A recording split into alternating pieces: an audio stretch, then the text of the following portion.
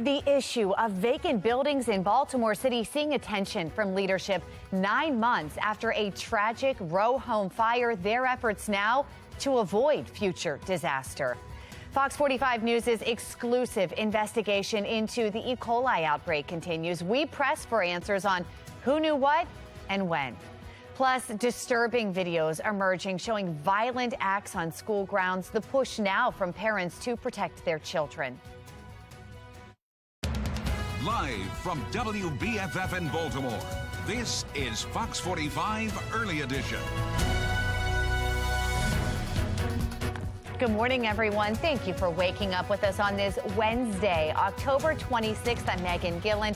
Let's check right in with meteorologist Justin Chambers and a foggy start to this day. Yeah, and Megan, it's just the same thing we've had for the last couple of mornings, unfortunately, where you really can't see much outside. We've got that drizzle. You're going to get wet when you make your way out here in the next couple of hours. And you can see from that Towson camera, this is basically exactly what we've seen since the beginning of this week. Now, temperatures are not too bad. Mid to upper 50s for Westminster and Bel Air over at Cockeysville right now. 59 in Annapolis. So another foggy morning. Today, we do have the potential for some more afternoon showers as a cold front comes in, and we do dry out tomorrow. So this will be the end of this after today. But another yellow light on your morning drive, as Mr. Bo says, take it slow with the wet roads and the foggy conditions. We're back with your full forecast coming up in just a few minutes from right now. Meg? All right, Justin, thank you. Looking at our Len Stoller traffic network, we've got our live cameras pulled up for you, and you can see those foggy conditions we were mentioning. A little wet out there, but no issues to report as far as vehicles are concerned. Smooth moving out there right now. We do begin this morning in a city in crisis. Monday marking 9 months since the tragedy on Stricker Street, where 3 Baltimore City firefighters were killed while battling a blaze inside a vacant home. Now Baltimore City is unveiling a program to mark dangerous vacant homes in an effort to keep firefighters safe. A decade-old program called Project X-Ray tried to do the same thing, but funding ran dry after 2 years. Now city leaders hope to avoid future disaster. It's long overdue. It shouldn't have took this long to get the program back up and running. Having these markings on the building gives us a little extra sense of saying, hey, we need to slow down just a bit, reevaluate once we get in there, and make sure it's safe for us to actually proceed. Before this plan began, firefighters had to rely on their knowledge of vacants in an area and an often outdated computer system. To see Maxine Stryker's full story on this, including perspective from the fallen firefighters' loved ones, you can head to foxbaltimore.com. Elsewhere in a city in crisis, Baltimore residents expecting a 25% discount on their water bill should see it this week. It is an effort to cover interrupted service and excessive water usage following the E. coli contamination. Over the past month, Fox 45 News has been investigating DPW's response and why the public wasn't notified sooner. In many ways, this is death by 1,000 cuts for Baltimore government. Seemingly from every possible entry point, they're taking on water. No pun intended. Mackenzie Frost and the rest of our investigative team have done extensive reporting on the water contamination in West Baltimore. You can find their complete coverage at foxbaltimore.com. Turning now to the crisis in the classroom, Baltimore County parents are pressing the county school board about the recent violence in schools. They actually held a rally last night asking for school leaders to do more to keep their children safe. A parent says a virtual town hall to address violence earlier this month was not enough. The virtual town hall was less than impactful, in my opinion. It was very scripted and lightly attended. We're coming to you for help because we are legitimately concerned and want solutions. Your message seems to be that your hands are tied by law and COMAR, and the current practices are good enough. But something isn't working. In Baltimore City, the mayor's Office of Neighborhood Safety and Engagement is expanding to 3 Baltimore City high schools. The schools include Mervo, Digital Harbor, and Carver Vocational. Police have confiscated 5 handguns on city school property this year. The new violence interrupters will teach conflict resolution and behavioral skills.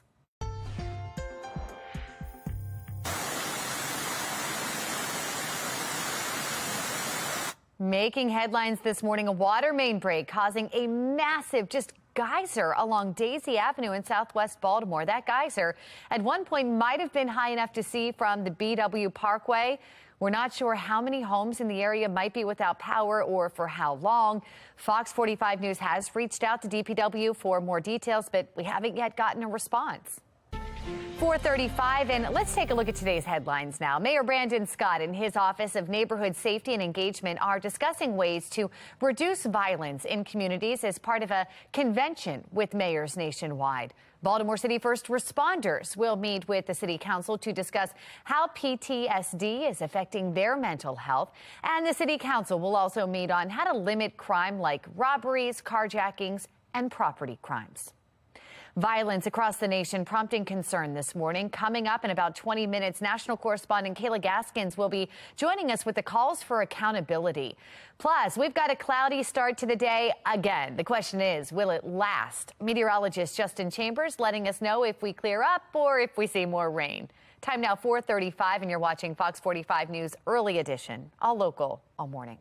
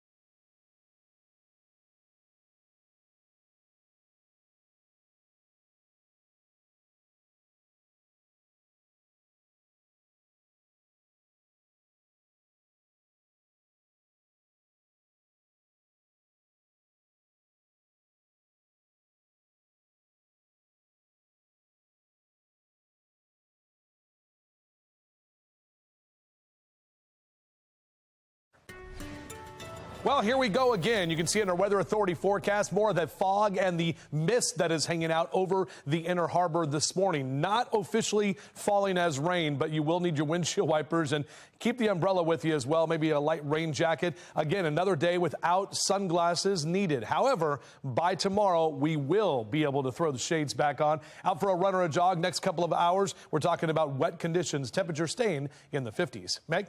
All right, Justin, thank you. We do have a health alert for you this morning. A dangerous spike in a common respiratory illness known as RSV is pushing hospitals across the country to capacity. Pediatric hospitals are more full now than in the past 2 years. That is according to data from the U.S. Department of Health and Human Services. Doctors say that parents should be on the lookout for severe symptoms and seek medical care immediately. What you're looking for is maybe a fever that goes higher and higher, really labored breathing, a baby who's, huffing and puffing, looking like they just ran a mile or crawled a mile. If they're grunting like, if their lips are turning blue, or if they're just so lethargic because they can't get enough air into their bodies. health experts say the influx of young patients filling hospitals, even Hopkins pediatric beds filled up last week, and that's forcing those with less urgent illnesses to wait for hours, sometimes days, to be admitted. Not one, not two, but 3 illnesses now rapidly spreading. It's referred to as the triple-demic. I'm Liz Bonus, what you need to know. And if you can avoid any of these illnesses, it's just ahead. The Ravens looking ahead to tomorrow night's matchup against the Buccaneers. The players missing from practice in the days leading up to this. Here's what's ahead this morning, meantime, on the National Desk. I'm Gian Jeffcoat this morning on the National Desk. As Britain's new leader takes over, an economist and former dean of the London Business School joins us. What's in store for U.S. relations and Britain's troubled economy under their newest prime minister? That's this morning on the National Desk. America's News Now, weekday mornings. You can watch the National Desk on our sister station, the CW Baltimore, weekdays from 6 to 9 a.m. 4:40, and you're watching Fox 45 News Early Edition, all local, all morning.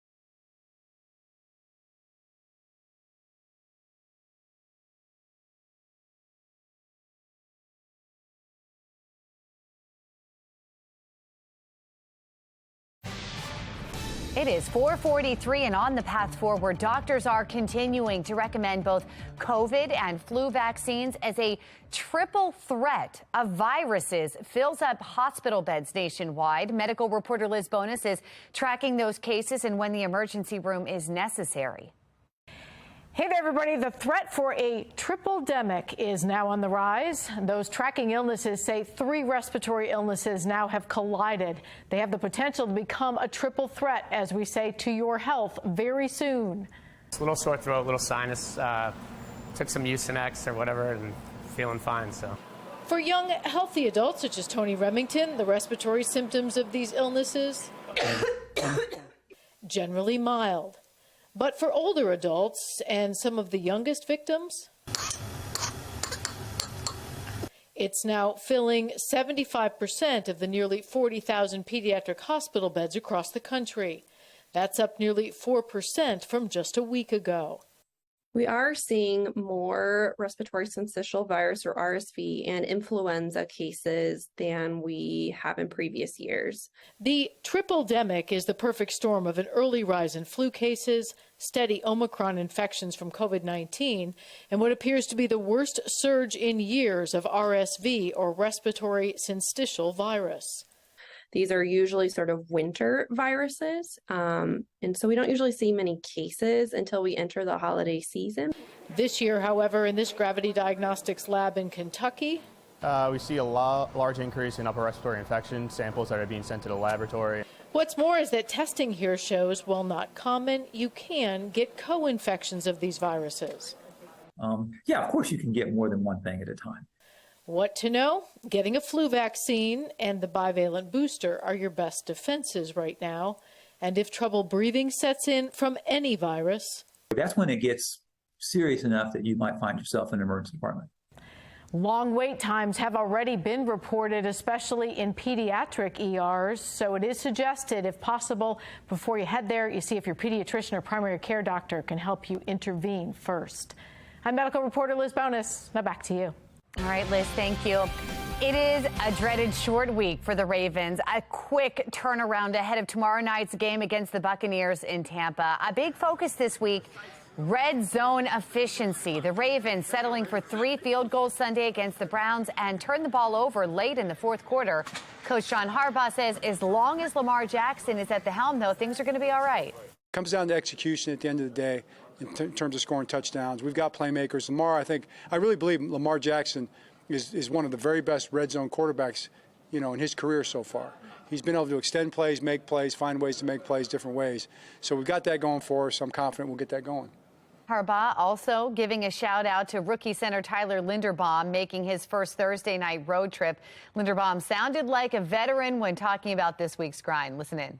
Everyone's going to be sore. Everyone's going to be sore from the game on Sunday, but it's who can prepare the best and who can get their bodies in the best possible shape. Things are definitely moving fast. Not as big of a physical week, but more of a mental preparation, get your body rested. I think we've done a good job so far. Just got to continue to do it, continue to get rehab and stuff like that.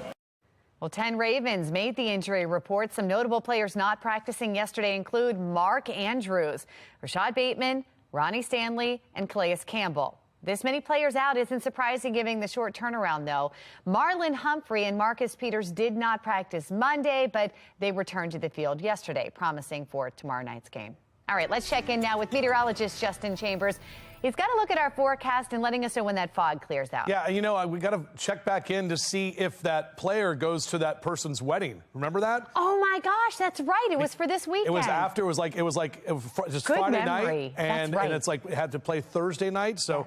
Totally will be available. We'll find out. We'll check back in, hopefully. All right, either way, yeah, we are not talking about playing football here. In fact, we won't be playing football here until November 20th. That's the next time the Ravens will be at home. So an extended road trip with a bye week thrown in there. We've got a lot of cloud cover and a lot of fog right now, so that visibility is reduced. So I can't stress enough how it is important to plan a little extra time. It's going to be slower on the roads. You won't be able to cruise down 695 because we have the wet roads out there and the foggy conditions before the sun comes up. Tough to see as well. 59 your temp right now at BWI. Not much in the way of any wind, and we are seeing some of the visibility numbers that have been reduced, especially as you go up to the north and to the east, up toward northern parts of Cecil County there, heading up toward Philly and into areas in New York as well. This is what's going on our HD radar. Again, similar to what we saw yesterday.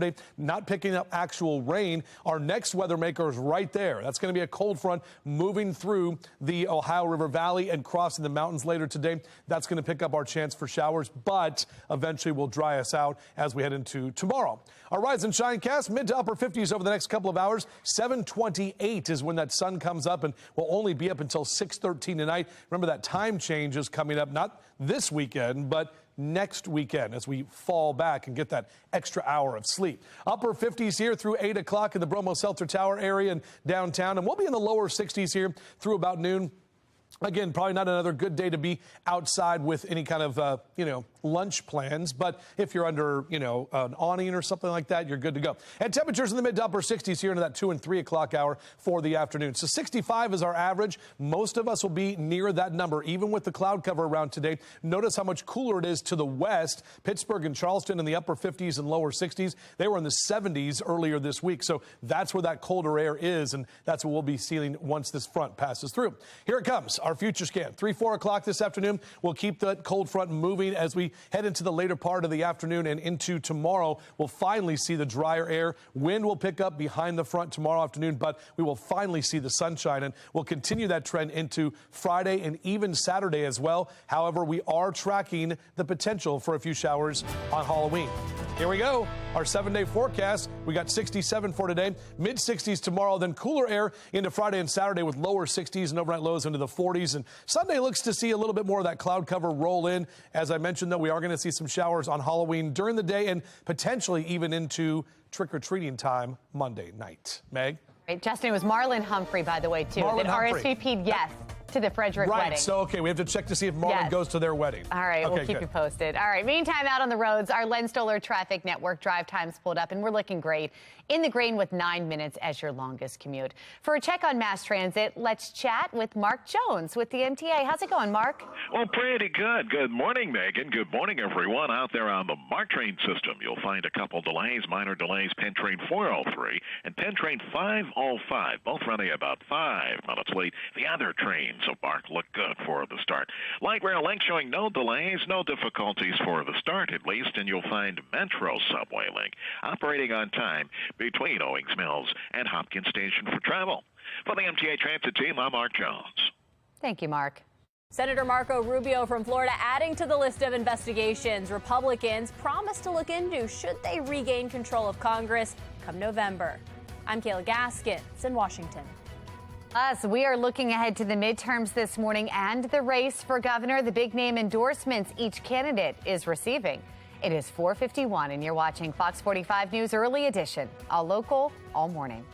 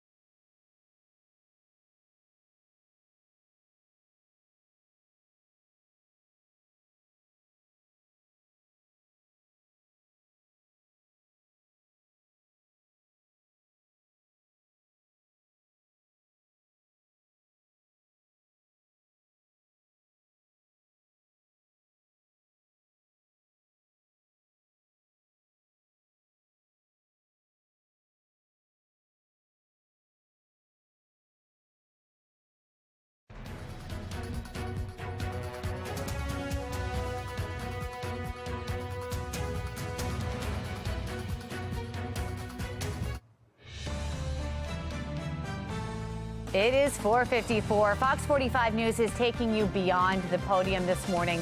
A new endorsement for Democratic gubernatorial candidate Wes Moore, former President Barack Obama throwing his support behind Moore.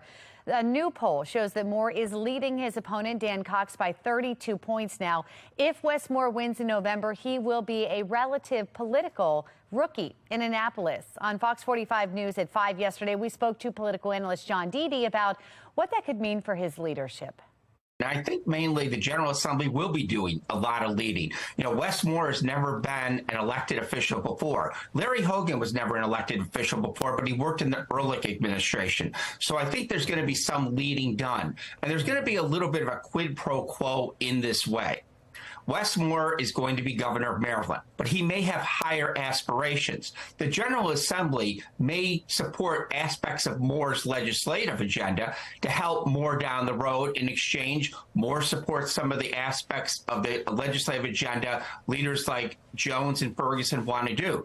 So I think that this will be beneficial to both of them. Republican candidate for Governor Dan Cox has several prominent endorsements as well, including former President Donald Trump. Well, one U.S. Senate race could determine the balance of power is in Pennsylvania. Last night, Dr. Oz, the Republican candidate for and Democrat Lieutenant Governor John Fetterman, went head-to-head in their only scheduled debate. The two set differences on a range of issues, but it got heated when they discussed abortion. As a physician, I've been in the room when there's some difficult conversations happening. I don't want the federal government involved with that at all. I want women, doctors, local political leaders, letting the democracy that's always allowed our nation to thrive, to put the best ideas forward so states can decide for themselves. If you believe that the choice of your reproductive freedom belongs with Dr. Oz, then you have a choice. But if you believe that the choice for abortion belongs between you and your doctor, that's what I fight for. Roe v. Wade, for me, should be the law. As it stands now, Fetterman has a slim lead in recent polls, but it's a dead heat, accounting for the margin of error. As Republicans gain steam heading into the midterm election, some lawmakers are adding to the list of issues that they would like to investigate should they regain control in November. National correspondent Kayla Gaskins has the details. Republicans fighting for control of Congress, outlining priorities should they win. Florida Senator Marco Rubio making his case on Fox News for an oversight committee to investigate the riots that rocked the country following the deaths of George Floyd and Breonna Taylor.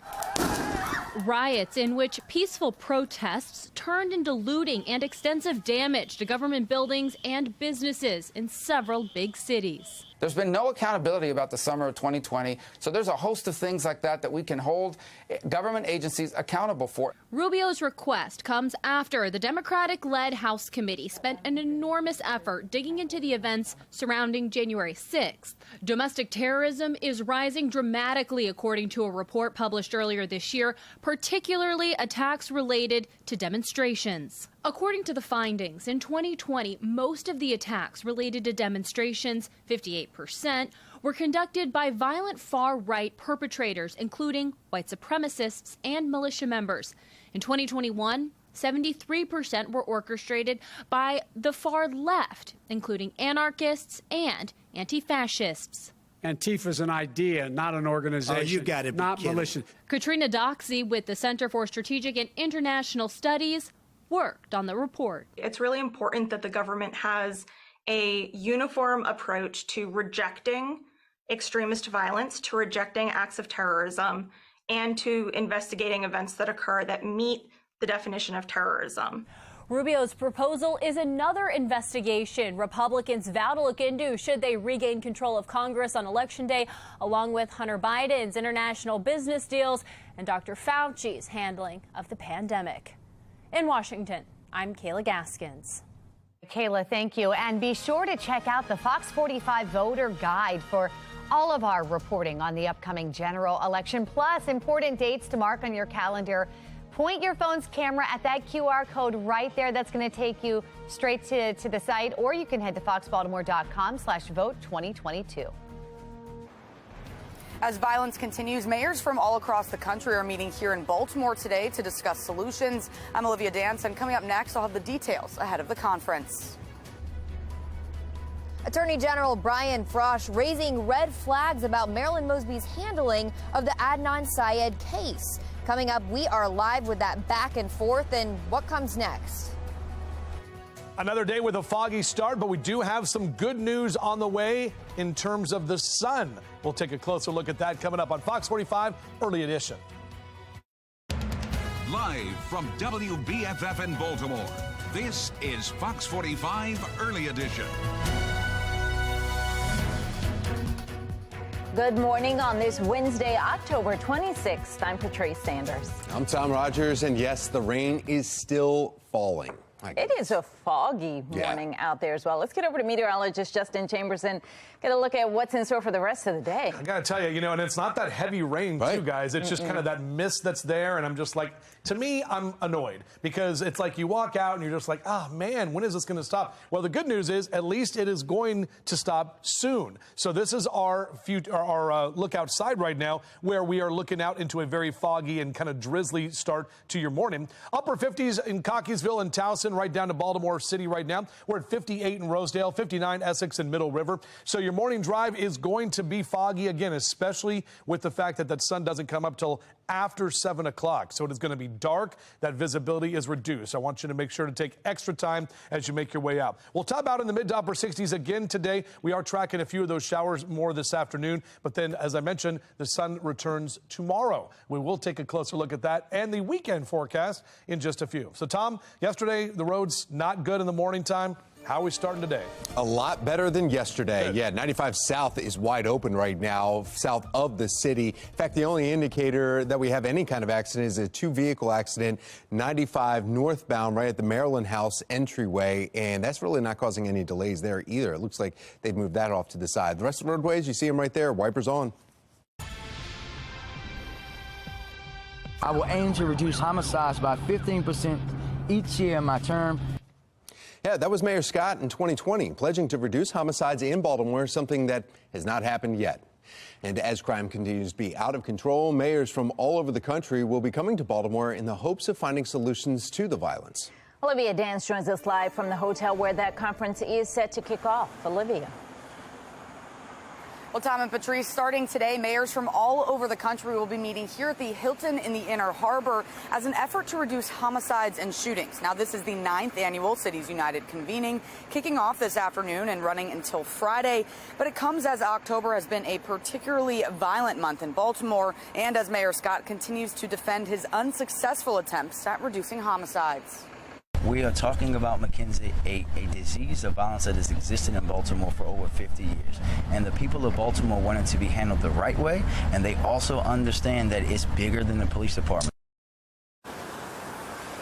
Now, the conference will include over 500 participants made up of mayors, city leaders, community organizations, and more. Those participating say they are committed to reducing homicides and shootings among young black men and boys by 50% by 2025.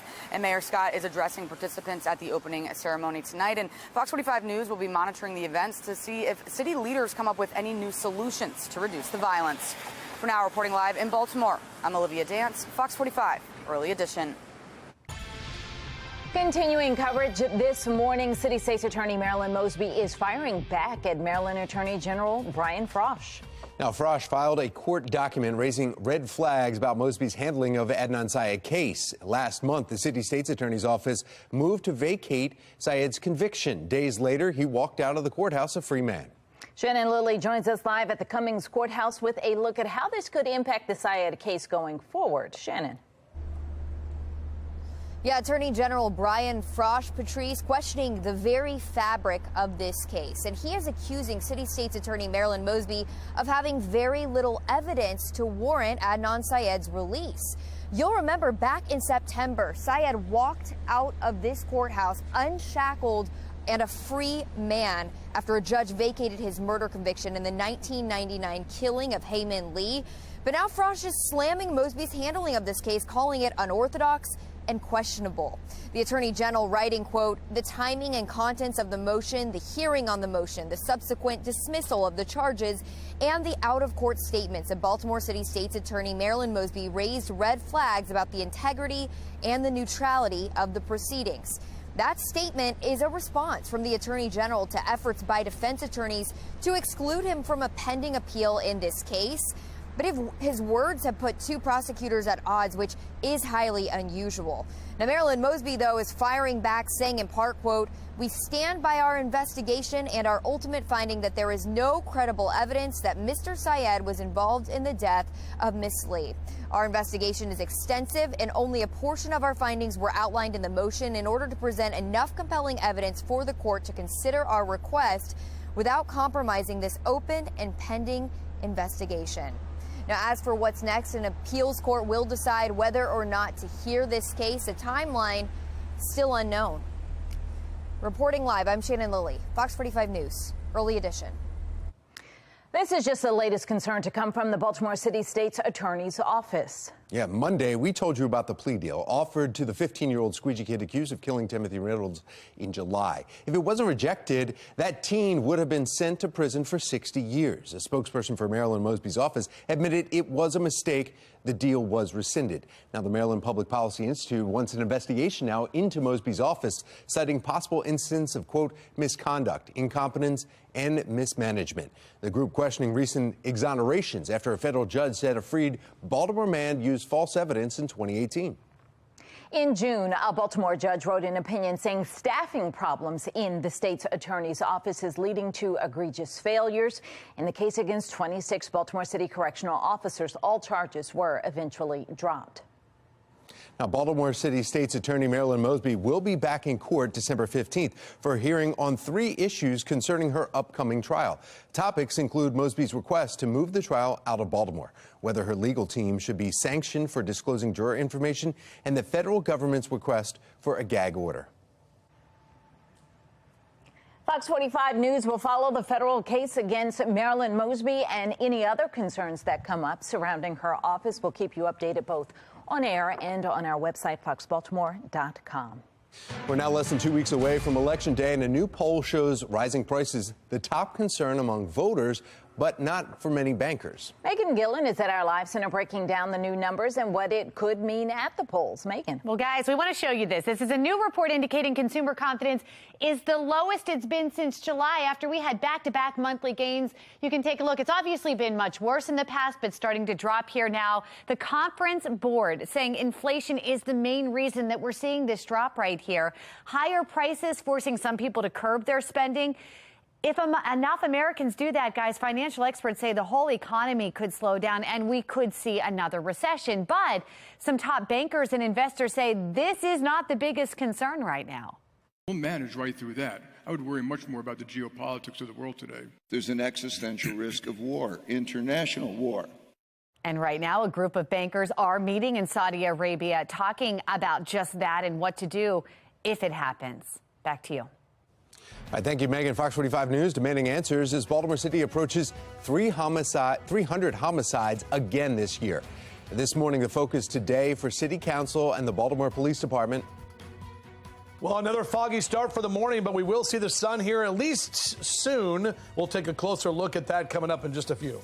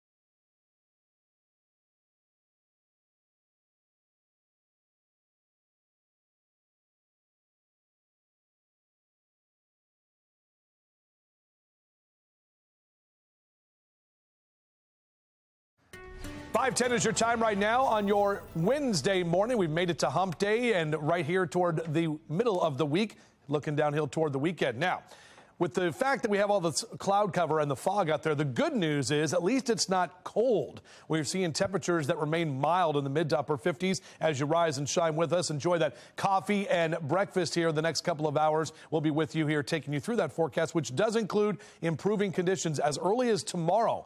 I'll take a closer look at that coming up in just a few. Back to you. All right, thank you, Justin. Turning now to counties under pressure, Harford County Public Schools is reaffirming its commitment to a policy allowing transgender students to use the bathroom and locker room corresponding to their chosen gender identity. It follows a letter sent by Republican County Executive candidate, State Senator Bob Casserly, to the school board, highlighting a family's issue with this last month. Since it was reported, parents noticed. It dominated public comment at Monday night school board meeting. Students of the opposite birth gender was allowed in the locker room while the original student was supposed to undress in front of this person. This was mentally and emotionally traumatic for this child. These are children. These are not Pon's views. Transgender children deserve our support just as all children. This Board of Education is putting the safety of our girls at peril in support of a radical political agenda. I like to read. I like to be a kid. Thank you for following policies that support and affirm trans students like me. Thank you. Harford County school leaders say they are following Maryland's state education policy. That policy is posted on its website. The next meeting they will be holding will be November 7th. Big name venues in Baltimore are seeing millions of dollars in renovations. What leaders are hoping this does for the state of the city going forward? And video after video showing violence in public schools, prompting calls for action from worried parents. The moves now from the mayor. 5:12 is the time. You're watching Fox 45's Early Edition, all local, all morning.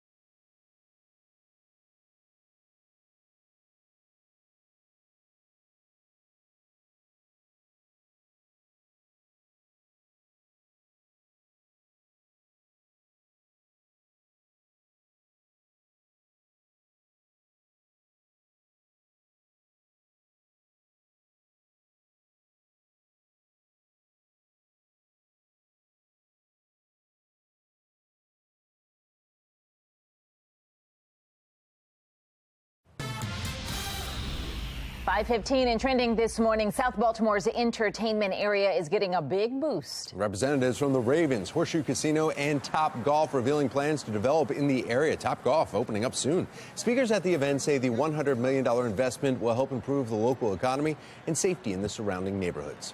These investments are changing communities and changing lives. And so I'm just so thrilled to be here for the economic development story, but also the story of communities that are benefiting because of the risks that were taken and the rewards that we will benefit for the entire region moving forward. The new Top Golf opens this Friday, and a live music venue is coming soon between the stadiums and the casino. Very nice area down there. All right, well, it's time to get over to meteorologist Justin Chambers. I just drove through fog. A lot of fog out there. And you know what today is, too, guys?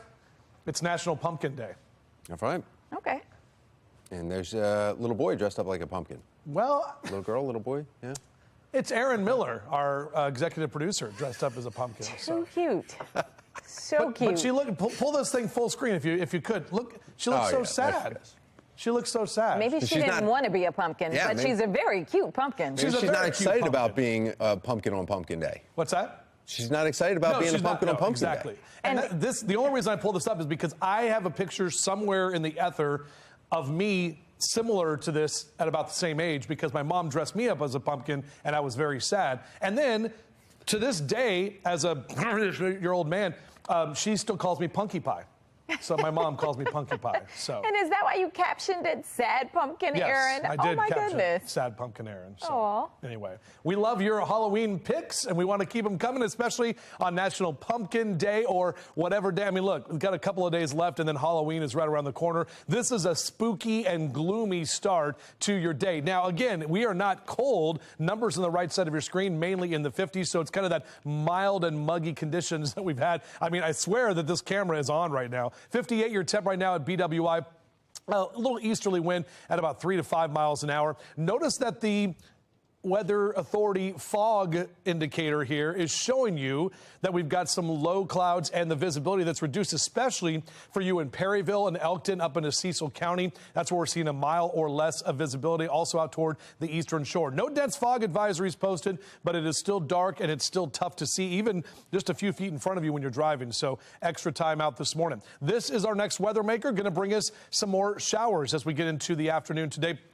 And then behind that cold front is where we will actually start to dry out and see more sunshine. As the kids get ready to go to school today, next couple of hours, beep, beep, whether they're dressed as a pumpkin or whatever they're dressed up as, we're talking about 57 by 7 a.m. Again, rain gear needed this morning. Off and on this afternoon, a couple of more showers, but temperatures mainly in the mid to upper 60s later today. Now, we're back to the mid 60s tomorrow, but again, more sunshine is on the way. Friday and Saturday, cooler but drier, and we do stay dry through Sunday. Halloween is Monday, and unfortunately, we do have to talk about some rain in our forecast for Monday afternoon, possibly into Monday evening as well. Let's get a check of mass transit. Mark Jones with the MTA. Happy Wednesday, Mark. Happy Wednesday, Justin. Good morning, everyone. Out there on the MARC train system, you'll find train 505 on the Penn line and Camden train 841. Both running about 5 minutes late for the commute start. Do allow time for travel there. If your ride is on Metro Subway Link, you will encounter a delay. It's running about 15 minutes late in both directions. Allow time for travel there, too. Light Rail Link looking good. Checking in on time in both directions of Light Rail Link in your travels out there. No delay. For the MTA Transit Team, I'm Mark Jones. Thank you, Mark. Fox 45 News continues demanding answers after residents deal with the E. coli in their water. We break down the timeline of who knew what and when. Carjackings, robberies, and burglaries. Coming up, we are live with a hearing happening today about crime trends in the city. You're watching Fox 45 News, Early Edition.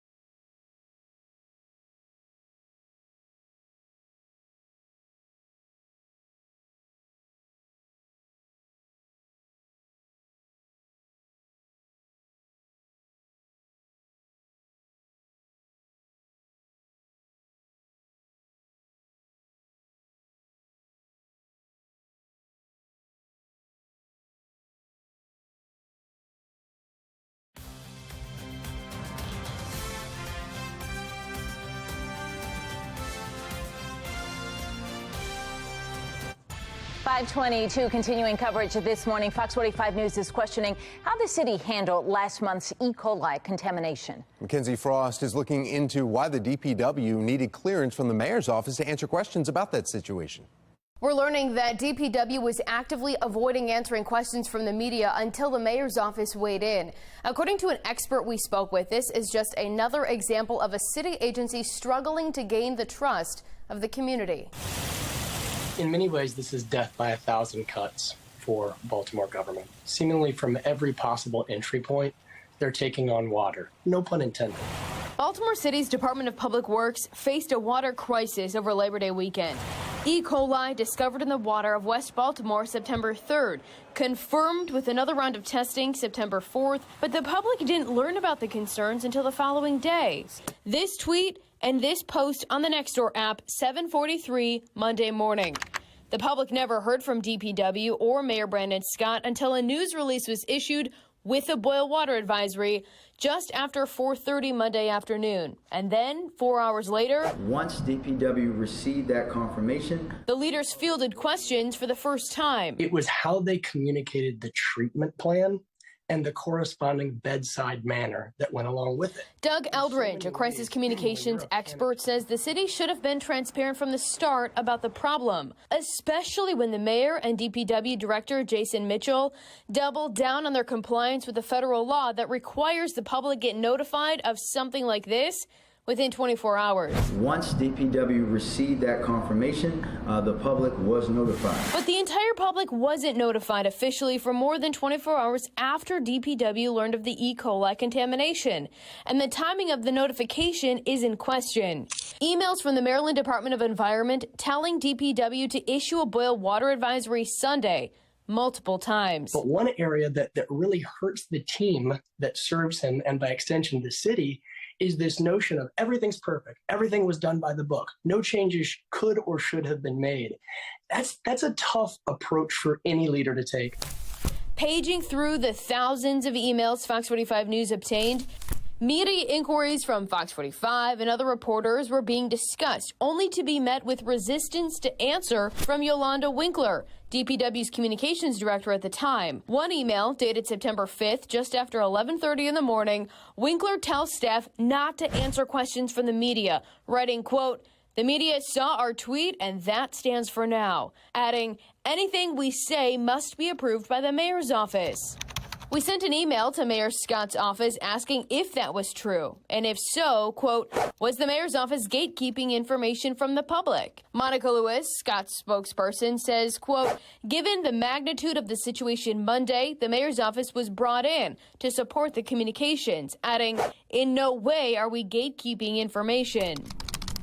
We also sent the question to DPW asking why was DPW waiting to answer questions from the press regarding the E. coli contamination until it was cleared by the mayor's office. DPW referring Fox 45 News to the statement from the mayor's office. Last week, Fox 45 News learned Winkler is no longer running communications at DPW. Not at this point. When did that change happen?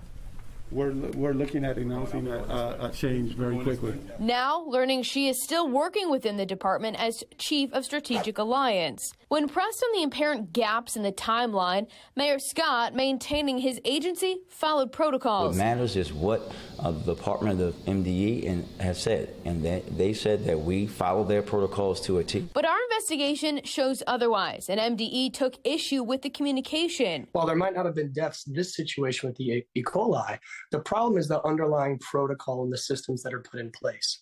And anytime you have lapses... DPW is a department plagued with problems. Trash and recycling pickup concerns, water billing woes. But the reality is, the only people that are ultimate losers are the citizens of Baltimore. The latest issue, people turned on the faucets over Labor Day weekend and found possibly contaminated water, and few answers dripped from the government people trusted.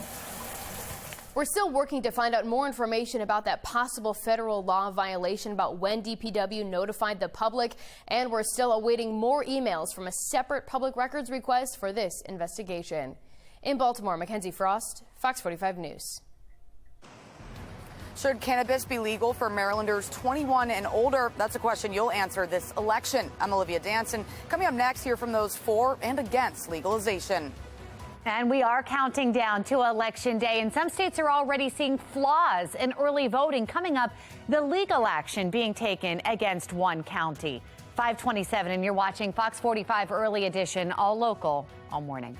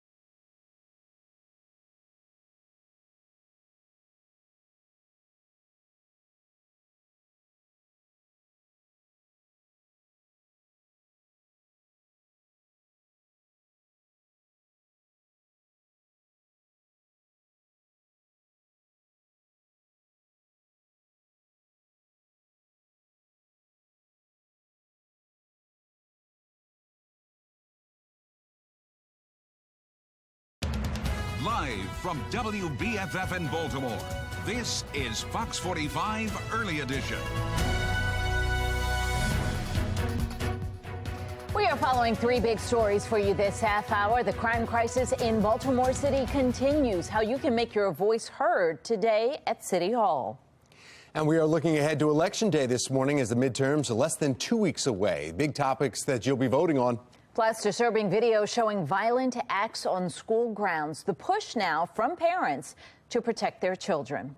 Welcome back on this Wednesday morning. 5:30 is the time. I'm Patrice Sanders. I'm Tom Rogers. Yeah, foggy start for your morning. In fact, we want to go right over to meteorologist Justin Chambers with a look at the forecast. Yeah, Tom, Patrice, good morning to both of you. We were talking in the break that a few schools in the Eastern Shore actually dealing with 90-minute delays due to the foggy conditions there. And you look out here in Baltimore, this is in York Road, basically right in Towson, and you can see how that fog is sticking around as well. Definitely the drizzle that will be with you. This is the visibility map here, and the areas there in orange under a half-mile of visibility or less. We're talking in Denton and areas right along that Delaware and Maryland line. Also, about a mile or less for a large portion of the Eastern Shore, even up into Aberdeen and APG as you head north up through Cecil County. So just be aware of that. Another foggy morning, cloudy with some showers for the afternoon, but we do dry out finally tomorrow. Still going to keep a yellow light here on your morning drive. As Mr. Bo says, take it slow with the fact that it's dark and foggy on your Wednesday morning.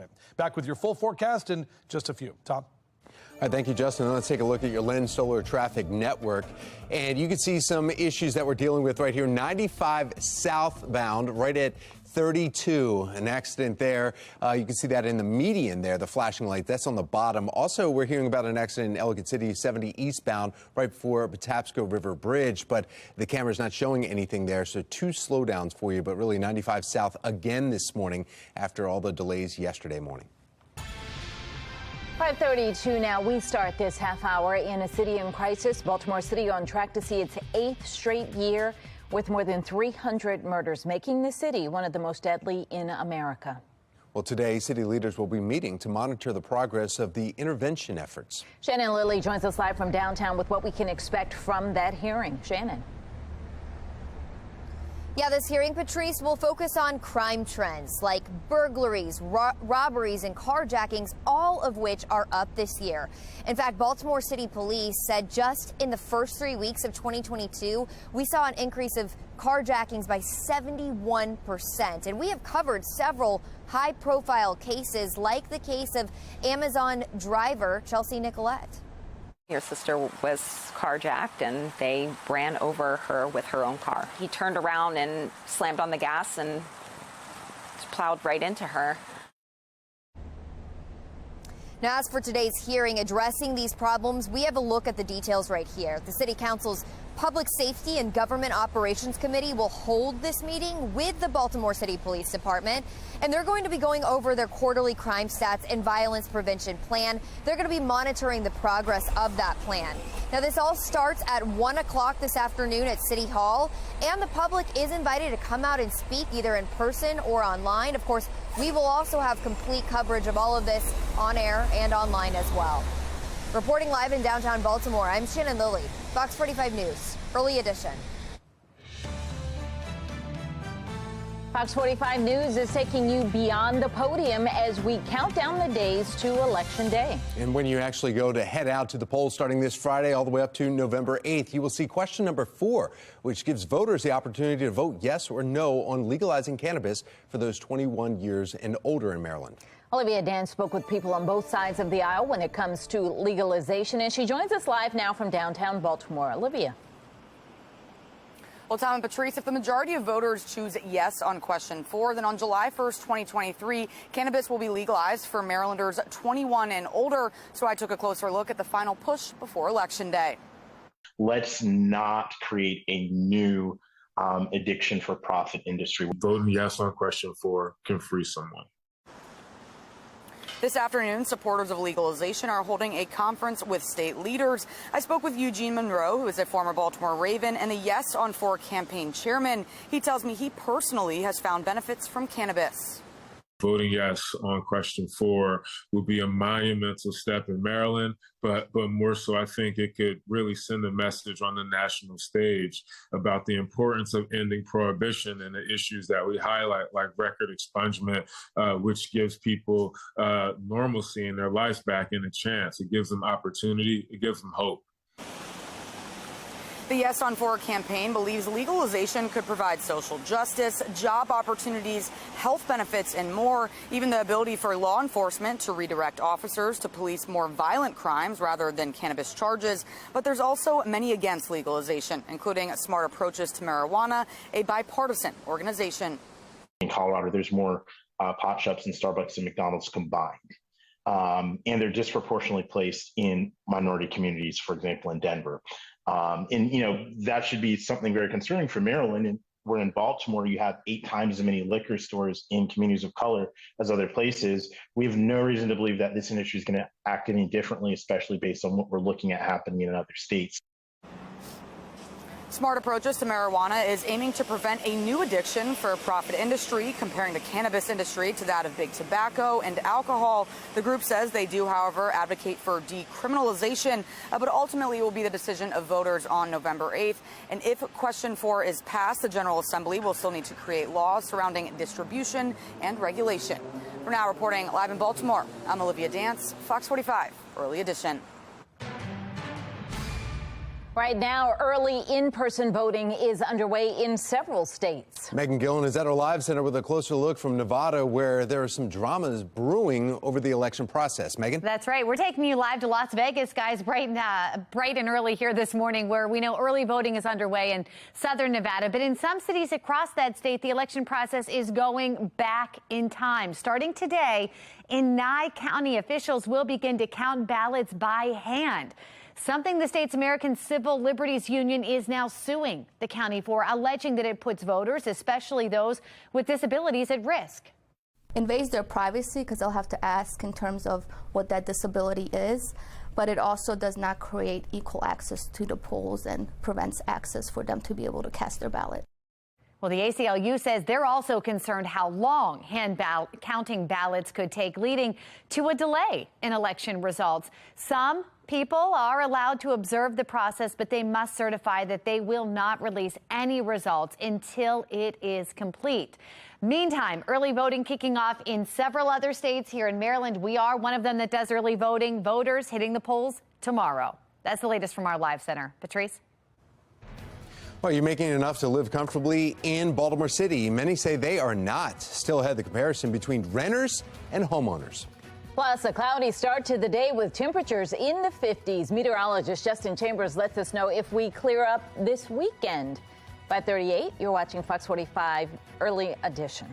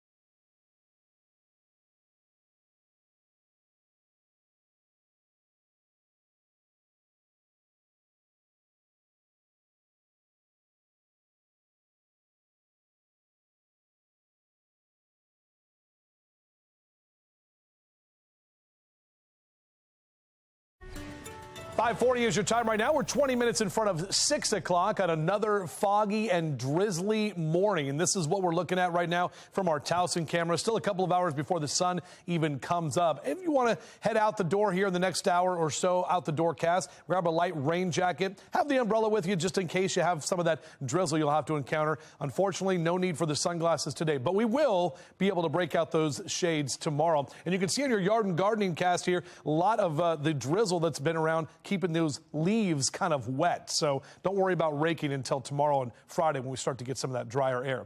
Back with your full forecast coming up in just a few minutes, including a look ahead to our Halloween weekend.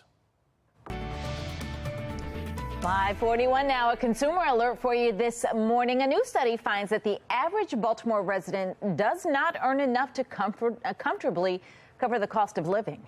This October report from GoBankingRates.com found the median income in Baltimore is just over $50,000, nearly $30,000 shy of the $81,000 in annual income needed as a renter in Baltimore City. So the cost to live comfortably as a homeowner in the city is almost $70,000. Well, Halloween can be tricky for parents with young kids. Right after the break, some tips to make sure it is a treat this year. We're looking ahead to the midterms this morning as our coverage beyond the podium continues. Coming up in about 15 minutes, national correspondent Christine Frizzell will be joining us with the key factors going into Election Day. 5:42 is the time. You're watching Fox 45's Early Edition, all local, all morning.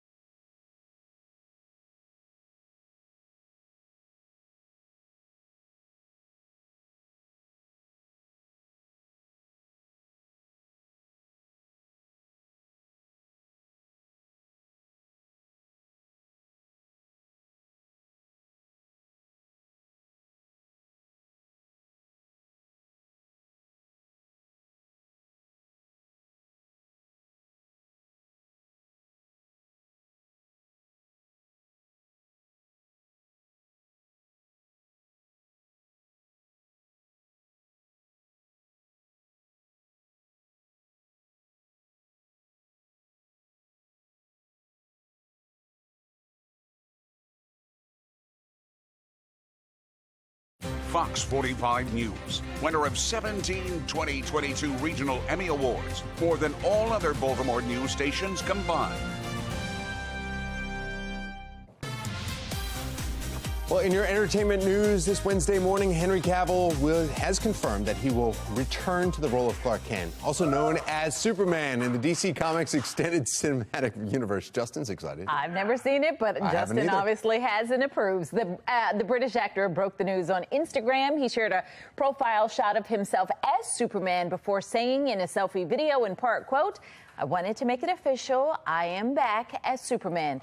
The news comes after Cavill appeared as the Man of Steel for a cameo at the end of Black Adam, the new DC superhero film starring Dwayne Wade. Didn't he steal Batman's line? I'm Batman. He's saying I'm Superman. Yeah, he's stealing it. Yeah, he is. Happening now, Halloween coming up fast, and we want to see your decorations, your costumes. You can also share any stunning pictures of the fall foliage, or as you see on that one right there, fires if you see them near you too. Photos or videos, you might be able to see them on air and online. If you share them with us, just head to foxbaltimore.com/chime-in. And some of you have been sharing how you're getting into the spooky mood. Tracy sent us this picture of Kylie in her Halloween costume there. Very cute. And Andrea sent us an adorable picture of Marley and Boone all decked out in their costumes. Can never tell if the pets like it. No, I don't think they do. All right. We want to see, though, those fall photos, too. Kate sent us the picture of Buster, Rudy, and Mr. Banks playing in the leaves, saying that they absolutely love fall. Pretty colors there. Well, Halloween can be a trick for parents with young kids, but the American Academy of Pediatrics has some tips to turn it into a treat for all the parties involved. First, they say the whole group said to keep an eye out for anxieties about the holiday. Toddlers need to know it's just for fun and the scary stuff is all pretend. They say discussing what's going to happen will help ease that anxiety. Go trick-or-treating while it is still light outside so you can stick to your child's regular bedtime. Choose a costume that's not too long, not too bulky, and watch for any treats that can be a choking hazard. And always accompany young children when they are out trick-or-treating. And if your child just doesn't seem to be interested in partaking in Halloween, take a cue from Elsa and let it go. There you have it. Probably see a lot of Elsas walking around out there. It's 5:47. Let's get over to meteorologist Justin Chambers. First of all, Christopher Reeve was the best Superman by far. And then Henry Cavill came in, and I was like, all right, way better than Brandon Routh. That was a terrible one in 06, but Henry Cavill being back as Superman, I'm very excited. He's my favorite superhero by far, as you can probably tell. Okay. I was going to say, you're well versed in this. You guys know I do my Superman walk, right? Right. In the morning time. You're like Jerry Seinfeld. You have to have a Superman in every episode. I do. Yeah, that's a good point. It's a good point, Tom. Yeah, exactly. We are taking a look. Not the best morning. In fact, the last couple of mornings, I haven't even been able to do the Superman walk because I'm going to get all wet when you walk outside with the drizzle that we're seeing and the foggy conditions here from our Towson camera. This is what it looks like, and this is what it has looked like for the last couple of mornings. Our temperatures are still mild, upper 50s right now in Towson, 58 officially, but that dew point at 57 degrees indicates that when those numbers are close, we've got almost 100% humidity. And we've got a lot of the visibility issues, especially for you on the eastern shore, a mile or less, even a half-mile visibility out there in Denton. Those areas are dealing with school delays this morning because of the foggy conditions. So just be aware of that, parents. None of the delays that we're seeing here. We actually don't have any dense fog advisories either. However, you can see our next weather maker. This is a system that is rolling through the Midwest, that area of low pressure right there in the Great Lakes region. And then we've got that cold front that's draping down into the Ohio River Valley. That's going to be getting a little bit closer to us. This area of low pressure that's been out in the ocean has just been slamming the clouds right on top of us, essentially, for the last couple of days. So as the kids get out to the bus stop, beep, beep, I'd go ahead and make sure they have that light rain jacket once again, maybe a small umbrella as well. 60s by noontime and recess, and into the upper 60s into that 2 and 3 o'clock hour this afternoon. 65 is our average this time of year. A lot of us will be close to that number, even with the clouds. Again, we had the 60s yesterday, even though it didn't really feel like that. Mid to upper 60s continue for Howard and Anne Arundel counties as well. Even for you in the eastern shore, after the fog burns off, we'll have cloudy skies and temps in the mid to upper 60s for you this afternoon. Here comes that cold front. This is our future scan, so we got the cloud cover. Temperatures will be a little bit warmer here ahead of that front, and then behind the front tonight into tomorrow, it's mainly a dry cold front. So we're not tracking a lot of rain with this. Tomorrow, the wind will pick up, and we'll see the drier air. Finally, the sun returns Thursday, Friday, and even Saturday, all looking pretty good. We do have some wet weather potentially for trick-or-treaters on Halloween, which is now just 5 days out. We're 16 days out from Veterans Day, Thanksgiving in 4 weeks from tomorrow, and 60 days until Christmas. Yeah, that's how it is. By the way, Patrice and Megan, we've got to get them in on this. We have to name our witch right there on the 7-day forecast. We had a lot of options yesterday. We had Wanda, we had Willow, we had Wilhelmina, we had Juanita, we had Wendy, but it's got to be something that Tabitha. Tabitha. Wow. Interesting. Okay. We'll put that in the mix. Don't you always go for the alliteration, though? I like the alliteration, but Tabitha. I had a book as a kid called Tabitha the Witch. Tabitha the Witch. Okay. I don't know. She looks like a. All right. Well, while you all figure it out. Sorry.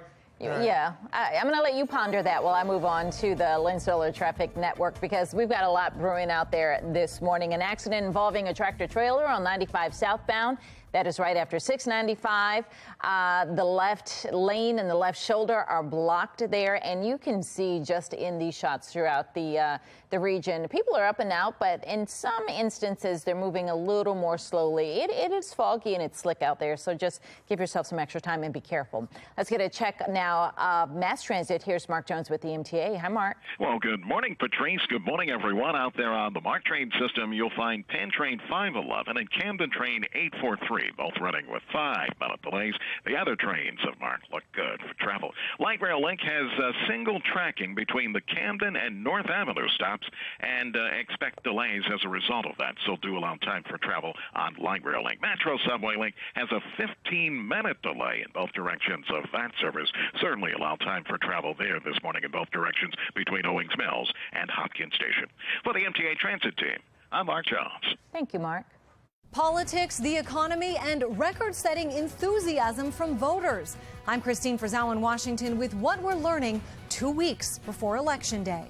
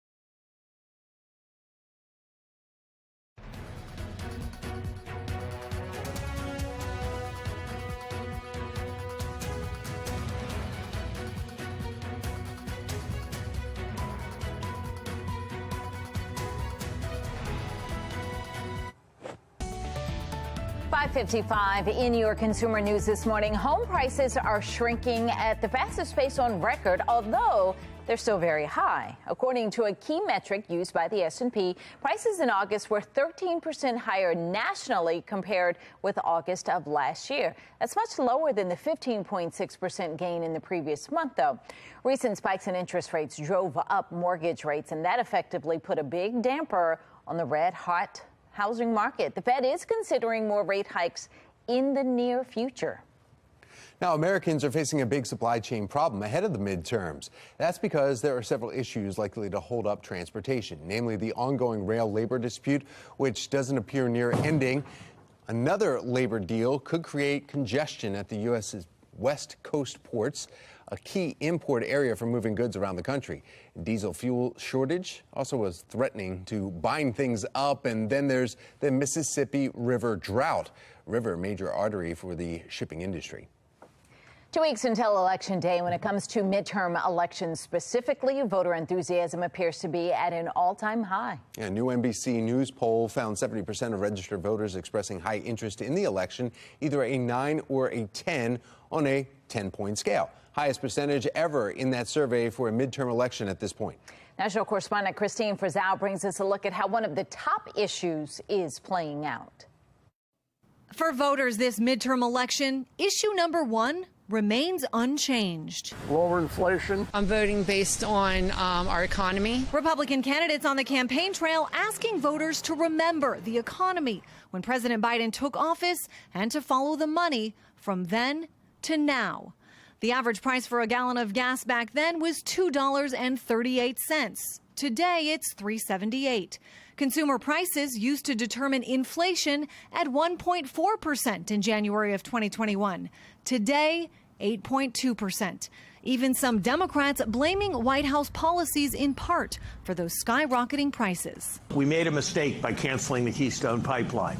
We made a mistake by slowing down all kinds of permitting activity. We made a mistake by being hostile as a country to natural gas. But President Biden also points out some other numbers, like the unemployment rate, when he took office at 6.3%, today at 3.5%, blaming Republicans for policies he says could make things even worse, like wanting to cut Social Security and Medicare. It's MAGA trickle down. MAGA trickle down, the kind of policies that have failed the country before and will fail it again. Democrats also pointing out while Republicans have long touted overspending by the government, their Tax Cut and Jobs Act passed in 2017 is believed to have added between $1 and $2 trillion to the federal deficit. Republicans these last few months have had a pretty cohesive message, blaming the state of the economy on Democratic policies. Democrats, meanwhile, have tried to shift the debate to abortion rights, a single-issue strategy many now worry may have been the wrong approach. In Washington, I'm Christine Frizzau.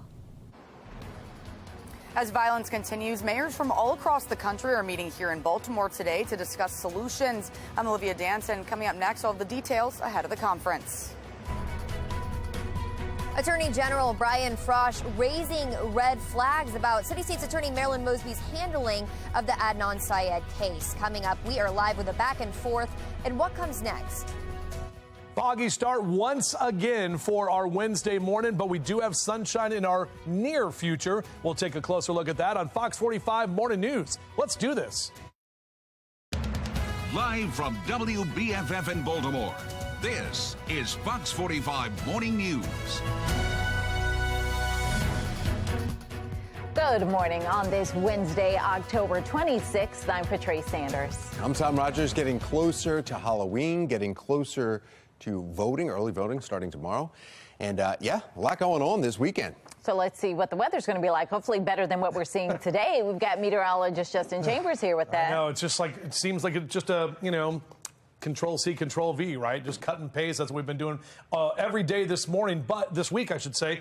But we do have some good news on the way as we get into the next few days. Tomorrow will be a Purple Thursday because the Ravens play tomorrow night. They're not back here until November 20th. So they're on the road for a couple of weeks with that bye week as well. Mile 1 Auto Group Cam, a lot of fog that is hanging out right now. It is still dark, and notice the visibility numbers have decreased. They've actually gone down, especially for you on the eastern shore. So the areas on the map to the right there where you're seeing a quarter mile or less of visibility around Denton down through Easton out toward even up toward Aberdeen and APG, we're seeing some of those low clouds right near the ground. Upper 50s here for our temperatures, mild conditions right now, and we're going to see another foggy morning with cloudy with some showers later this afternoon. We do dry out tomorrow. A yellow light there for Mr. Bo on your morning drive. Again, please take it slow. The roads are wet and it is very dark and cloudy and foggy. We're back with that full forecast coming up in just a few minutes from right now.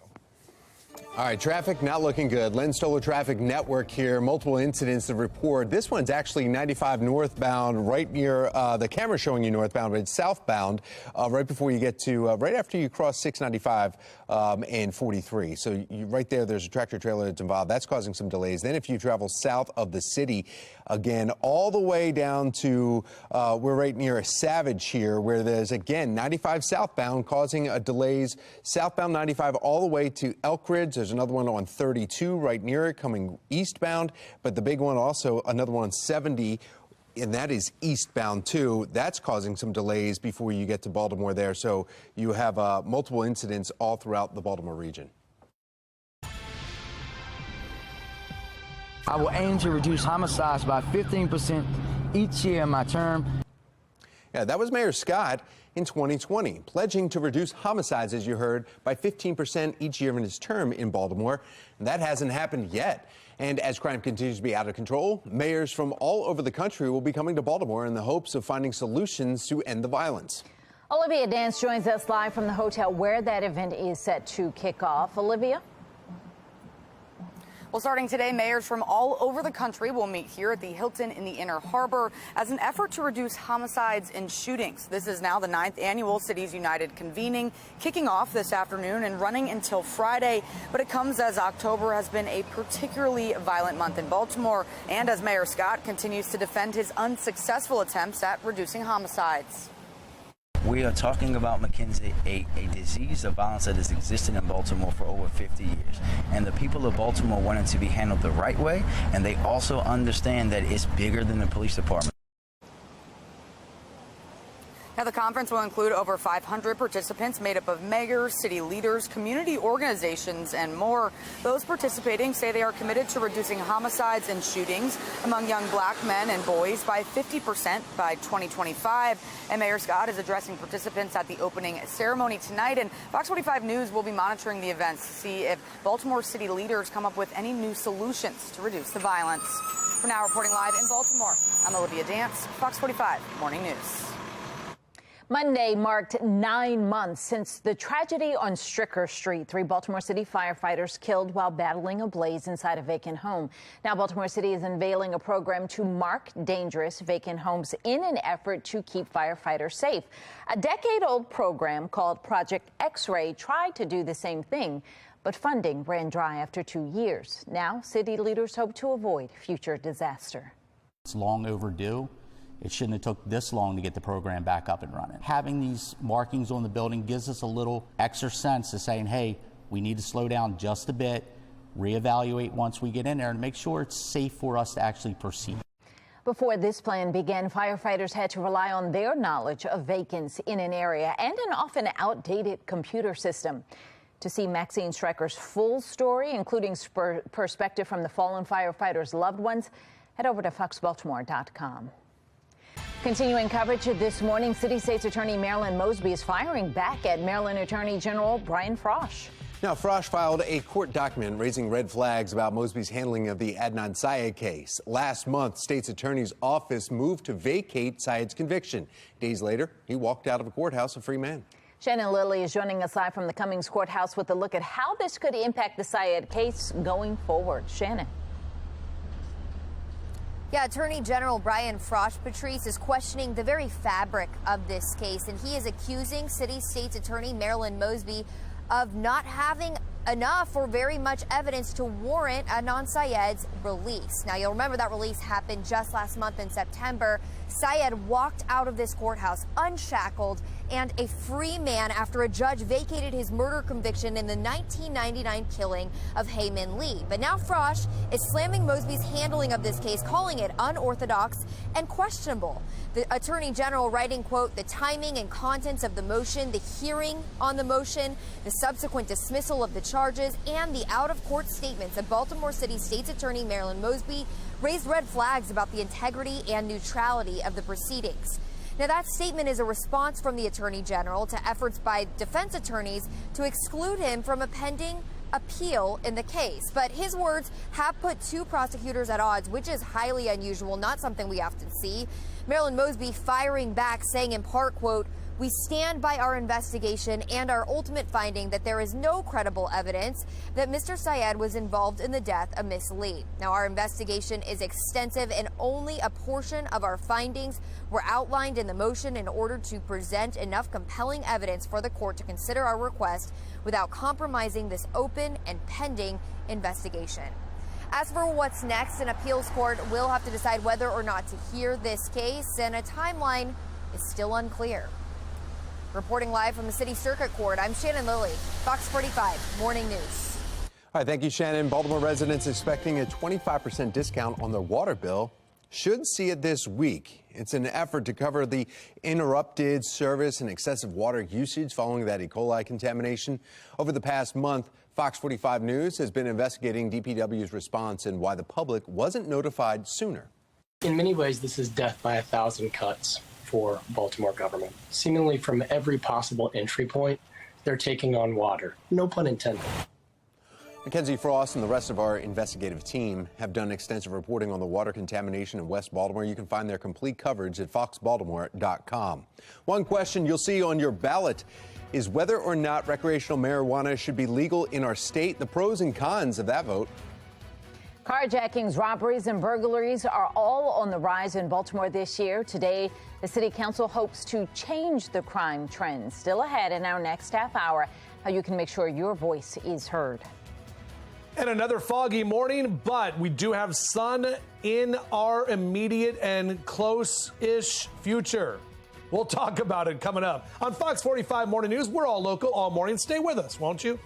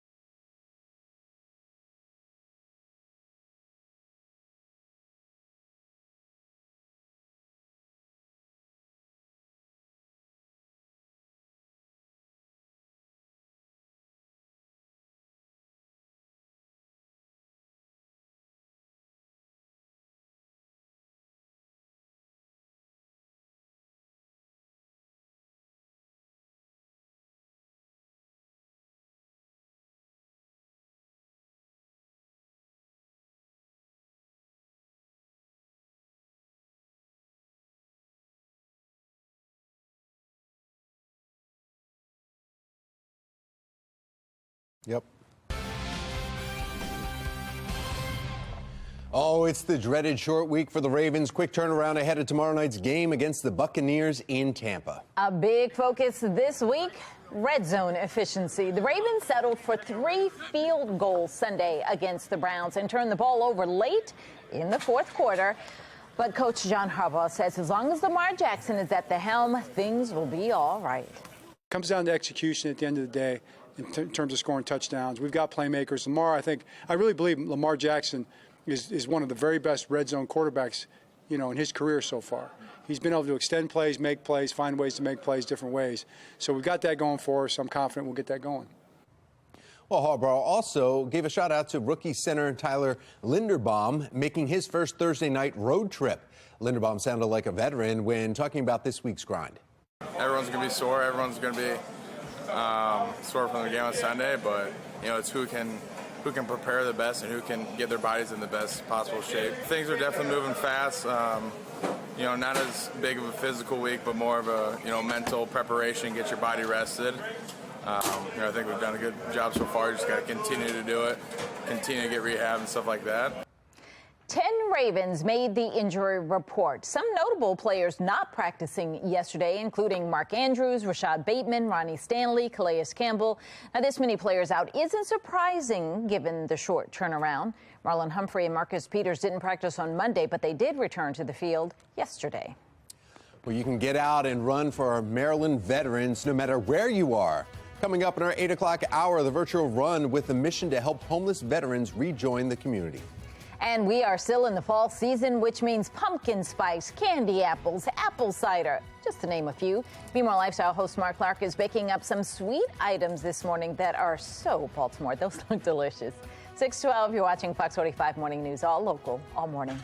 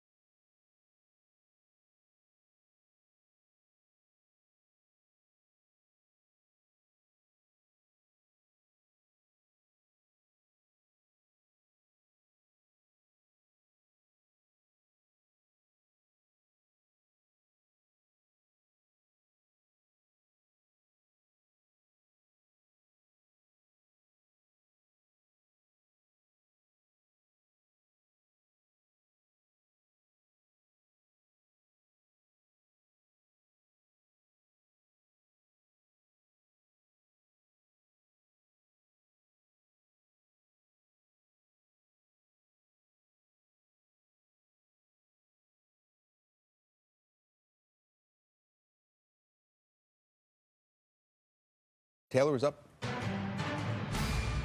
We're now less than 2 weeks from Election Day. New poll shows rising prices top concern among voters, but not for many bankers. Megan Gillen is at our Live Center breaking down the new numbers and what it could mean at the polls. Megan. Well, take a look at this, guys. This is a new report. It indicates consumer confidence is the lowest it's been since July. This really paints the picture here. Obviously, we've been worse before, but we've dropped here. The Conference Board saying inflation is the main reason for the drop that we're seeing. Higher prices forcing some people to curb their spending. If enough Americans do that, guys, financial experts say the whole economy could slow down and we could then see another recession. But some top bankers and investors say this is not the biggest concern right now. We'll manage right through that. I would worry much more about the geopolitics of the world today. There's an existential risk of war, international war. You see them at that round table there. Right now, that group of bankers are meeting in Saudi Arabia talking about this potential and what to do if it should happen. It's the latest from our Live Center. Tom? Thank you, Megan. And making your headlines this Wednesday, President Biden responds to the ongoing saga of American basketball star Brittany Griner. Her appeal of 9 years prison sentence in Russia for drug smuggling has been denied. Now, she was arrested at a Moscow airport in February with cannabis in her luggage. American officials claim Griner's detainment is political. Reporters' work continues to bring her home. We're in constant contact with Russian authorities to get Brittany and others out. And so far, we've not been meeting with much positive response. But we're not stopping. Well, the U.S. has reportedly offered a prisoner swap. The Biden administration also wants former Marine Paul Whelan returned. Britain officially has a new prime minister. Rishi Sunak became the UK's third prime minister in 7 weeks after meeting with King Charles at Buckingham Palace yesterday. Sunak is taking over for Liz Truss, who resigned as prime minister after 45 days in office. In a speech Tuesday, Sunak says he was elected to fix some mistakes that happened while Truss was in office. But some mistakes were made, not born of ill will or bad intentions. Quite the opposite, in fact. But mistakes, nonetheless. Sunak previously lost a leadership contest to Truss over the summer. He is the first person of color to serve as prime minister. Well, get this. City of Philadelphia is obviously pumped up for the World Series, but Philly fans, yeah, it's going to cost you if you want to watch it from the ballpark. In fact, the cheapest stub for Game 1 in Philadelphia, standing room only, is now priced over $1,000, including fees. The average ticket is close to $3,000 for a seat. Highest listed price on Ticketmaster is more than $12,000. Now, the Phillies have an online ticket lottery where lucky fans will be able to buy a limited number of seats at face value. This is Philadelphia's first trip to the World Series since 2009, and you can watch all the World Series games right here on FOX45. In fact, this Friday night. That's a lot of money.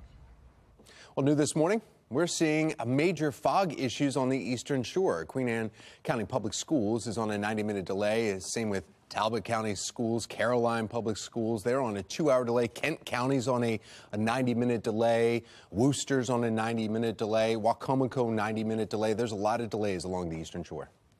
They've got the fog. We had it coming in, obviously not as badly as they do, but still tough to see. You don't see very far in front of you on that drive-in, Justin. Look at that. That's the whole thing too, Patrice, Tom. Good morning to both of you. I mean, the fact that we don't even have the sun up for another hour, so it's dark and foggy out there, and you got the low visibility and those clouds that are pretty thick. That cloud cover, especially right here from our Inner Harbor sky cam. So no delays here, at least in Baltimore, but we are seeing these similar conditions that we've had the last couple of days. 59 your temperature right now in Baltimore. That's a BWI. No wind to speak of. Here's that visibility map, and you can see those areas in orange and in the yellow, especially for the Eastern Shore, where we're seeing a mile or less of visibility for some of the folks there. Meanwhile, our HD radar showing us our next weather maker. That's going to be a cold front coming in from the west. This eventually will change up our weather and finally break this pattern of the cloudy and foggy conditions that we've been seeing for the last few days. As you're up and at 'em here, next couple of hours in your Rise and Shine cast, mid to upper 50s here. Sun, as I mentioned, comes up at 7:28. Looking out at our day planner in the 10 o'clock hour, hanging out at Fells, we're going to be in the lower 60s. And then by the time we get to that 2 and 3 o'clock hour, mid to upper 60s for our highs. The temperatures really haven't been that bad. I mean, last week we were cold and dark and damp. Now it's just kind of the dampness, but at least we're mild. Even in the 5 o'clock hour, we will still be in the mid-60s. And mid-60s is typically where we are for this time of year. You can see those numbers across central Maryland, Westminster, and Cockeysville over to Bel Air. 67 in Baltimore City, 65 in Annapolis. Up and down the 95 corridor, even though we're socked in with that fog, we've got those temperatures in the mid to upper 60s. And look how much cooler it is just to the west over to Cumberland and Pittsburgh in the 50s and 60s for high temps today. That's because the cold front's coming in. So this is what we're going to see as we head toward the afternoon. Potential for a few more of those showers later today. Once that front passes through, we will see the drier air. The wind picks up tomorrow, and we will finally see the sunshine. So Thursday looks good. Friday also looks good. Even Saturday is looking good as well. We are unfortunately tracking a few showers, however, for Halloween, which is coming up on Monday. All right, Darlene H. sent in this picture of the devil dog right there. Very proud dog mom. Thank you, Darlene, for sending that picture in. Still love getting these great Halloween pet pics. Keep them coming. jcchambers@foxbaltimore.com. That is my email. Happy to put those pictures on TV. And again, Halloween is right around the corner. So there's the witch right there. She's flying around on her broom, Tabitha or Wilhelmina or Juanita or whatever the heck we're going to call her. Either way, numbers in the 60s here tomorrow. We're in the lower 60s Thursday or Friday and Saturday, so a little bit cooler as we approach the final weekend of the month. And November, guys, it's next Tuesday. FYI. Coming up fast. All right, taking a look at the roadways. Hopefully you're not traveling too fast as we look at our Lynn Stoller traffic network, because There are issues on the roads this morning. We're hearing now about a crash in Ellicott City on 70 eastbound before the Patapsco River Bridge. And look at this, the backups that we're seeing because of some of these incidents. In some incidences, you're moving along just fine. In others, you have to be very careful out there. So just give yourself some time. Let's get a check on mass transit. Here's Mark Jones with the MTA. Hi, Mark. Well, good morning, Patrice. Good morning, everyone. On the MARC train system, you've got train 511 and Camden train 845, both running about 5 minutes late. The other trains of MARC are on time for travel. Light Rail Link had single tracking a little earlier between Camden Yards and North Avenue. That's lifted, but as a residual effect, you'll incur delays in your travels on Light Rail Link. So allow time for travel there. If your ride is on Metro Subway Link, look for about a 15-minute delay in both directions between Owings Mills and Hopkins Station. Allow time for travel there, too. For the MTA Transit team, I'm Mark Jones. Carjackings, robberies, and burglaries. Coming up, we are live with a hearing happening today about crime trends right here in the city. Early in-person voting underway in several states. Just ahead, why there is some drama brewing over the election process, though, in one state. 6:22 is the time. You're watching Fox 45 Morning News, all local, all morning. Fox 45 News, winner of 17 2022 Regional Emmy Awards, more than all other Baltimore news stations combined.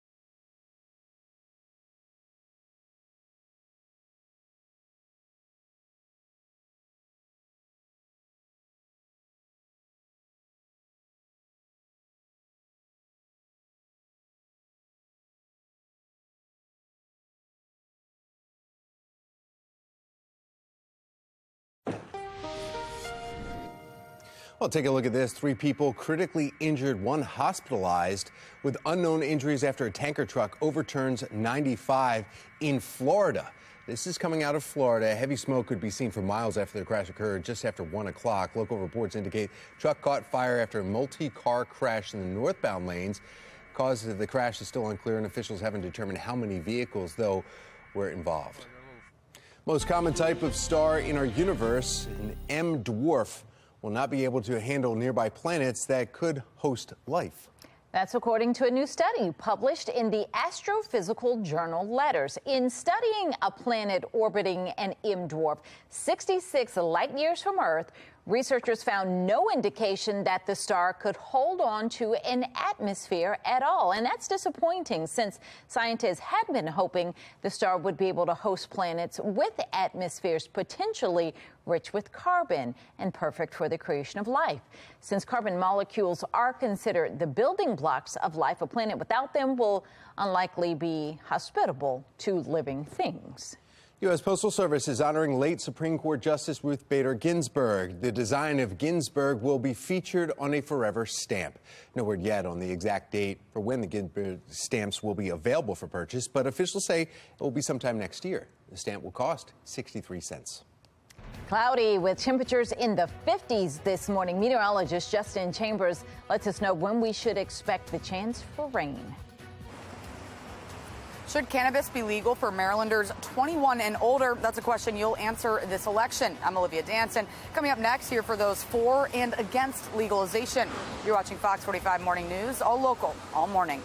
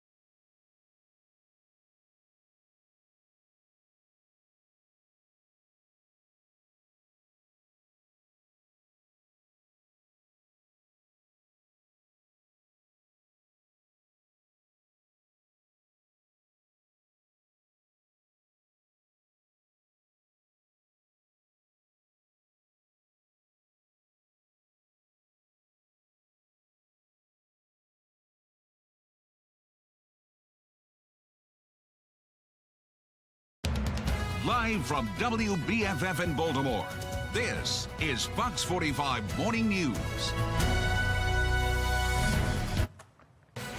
New this morning, we are seeing major fog issues on the Eastern Shore. Queen Anne's County Public Schools on a 90-minute delay. So is Talbot County and Kent County Public Schools. Caroline County schools are on a 2-hour delay this morning. So just be mindful as you're heading out, because we're seeing that fog throughout the region, not even just on the Eastern Shore. Much worse there, though. Good morning. Welcome back on this Wednesday. 6:30 is the time. I'm Patrice Sanders. I'm Tom Rogers. We want to start with meteorologist Justin Chambers talking about the fog in the forecast. Yeah, and we don't have any school closures here, at least locally, guys. I know kids are probably bummed out about that, but we are definitely seeing the conditions deteriorate a little bit. In fact, you can see right there on this map that we just popped up, this is our visibility map. Those areas in orange, a half mile or less of visibility. The yellow is about a mile or less, and that extends along the Eastern Shore. But even if it's not picking up on this map, there are a lot of areas around the region that are seeing shots like this from our Towson camera. That drizzle continues to fall. You get outside, you're like, oh, it's not really raining.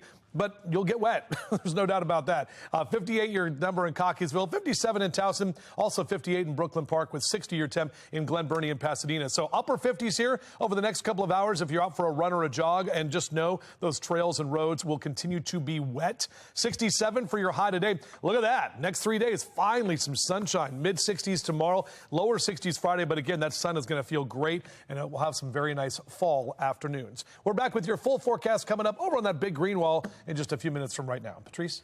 All right, let's take a look at the Lane Solar Traffic Network, and we are still tracking the crash on 70 eastbound in Ellicott City. This is right before the Patapsco River Bridge, and as you can see there in that shot, all the brake lights there, it is stop and go through that area. We start this half hour in a city in crisis. Baltimore City on track to see its 8th straight year with more than 300 murders, making the city one of the most deadly in America. Well, today, city leaders will be meeting to monitor the progress of intervention efforts. Shannon Lilly joining us live from downtown Baltimore with what we can expect from the hearing today. Shannon? Yeah, this hearing today, Patrice, will focus on crime trends like robberies, burglaries, and carjackings, all of which we know are up for this year. In fact, Baltimore City Police said just in the first 3 weeks of 2022, carjackings were up 71%. We've covered several high-profile cases like the one you're looking at right now, the case of Amazon delivery driver Chelsea Nicolette. Your sister was carjacked and they ran over her with her own car. He turned around and slammed on the gas and plowed right into her.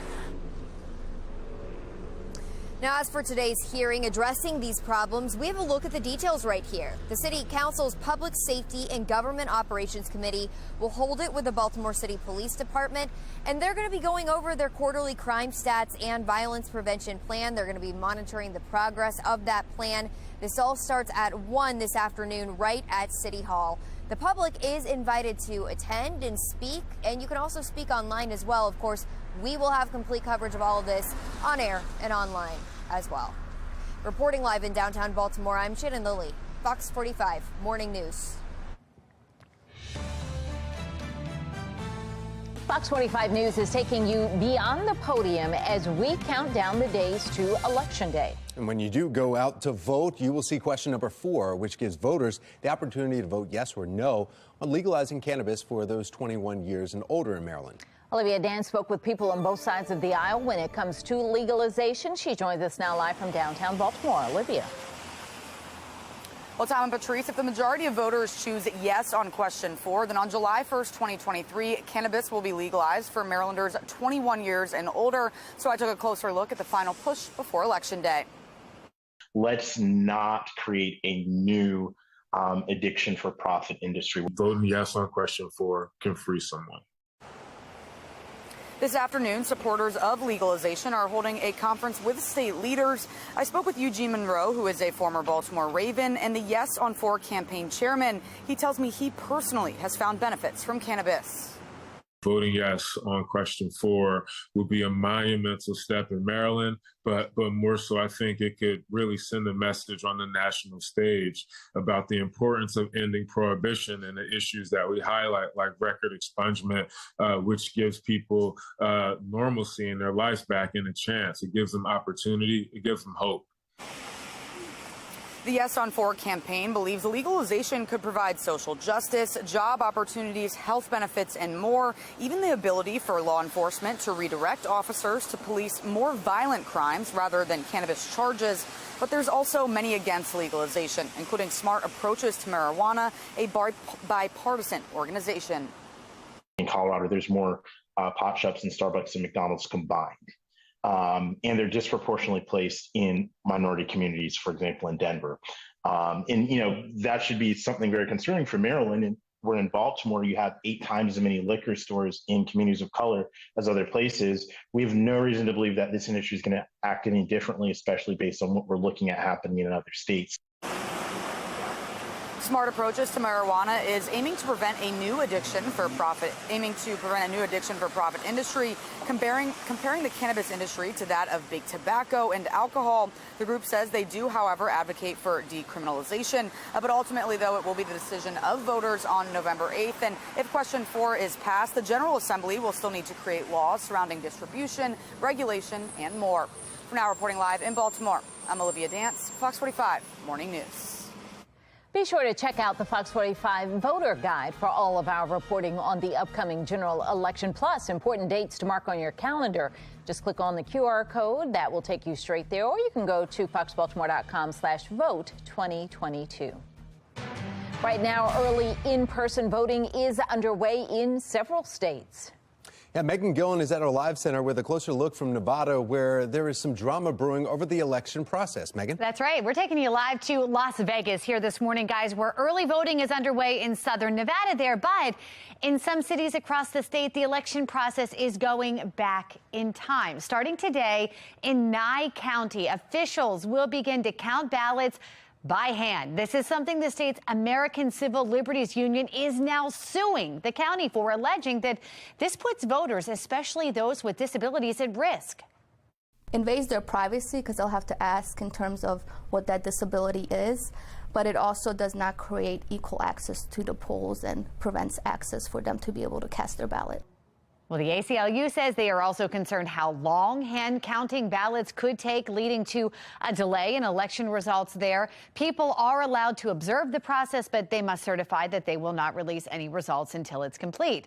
Meantime, early voting kicking off in several other states. You can see all of those indicated in the dark navy blue. As we mentioned, Maryland early voting begins tomorrow. That's the latest from our live center. Back to you. Playing mobile games is fun, but watch out for those fees. They can add up. In just over 30 minutes, we're going to share the simple ways to avoid overspending on in-app purchases. There are 5 days until Halloween. Meteorologist Justin Chambers has what you should expect when trick-or-treating. 6:38, you're watching Fox 45 Morning News, all local, all morning. Weather Window, presented by the National Weather Desk. When it's dry, fall gets crunchy. Asheville, North Carolina meteorologist Jason Boyer did expect a little relief through rain Tuesday night.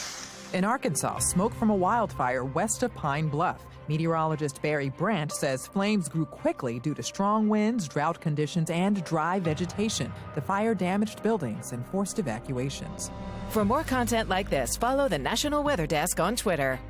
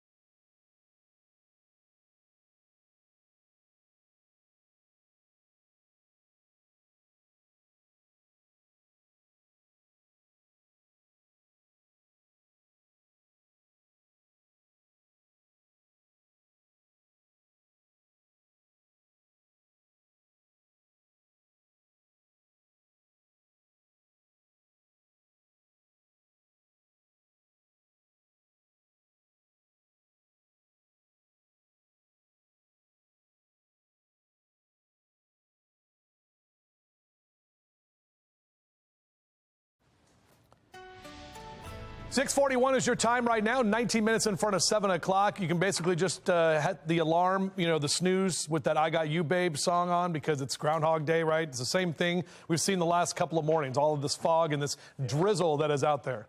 Phil? Ned Ryerson? Yeah, we could go all day. We're not going to do that. Out the door cast, a light rain jacket and umbrella. We'll need the sunglasses tomorrow, but not today. And you can see a yellow light here. Mr. Bowe says, take it slow out there on the roads. We've already had some issues out there. Please make sure to be cautious. Back with your full forecast coming up in just a few minutes. Tom? Thank you, Justin. A November ballot measure will ask voters in Baltimore, should they ban the privatization of the conduit system? We take a closer look at question E on the Baltimore City ballot and why you need to take a closer look. We're going beyond the podium with candidates that you will see on your ballot. Just ahead in our 7 o'clock hour, Democratic nominee for Attorney General Anthony Brown will be here in studio. 6:42 is the time. You're watching Fox 45 Morning News, all local, all morning.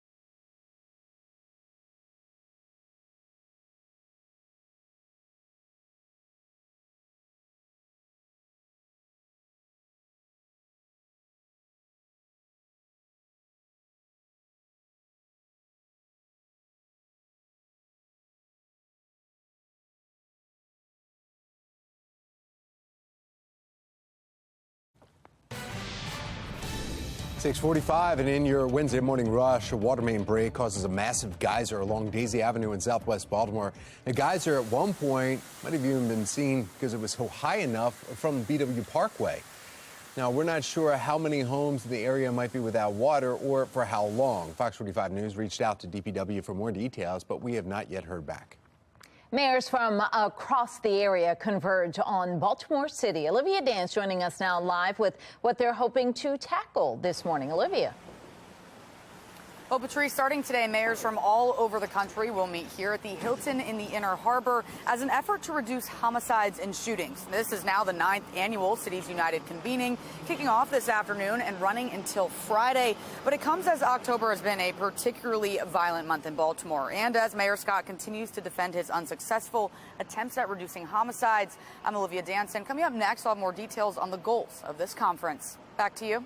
All right, thank you, Olivia. This morning, the city state's attorney responds to a filing made by Maryland's AG, Brian Frosch, in the Adnan Syed case. Shanna Lilly is joining us live from downtown Baltimore this morning with what they are saying about this case now. Shannon? Yeah, Attorney General Brian Frosh, Tom, is slamming Marilyn Mosby's handling of the Adnan Syed case, calling it unorthodox and questionable. You'll remember just last month, Adnan Syed walked out of this courthouse a free man after a judge vacated his murder conviction. But Frosh believes Mosby's handling of the case raised red flags about the integrity and the neutrality of the proceedings. Mosby, however, firing back, saying she stands by their investigation and findings of no credible evidence tying Syed to that 1999 murder of Hae Min Lee. Well, stay with us because in just 15 minutes, I'm going to have a closer look at this back and forth, and I'll have what's next in this case. Now back to you. All right, thank you, Shannon. Well, trending now, a recent poll by Virginia, Australia, found almost no one wants the middle seat. Did we have to poll that? No, we did not. Come on in, Justin. Let's talk about this. So to try to change that, the airline is offering a lottery to entice people to pick the least popular seat. There is a weekly prize from a prize pool worth about $145,000, but you have to be in that middle seat either voluntarily or involuntarily during a flight in order to be eligible. Among the prizes, full-day helicopter pub crawl, a 2-night vacation in Australia that includes flights, accommodations, and a bungee jump. This is what happens. Yeah, this is what the middle seat is right here. It is. You're like, it's the whole little, which is rude on behalf of the people who are sitting in the other seats, because you know that is their only armrest option where you have others. Just, if you're going to be in the space, just sit.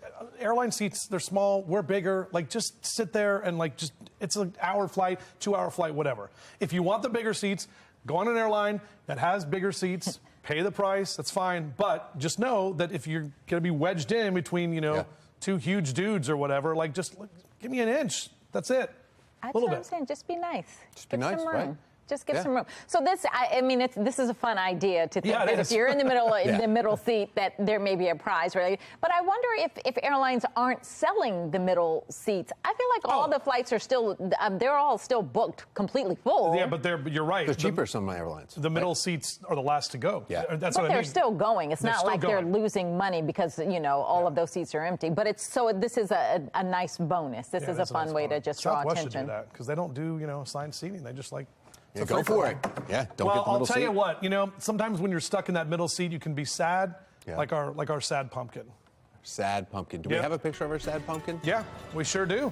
Let's see it's sad pumpkin Erin. Oh, look at that sad Look at Erin. She's so cute. This is, today's National Pumpkin Day, and the only reason I brought this up earlier with Sad Pumpkin Erin here is because I have a picture that's very similar. My mom threw me in a pumpkin costume when I was probably Erin's age here as well, and to this day she still calls me Punky Pie, so that's why it's National Pumpkin Day. Great picture, Erin. Thank you very much, and of course, we want to see your Halloween picture, Halloween pet picture, fall foliage pics, whatever you got out there. I'll tell you, not fun to try to take a picture when it's all cloudy like this. Kind of a gloomy, Halloween-y start. And you can see the orange here on the map, not for a pumpkin, but for the reduced visibility. This is why we're seeing some of those school delays on the eastern shore.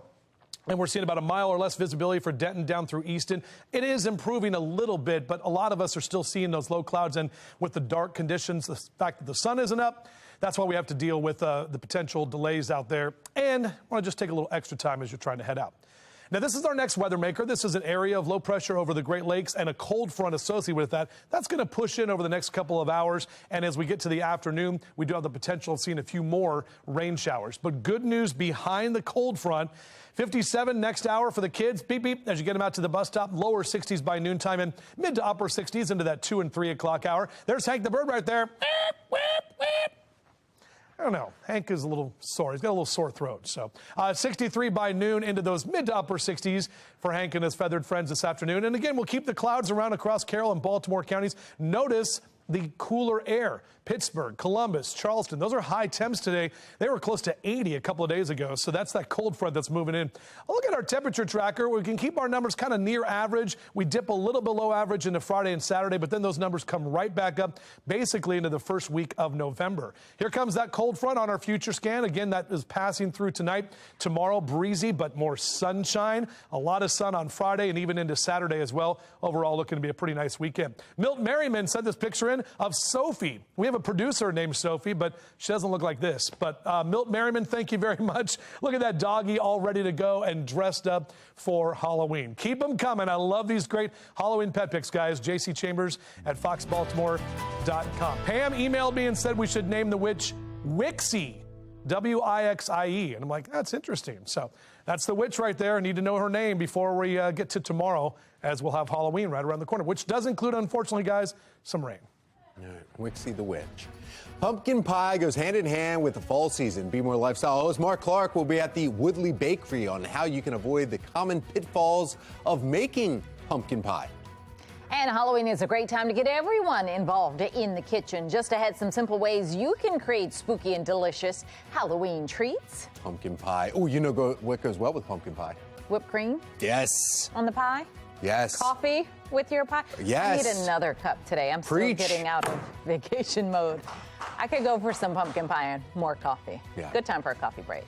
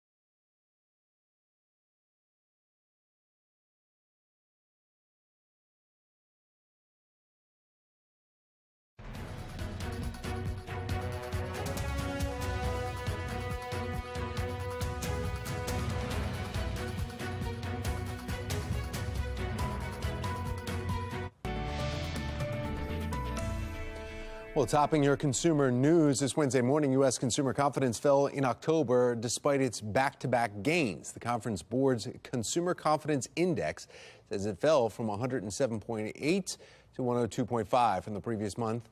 Economists expected it to fall to 105.9. Well, Americans became more confident as gas prices moderated, but now the prices are back up. Confidence, of course, again is sagging. In about 10 minutes, Megan Gill will have more from our live center on how this is affecting voters ahead of the midterms.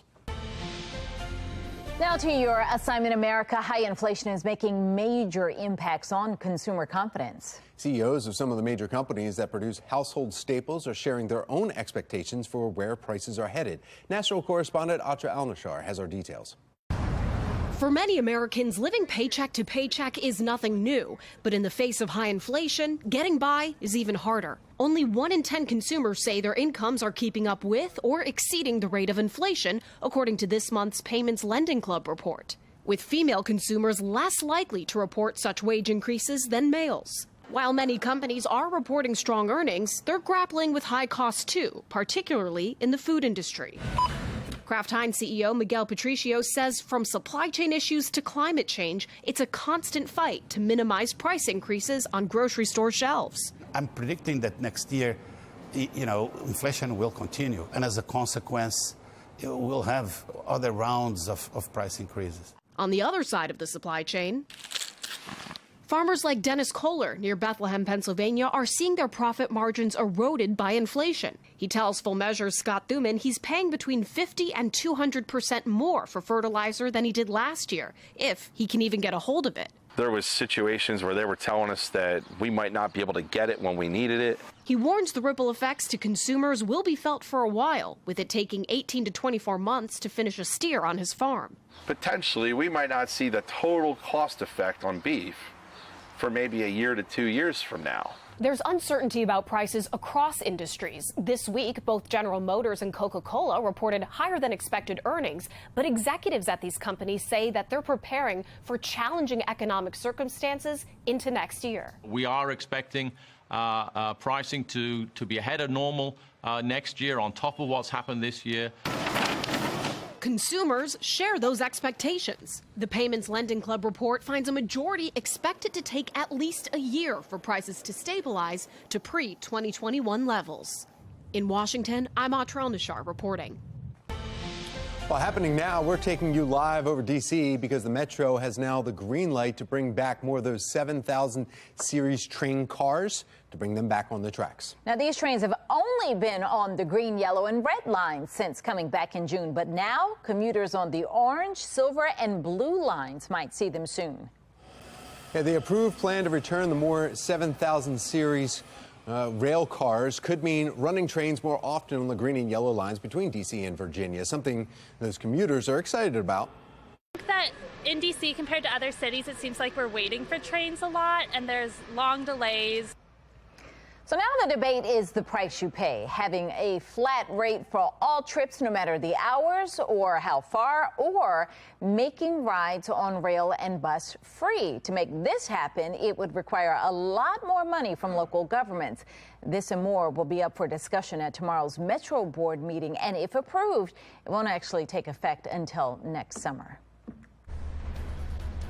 Attorney General Brian Frosh raising red flags about Marilyn Mosby's handling of the Adnan Syed case. Coming up, I'm live with that back and forth and what's next in the case. There's so many outstanding questions about what occurred here, and the Attorney General wants the courts to get to the bottom of that. The fight over Adnan Syed's guilt or innocence has grown fierce over the last month. Where the strongest opinion is coming from. And we're tracking temperatures that are quite a bit on the mild side. We do get sun tomorrow. We'll break it down for you coming up in just a few minutes. Live from WBFF in Baltimore, this is Fox 45 Morning News. New this morning, we are seeing some major fog issues on the eastern shore. Queen Anne's County Public Schools on a 90-minute delay. So are Talbot County and Kent County Public Schools. Caroline County Schools, they're on a 2-hour delay this morning because of the fog. Well, good morning to all of you on this Wednesday, October 26th. I'm Patrice Sanders. I'm Tom Rogers. We need to get right over to meteorologist Justin Chambers. He's excited to be here talking about the fog. All pumped up. Exactly right. And today is the 26th. Yeah. Didn't you say we're 60 days out from 60 days out from Christmas. Christmas that's right. today? Yeah. So very close. Yeah, yesterday was the 25th. That's right. All right. Looking at the cloudy skies and the fog that is with us here this morning. Yeah, I know a lot of kids in Baltimore County like, how come we can't have a nice 2-hour delay and sleep in? But this is what it looks like out there for a lot of us. This is in Towson. The roads are wet. The drizzle remains. These are the visibility numbers right here. The thickest fog. You can see it right there on the right side of your screen. Easton, Denton, Chestertown, up into areas as you head up toward Wilmington and northern Cecil County as well. Statewide, our numbers are in the 50s and 60s, so it's not a cold start to the morning, but I still have that yellow light. Mr. Bo says, hey, take it slow. Just plan a little extra time. Make sure to leave plenty of room with the car in front of you, which sometimes you can't even see. Sun comes up in about 25 minutes from right now. We're actually going to see temperatures in the 60s this afternoon. We'll take a closer look at that forecast as well as what we can expect for Halloween weekend, the final weekend of October, right around the corner. So, Tom, what's it looking like right now on the road? Looking like a mess. Yeah. Mess. Southwest of Baltimore City here, because this is one right here. You're just looking at the one on 70, though. If you're going eastbound, that's 5 vehicles involved there. There's also another one behind that right at the end of where you start piling up on 72. The other one right near mile marker 83, there's a 2-vehicle accident there, so probably just not ready for the slowdown. Then there's also another major accident involving 4 vehicles. That's on 32 eastbound right at Shaker Drive, so if you're heading to 32. And then once you get there, 95 southbound, 3 vehicles involved right at the Patuxent Parkway. That's causing some backups there. And then BW Parkway is backed up just because people are leaving 95 and heading over there. So another morning with slow commutes if you're heading to D.C. from Baltimore.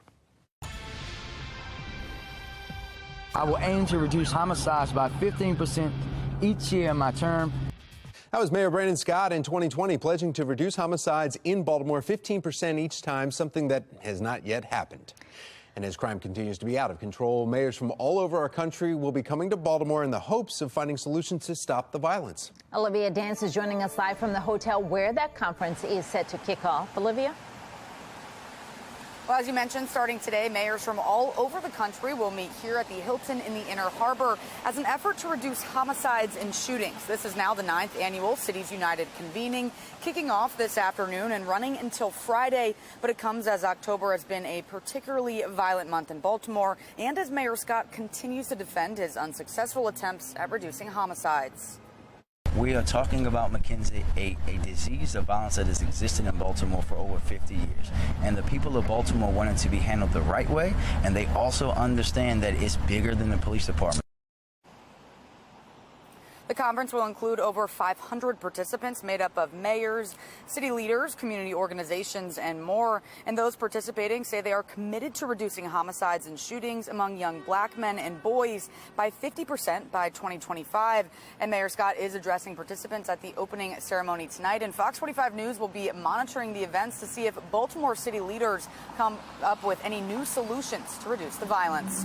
For now, reporting live in Baltimore, I'm Olivia Dance, Fox 45 Morning News. Well, Monday marked 9 months since the tragedy on Stricker Street, where 3 Baltimore City firefighters were killed while they were battling a blaze inside a vacant home. Now, Baltimore is unveiling a program to mark dangerous vacant homes in an effort to keep firefighters safe. A decade-old program called Project X-Ray tried to do the same thing, but funding ran dry after 2 years. Now, city leaders are hoping to avoid future disaster. It's long overdue. It shouldn't have took this long to get the program back up and running. Having these markings on the building gives us a little extra sense of saying, hey, we need to slow down just a bit, reevaluate once we get in there, and make sure it's safe for us to actually proceed. Now, before this plan began, firefighters had to rely on their knowledge of vacants in an area and an often outdated computer system. To see Maxine Stryker's full story, including perspective from the fallen firefighters' loved ones, head over to foxbaltimore.com. Continuing coverage of this morning, City State's Attorney Marilyn Mosby is firing back at Maryland Attorney General Brian Frosh. Frosh filed a court document raising red flags about Mosby's handling of the Adnan Syed case. Last month, City State's Attorney Office moved to vacate his conviction. Days later, he walked out of that courthouse, a man on house arrest. Now he is a free man. Shannon Liddy joins us live at the Cummings Courthouse with a look at how this could impact the case going forward. Shannon. Yeah, Attorney General Brian Frosh Patrice is questioning the very fabric of this case, and he is accusing City State's Attorney Marilyn Mosby of having very little evidence to warrant Adnan Syed's release. You'll remember that release happening right here at this very courthouse. Just last month, Adnan Syed walked out unshackled and a free man after a judge vacated his murder conviction in the 1999 killing of Hayman Lee. But now Frosh is slamming Mosby's handling of this case, calling it unorthodox and questionable. The Attorney General writing, quote, the timing and contents of the motion, the hearing on the motion, the subsequent dismissal of the charges, and the out-of-court statements of Baltimore City State's Attorney Marilyn Mosby raised red flags about the integrity and neutrality of the proceedings. Well, that statement is a response from the Attorney General to efforts by defense attorneys to exclude him from a pending appeal in this case. But his words have put two prosecutors at odds, which is highly unusual, not something we typically see. Marilyn Mosby firing back, though, saying in part, quote, we stand by our investigation and our ultimate finding that there is no credible evidence that Mr. Syed was involved in the death of Miss Lee. Our investigation is extensive, and only a portion of our findings were outlined in the motion in order to present enough compelling evidence for the court to consider our request without compromising this open and pending investigation. Now, as for what's next, an appeals court will have to decide whether or not to hear this case. A timeline on this still unclear. Reporting live from the City Circuit Court, I'm Shannon Lilly, Fox 45 Morning News. This is just the latest concern to come from the Baltimore City State's Attorney's Office. Yeah, Monday, we told you about the plea deal offered to the 15-year-old squeegee kid accused of killing Timothy Reynolds in July. If it wasn't rejected, he would have been sent to prison for 60 years. Spokesperson for Marilyn Mosby's office admitted it was a mistake and that deal was rescinded. The Maryland Public Policy Institute wants an investigation into her office, citing possible incidents of, quote, misconduct, incompetence, and mismanagement. That group's questioning recent exonerations after a federal judge said a freed Baltimore man used false evidence in 2018. And then in June, a Baltimore judge wrote an opinion saying that staffing problems in the state's attorney's office is leading to egregious failures in the case against 26 Baltimore City correctional officers. All the charges were eventually dropped. Now, Baltimore City State's Attorney Marilyn Mosby will be back in court December 15th for a hearing on 3 issues concerning her upcoming trial. The topics include Mosby's request to move the trial out of Baltimore, whether her legal team should be sanctioned for disclosing juror information, and the federal government's request for a gag order. Fox 45 will follow the federal case against Marilyn Mosby and any other concerns that come up surrounding her office. We will keep you updated both on air and on our website, foxbaltimore.com. Well, did you know fall is trending toward becoming like summer, at least when it comes to traveling? More than 25% of Americans said they plan to take a trip in October. Just did that. I understand it. This is according to a market research firm. Airline executives at Delta, United, American Airlines have all said more people are traveling because of flexible and hybrid work schedules now. Plus, people are combining business trips with leisure. And as more people are traveling, costs are up. Average daily hotel rates are up about 22% compared to this same time last year. So when you're looking at buying those tickets, a little bit pricier. Yeah. Everything is pricier these days, so I don't even know if what we just paid for this trip, although it was planned, you know, a month, almost a year ago, but I just think everything is pricier. But it's a nice fall getaway. I don't like that this is a trend because here's the deal. Because my wife and I fly with benefits. Hence why we went to Ireland randomly, right? Excuse me. So October is always the best time to fly. It's called non-revving or flying standby. And now if everybody's going to fly in October, I'm like, great, now we don't have a seat. And we always go away in October because it's our anniversary. Yeah. But now that we have kids who are literally in everything possible, we can't get away in October anymore. Yeah. So I think those little people, I know. Yeah, the travel a little bit different, though. But, I mean, you think about it, when kids are in school, it's still summer. I mean, you'll still get your getaways there, Justin. You'll be all right. Woo, woo, woo. Okay, yeah. Woo, woo, woo. Your free flights. You're still making it. Free. Well, okay. I brought you some candies back over there from my October flight. Oh, okay. I didn't know that there was October candy. There's some maple candies. You know, that's big there. No way, eh? Oh, really? It's like a strange. I didn't hear any of that. It's like a strange brew thing. Any French? Oh, yeah, French. I asked Patrice if she had poutine in Canada. She said, yeah. I did. So, yeah, it's good stuff. All right. Good morning, everybody. It is a foggy start to your morning again. Looking out over the inner harbor from our live cam there. Sun comes up in about 20 minutes from right now. It's going to help a little bit. Now, we do have cloudy conditions and the potential for a couple of showers here as we head toward the afternoon. The good news is we dry out nicely tomorrow. A lot more sunshine on the way for Thursday and Friday, even into Saturday. It's going to be a real nice fall weekend to wrap up the month. But out for a run or a jog in the next few hours, yeah, wet roads and trails and foggy conditions. Back with your full forecast in just a few. All right, thank you, Justin. We're now less than 2 weeks from Election Day, and a new poll shows rising prices is the top concern, though, among voters, but not for many bankers. Megan Gillen at our Live Center breaking down the new numbers and what it could mean at the polls. Megan. Well, take a look here. This is the new report right here, and it indicates consumer confidence is the lowest it's been since July. They've got the graph here. Obviously, we've been lower in the past, but right here we're seeing that dip. And the Conference Board is saying that inflation is the main reason for that drop. Higher prices forcing some people to actually curb their spending. We just talked about vacations there. If enough Americans do that, guys, though, financial experts say the whole economy could slow down and we could see another recession. But there are some top bankers, investors, that they're saying that this is not even the biggest concern right now. We'll manage right through that. I would worry much more about the geopolitics of the world today. There's an existential risk of war, international war. You see them at that round table right now. Those group of bankers are meeting in Saudi Arabia talking about this and what to do if it does happen. That's the latest from our Live Center. Back to you. All right, thank you, Megan. It's almost time to satisfy your sweet tooth with some fresh baked goods. Mark Clark live from Northeast Baltimore with a preview of what's so Baltimore today. You got to put the food down and talk to us. Look at the size of that donut, though. Oh, my goodness. Bigger than his head. Oh, hey. Look at the size of this donut. Oh, I'm sorry, guys. Yeah.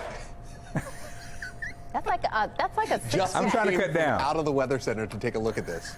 So, yeah, where are you and what's going on, Mark?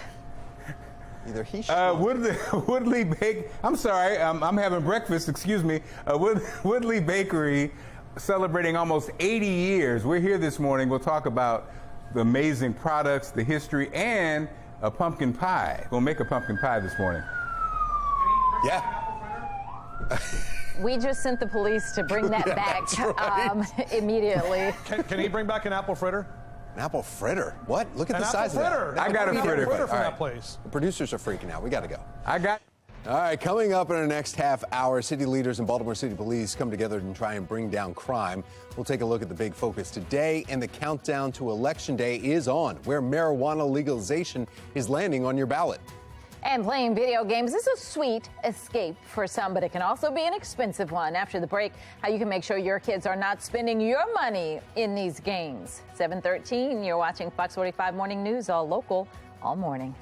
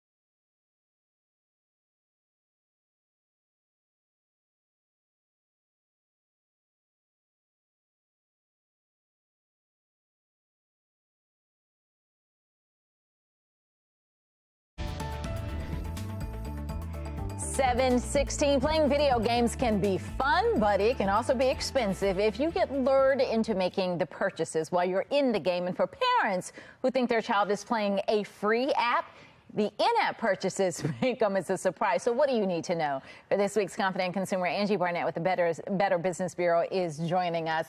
First thing is, a free game doesn't mean free. I know, and I'm telling you, we're doing this story for my benefit. Rarely do I do personal stories.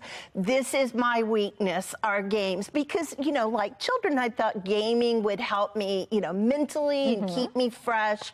And then I just counted, and I have 6 on my cell phone app. Okay. So, all the apps I use and available to anybody, everybody, children, can be free. There are free in-game, you know, gaming apps. Here's the thing: when you get in, they'll have limited lives, limited numbers of times you can play. They have all these caveats. There's a couple of them that actually you can change their outfits, and you get really involved in this because this is your vested interest. Patrice, I have a game that I lose points if I don't play it the next day. Oh, wow. Yeah, I'm up to over 2.5 years. Yeah. and so you pay more money to be able to play faster? Or? Well, you can, and that's the thing. You can look for apps that you actually pay for. You want to read about them because they may give you endless lives, unlimited play. They may give you upgrades. So look at that. The games that are free, most often it's 99 cents up to $5.99, up to a lot more. And they'll entice you with sales, bundle deals, all kinds of sales pitches. So what we want to do is make sure if you're playing with, if your child has them, make sure you're setting up settings that they cannot go and buy lives. Don't let them buy anything on their own because they don't get the concept. My daughter wants to come to me all the time. She wants, Mommy, can I have Robux? Can I have some more Robux? But you have to ask me. I have to put in the password, and then it, you know, that's the way to do it. And it's going to vary on Android, whatever phone you're using. But go to your settings, find out how to do that. And I really encourage people to do that. Read the privacy policies. Make sure you're checking off all those boxes to protect yourself and your children. But I think it's interesting, the first thing you said is that sometimes it might be worth it to pay for the game because whatever you're going to pay out of pocket one time is a lot less expensive than all the in-app stuff you're going to buy when it's free. All of a sudden you can have a $100 bill just from doing this because you get caught up in the moment late at night. Not that I know, I'm saying this from a friend, but so you really have to be careful, set a budget or just pay up front. I'm going to hold your hand. We're going to talk about this after the show. And all right, let's get over to meteorologist Justin Chambers. Are you a gamer at all? Do you know that? No, I mean, you don't get caught up in this. No, I don't. I mean, I don't know. Some of them are just kind of beyond. Like I really liked like Super Punch Out back in the day, and like Madden, like the original NFL Madden and everything. But now it's just kind of like not doing it. So either way. Good. You're saving money. To each their own. Yes, whatever you like to do. Hey, by the way, we're talking about another day with the clouds, the drizzle, the fog that's out there. Now, I will say the positive to all this is that we have not been really cold. Our mornings have been more mild, and even the afternoons are staying in the 60s. It's that fog. Look at that. We have these areas here in orange up to APG and heading up 95 north if you're heading up towards Cecil County and on the way to Delaware or Philadelphia this morning or Pennsylvania. You can see that low cloud cover. We've got the fog as well in the Eastern Shore, which actually has a bunch of school districts on the Eastern Shore under delays because of the foggy conditions out there. This is a look at our HD radar. This is our next weather maker, an area of low pressure over the Great Lakes. We're going to see this cold front eventually make its way here. We'll pick up some showers ahead of the front, and temperatures are still going to be kind of mild later this afternoon. But behind the front, what I'm looking forward to, and I think a lot of you are, sunshine. That's what we're going to be seeing tomorrow into Friday and Saturday as well. Upper 50s next hour in the Bromo Seltzer Tower downtown, looking at 63 by noon. Not another good day to be outdoors for lunch. Don't worry, tomorrow will be good. And then 67 in that 2 and 3 o'clock hour for you today. Should about 67, should be a couple degrees above average for this time of year. The sun will be up in a few minutes and will be up until 6:13 tonight. Temperatures in the mid to upper 60s across Westminster and Cockeysville, Hunt Valley over to Bel Air. there. Eastern Shore, you're in the mid to upper 60s, even with a foggy morning. Still mild for the afternoon. That continues up and down the 95 corridor in the mid-Atlantic. Look how much cooler we are just to the west. Areas in Columbus, Pittsburgh, Charleston, West Virginia, almost in the 80s the last couple of days, and you can see where that cooler air is right behind that front. Here it comes, moving in from west to east, and we'll see that pick up later today.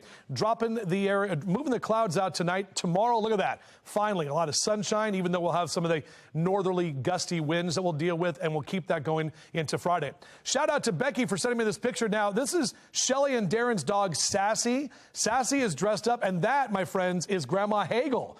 That is my wife's grandma, my grandma too. So in Dundalk, she's hanging out. She loves Sassy. Shelly and Darren dressing up Sassy, and Grandma's like, can we just keep the dog?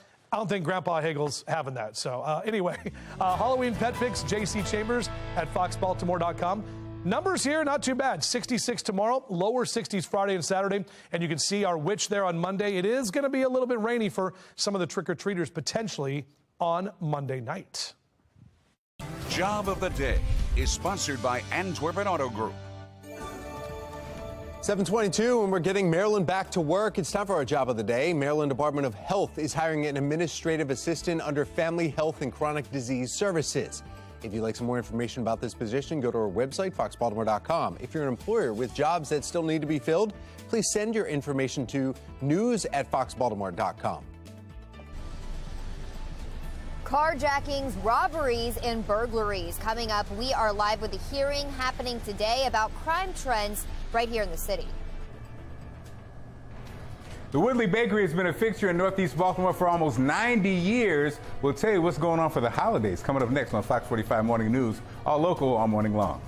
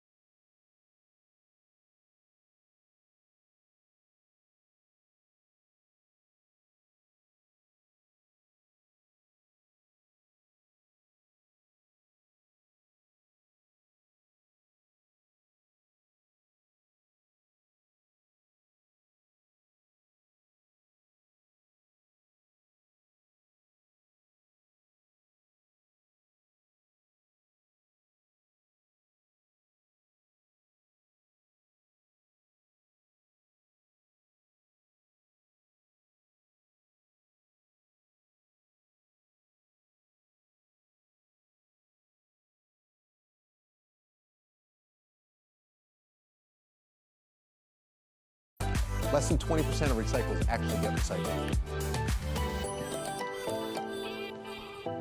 7:25 now is So Baltimore. Satisfy your sweet tooth with some fresh baked goods. That's right. The Woodley Bakery leading the way with freshly baked, from scratch everything. Be More Lifestyle host Mark Clark. Did you eat that massive donut earlier, Mark, that you were showing us? Oh, I took it down. I'm going to have to get on the elliptical for 4 days now. But we're with Charles here. Charles has donut dough running through his veins. 4 generations, guys. 4 generations here. So, man, tell us about what's going on. It's the holiday season. I mean, everybody knows about you guys. How does it feel to be the next king? It feels good. Getting ready for the holidays. We're busy. Got a lot of pie orders coming in. Just trying to get everybody their Thanksgiving and Christmas treats. Charles, pumpkin. What's the most popular pie? Please, what's the most popular pie? It's probably a cross between the apple and the pumpkin. Interesting. For the holiday, apple and pumpkin. And pumpkin are 2 biggest sellers. Wow. Yeah. And what about cakes? Cakes, that's tough. We have such a variety that it's like, you sell a lot. Usually probably the chocolate cake with the yellow icing's by the... Well, coming up, we're going to actually do a pumpkin pie next, guys. Okay. I'm distracted by all the... Yeah, I have no idea what he said. I was just looking at all the pies that were showing. We were picking out the ones we like. We like the coconut custard. I mean, so many, yeah. All right, we're going to check in with Mark again in a little bit. But if you want information on Woodley Bakery, it's on our website, foxbaltimore.com/newslinks.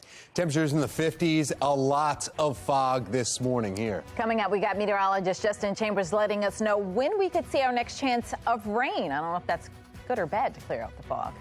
7:27 is the time.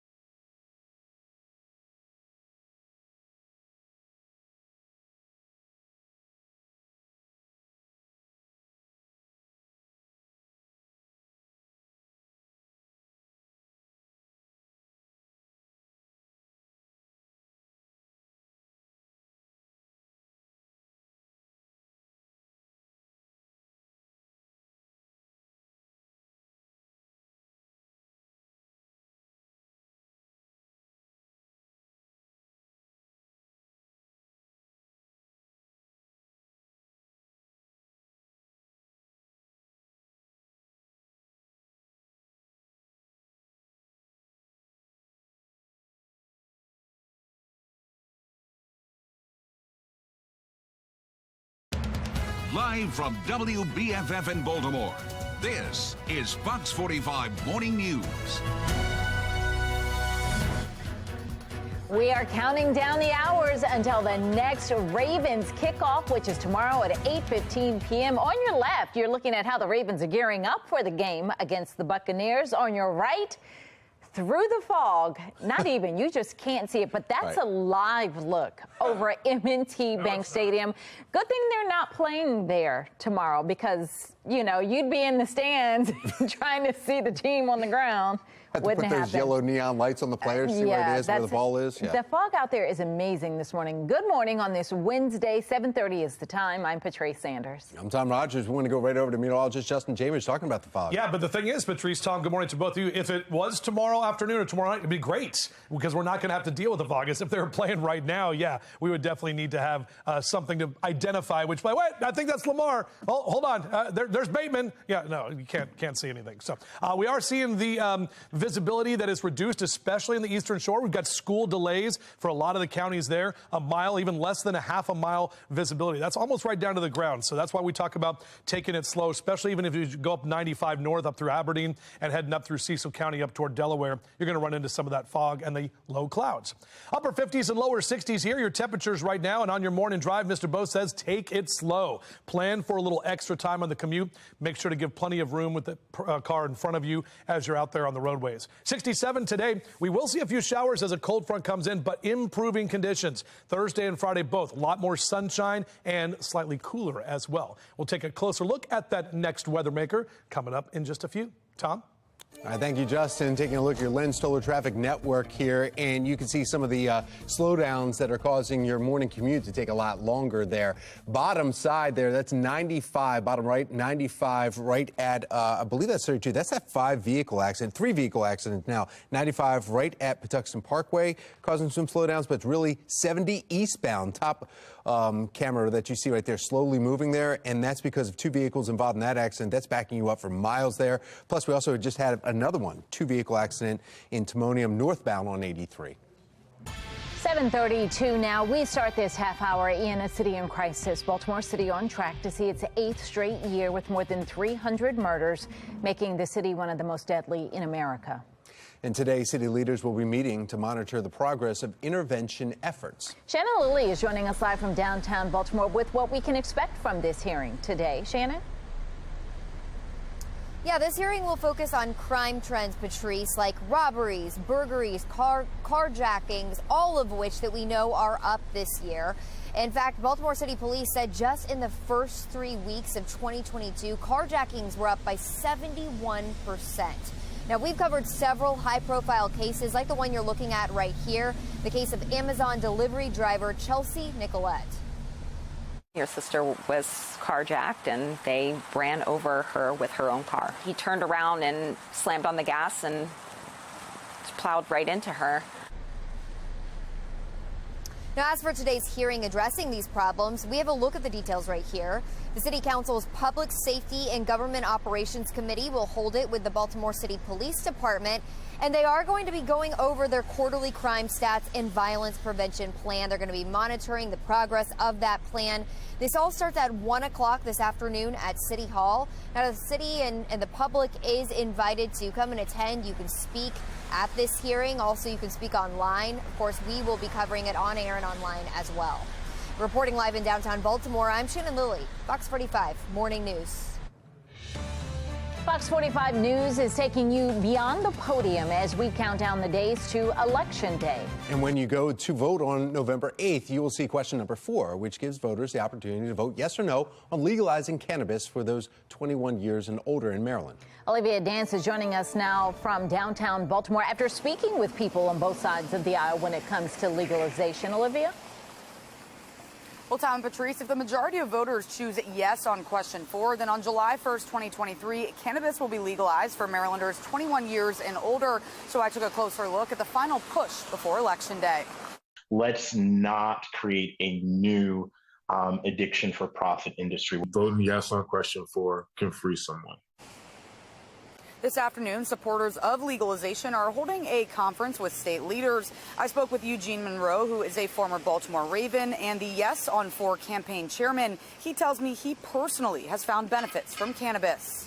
Voting yes on question 4 would be a monumental step in Maryland, but more so, I think it could really send a message on the national stage about the importance of ending prohibition and the issues that we highlight, like record expungement, which gives people normalcy in their lives back and a chance. It gives them opportunity. It gives them hope. The Yes on 4 campaign believes legalization could provide social justice, job opportunities, health benefits, and more, even the ability for law enforcement to redirect officers to police more violent crimes rather than cannabis charges. But there's also many against legalization, including Smart Approaches to Marijuana, a bipartisan organization. In Colorado, there's more pot shops and Starbucks and McDonald's combined. And they're disproportionately placed in minority communities, for example, in Denver. And, you know, that should be something very concerning for Maryland. And where in Baltimore, you have 8 times as many liquor stores in communities of color as other places. We have no reason to believe that this industry is going to act any differently, especially based on what we're looking at happening in other states. Smart Approaches to Marijuana is aiming to prevent a new addiction for profit industry, comparing the cannabis industry to that of big tobacco and alcohol. The group says they do, however, advocate for decriminalization, but ultimately it will be the decision of voters on November 8th. And if Question 4 is passed, the General Assembly will still need to create laws surrounding illegal distribution, regulation, and more. For now, reporting live in Baltimore, I'm Olivia Dance, Fox 45 Morning News. Be sure to check out the Fox 45 voter guide for all of our reporting on the upcoming general election, plus important dates to mark on your calendar. Click on the QR code right there on your screen. That will take you straight there, or you can head to foxbaltimore.com/vote2022. Well, the countdown to Election Day is underway, and some states are already seeing flaws in early voting. Coming up, the legal action being taken against one county. Oh, foggy morning with temperatures in the 50s. Meteorologist Justin Chambers will let us know when it's going to clear up and warm up. 7:37, you're watching Fox 45 Morning News, all local, all morning.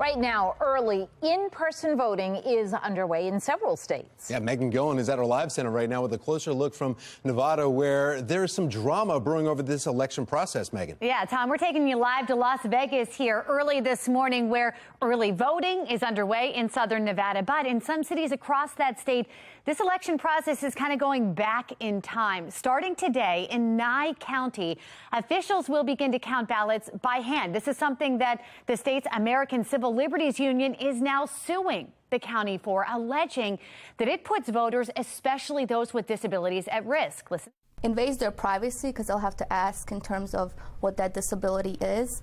but it also does not create equal access to the polls and prevents access for them to be able to cast their ballot. Well, the ACLU says that they are also concerned how long hand counting ballots could take, leading to a delay in election results. People are allowed to observe this process, but they must certify that they will not release any results until it's complete. While that drama unfolds there in Nevada, early voting kicking off in several other states across the country. You see those indicated in the navy blue. Maryland right here, one of them. Voters here can hit the polls starting tomorrow. That's the latest from our live center. Patrice? Your Beyond the Podium coverage continues. Coming up after the break, the representative vying for your vote to become Maryland's new state's attorney. Popular restaurant facing major recalls over the thin blue rubber piece in their food. The dates from the product that was made coming up. It's not edible right there. That's pond salt. All right, we'll find out about that story coming up after the break. You're watching Fox 45 Morning News, all local, all morning.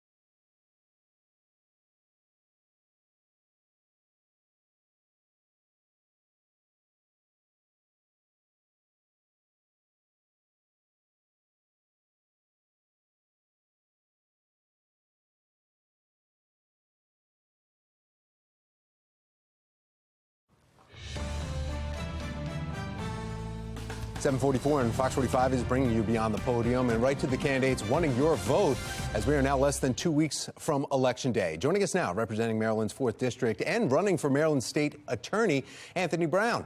Good morning, Congressman. Good morning, Tom. How are you? Hey, I'm doing well. But I want to ask you first, where are you on policing and recruiting following the stance on defund the police? Yeah, absolutely. We need law enforcement that are doing a job, doing the right job in the community. So we've got to recruit and retain the best and, like every profession, hold members of law enforcement accountable for their good conduct and their bad conduct. So certainly have to fund the police. That's what communities around the state of Maryland want. They deserve, they need. That's how we're going to fight crime. And well, right now we're talking about, though, violent crime is higher not only in Baltimore, but across the entire state, though. So why is that? Look, we've seen that starting at the time of the pandemic. And it's not just in Baltimore City. It's not just in Maryland. It's around the country. I think that we certainly need more resources to investigate and prosecute crime, particularly focusing on violent crime. But I also have been advocating during the course of this campaign, we've got to be looking at criminal justice reform, juvenile justice reform, to make sure that our actions in prosecuting cases don't convert people into lifetime offenders.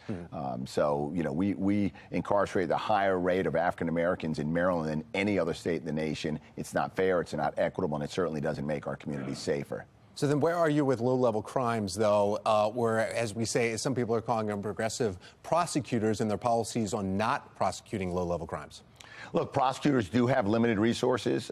We see often difficulty in recruiting and retaining those prosecutors. You're going to have to prioritize the crimes and offenses that you're going after. You should start, I believe, with the most violent crimes.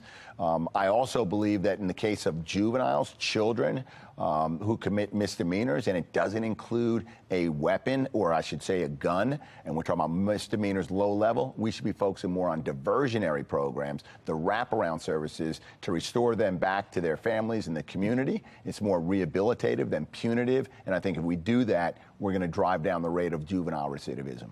Anything on Safe Streets, though, in Baltimore? I mean, that's a program that kind of tries to stop things before it happens. Have you been able to look into that, and would you back that?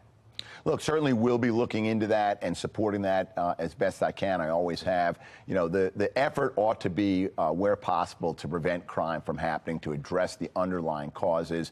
It's not only the just thing to do, it's not only the right thing, but it's usually the less expensive way to approach public safety. Hit it before it starts, and Safe Streets is one of those types of programs. Now, I know you're U.S. Congressman, but when we were talking about, you've been very vocal against the Governor Larry Hogan here, talking about different policies and what he's pushing for crime, though. The delegate did not push for any of Hogan's crime policies. In fact, they didn't even bring him up for vote many times. Do you think any of his policies would have helped the state of Maryland? Yeah, I think some of the concerns I had with Governor Hogan's approach is that he was trying to dictate the priorities, particularly to Baltimore City. As Attorney General, I want to partner with the state's attorney, with the mayor, to fight crime in Baltimore City, recognizing that it has to be locally driven. 95% of the crime in Maryland is addressed with the state's attorneys in the cities and the counties around the state. So the state should be a partner and not dictate to the city or any county the strategies that they must adopt. Candidate for Attorney General for Maryland and Congressman Anthony Brown right now. Thank you so much. We appreciate it. And your announcement a year ago, it's been a quick year or a long year for you? It depends on how you measure it, but it's been a tough year. But I was excited to win the primary. Looking forward to the next 2 weeks towards a general election, and then transitioning to serve the people as Maryland's next Attorney General. All right. Thank you very much for your time. And of course, we asked your candidate that you're going against, Michael Peruka, to come in. We have not yet heard back from his team. As soon as he does, we will have him on air too. Thank you. Thanks, Tom. All right, well, here are some key dates for you to mark down on your calendar as it relates to the election. November 8th, that is Election Day. Early voting opens October 27th. That runs through November 3rd. Mail-in ballot request forms must be received by November 1st, so you're running out of time there. And remember, same-day registration will be available on Election Day with proof of address. All right, it's 7:49 now. Let's get over to meteorologist Justin Chambers, and nothing's changed. No, that's not the Eastern Shore either, right? That is not, guys. Yeah, and you know, you put those dates up. We're talking about Halloween being around the corner. I can't believe early voting starts tomorrow. That election is what? Now we're inside of 2 weeks. Like crazy how fast time goes. But yeah, we are seeing this kind of like time standing still, and also just kind of repeating, because this is what we've seen the last couple of mornings. Our Towson camera, we definitely have that cloud cover that's there, even a little drizzle out there as well. The heaviest and the worst visibility is really along the Eastern Shore. This is why we've got several counties and their school districts in the Eastern Shore under delays for the fog. Half mile to less than a mile of visibility. All those areas in orange, especially as you go on 95 North, right up toward the Delaware-Pennsylvania line right there. If you're heading up to Wilmington or up into Philadelphia this morning, you're going to run right into some areas, possibly even less than a quarter mile of visibility. So even though we've got the foggy conditions here, no dense fog advisories posted and no delays, at least here in Baltimore City or County. We are seeing our next weather maker. This is a cold front. A lot of people don't like when a cold front comes in, but let me tell you, folks, it is going to help things out tremendously. It will get all this cloud cover out of here and finally give us some more sunshine, albeit it'll be a bit breezy tomorrow. As the kids head out to the bus stop, beep, beep, still getting a little bit wet out there this morning.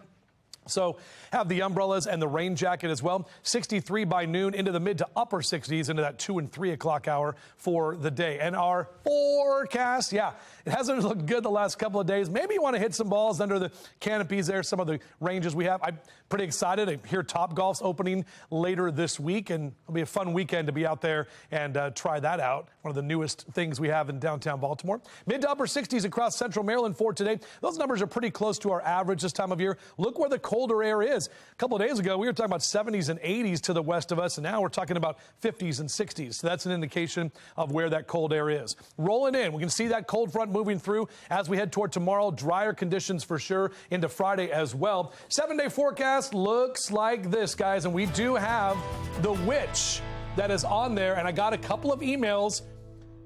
Rosemary says we should call the witch Hagel the Halloween witch after your wife's grandma. No, grandma's not a witch. We can't do that. Come on, Rosemary. Also, another name for the witch, Brian says Hazel.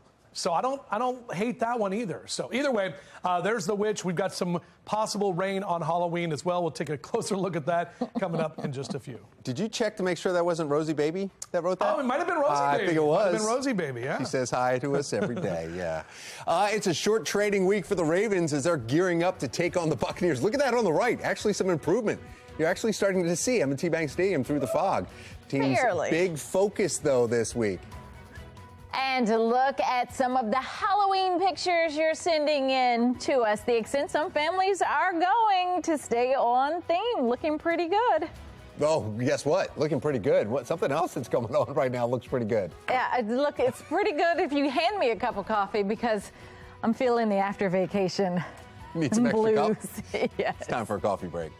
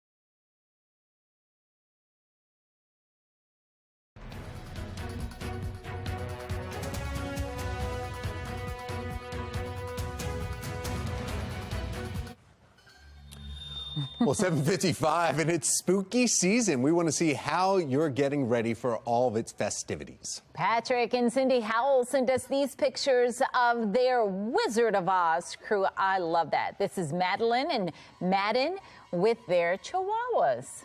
Here are some adorable pets ready for Halloween, too. On the left, that's Orvis, ready to go out trick-or-treating. In the middle, April's dressed up as a hot dog. And on the right, Kylie, sporting a lion mane, if you will. Something for this Halloween. Our dog Buddy was a hot dog last year. All right, with Halloween just 5 days away now, we want to see your decorations, your costumes, all your spooky fun. Send us your photos and your videos, and you might see them on air or online. Just go to foxbaltimore.com/chime in. Well, the fog is staying with us this morning.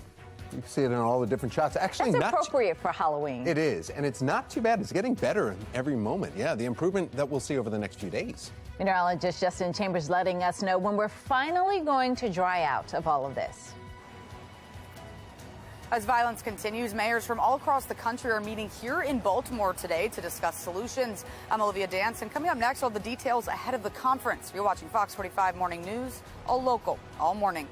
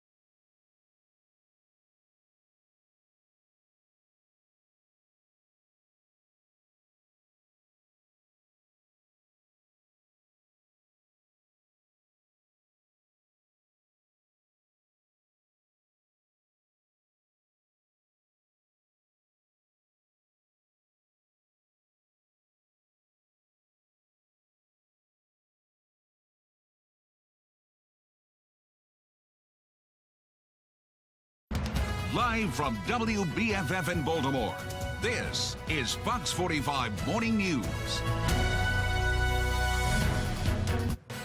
New this morning, we are still seeing major fog issues on the eastern shore. Queen Anne's County Public Schools 90-minute delay today. So is Talbot County. So is Kent County. Caroline County Public Schools, they are on a 2-hour delay. And actually, you can see through this fog. That's an improvement over what we've seen for the majority of the morning. So that's some good news. Still there. pretty thick. It's thick, but but you can at least, oh my goodness, see through it. Good morning on this Wednesday, October 26th. I'm Patrice Sanders. I'm Megan Gilland. Just a few days from Halloween, meteorologist Justin Chambers showing us the spooky-like atmosphere. This is just setting the scene. We need to save this. Well, no, that wouldn't be a good idea on Halloween day. Yeah. Too many people Scary. trick-or-treating. Exactly, yeah. And that's a good point. going. I mean, that's how it's been the last couple of days, ladies. It just seems like it doesn't go away. But the good news is it will be gone tomorrow. But looking out from our Towson cameras, still have a lot of that cloud cover that is there right now, and the low clouds and the fog and even the drizzle. This is the visibility map. If you notice those Eastern Shore counties, those school districts we just talked about, this is why. You can see a half mile or less, even a quarter mile less visibility. That means it's really tough to drive out there, tough for the school buses to get around and drive safely. Upper 50s and lower 60s right now. Temperatures are kind of mild, so it hasn't been the cold fog, but we will see cloudy skies today. A couple of showers as a cold front comes in, and we're drying out as early as tomorrow. More sunshine. So out and about cast. Numbers stay in the 60s for the next couple of hours with the cloud cover as well. We'll take a closer look at the full forecast, including that Halloween weekend, coming up in a few. All right, let's take a look now at the Lynn Stoller Traffic Network and see what you're facing as you hit the roads. Oh, you're going to be in for a commute, so give yourself plenty of time. Look at that, 95 to 83. That is a 35-minute drive. 795 to 95, that's a 16-minute drive. You're either in the yellow or now that just moved to the red, 95 to 83. So make sure you are heading out the door now if you've got somewhere to be. I will aim to reduce homicides by 15% each year in my term. That was Mayor Brandon Scott in 2020, pledging to reduce homicides in Baltimore, something that hasn't happened yet. And as crime continues to be out of control, mayors from all over the country will come to Baltimore in the hopes of finding solutions to the violence. Olivia Dance is joining us live from the hotel where that conference is set to kick off. Olivia. Well, good morning. And as you mentioned, starting today, mayors from all over the country will meet here at the Hilton in the Inner Harbor as an effort to reduce homicides and shootings. This is now the 9th annual Cities United convening, kicking off this afternoon and running until Friday. But it comes as October has been a particularly violent month in Baltimore, and as Mayor Scott continues to defend his unsuccessful attempts at reducing homicide. We are talking about, Mackenzie, a disease of violence that has existed in Baltimore for over 50 years. And the people of Baltimore want it to be handled the right way, and they also understand that it's bigger than the police department. The conference will include over 500 participants made up of mayors, city leaders, community organizations, and more. And those participating say they are committed to reducing homicides and shootings among young black men and boys by 50% by 2025. And Mayor Scott is addressing participants at the opening ceremony tonight. And Fox 45 News will be monitoring the events to see if Baltimore city leaders come up with any new solutions to reduce the violence. For now, reporting live in Baltimore, I'm Olivia Dance, Fox 45 Morning News. Continuing coverage this morning, City State's Attorney Marilyn Mosby is firing back at Maryland Attorney General Brian Frosh. He filed a court document raising red flags about Mosby's handling of the Adnan Syed case. Last month, the City State's Attorney's office moved to vacate his conviction. Days later, he walked out of a courthouse a free man. Shannon Lilly joins us live from the Cummings Courthouse with a look at how this could impact the Syed case going forward. Shannon.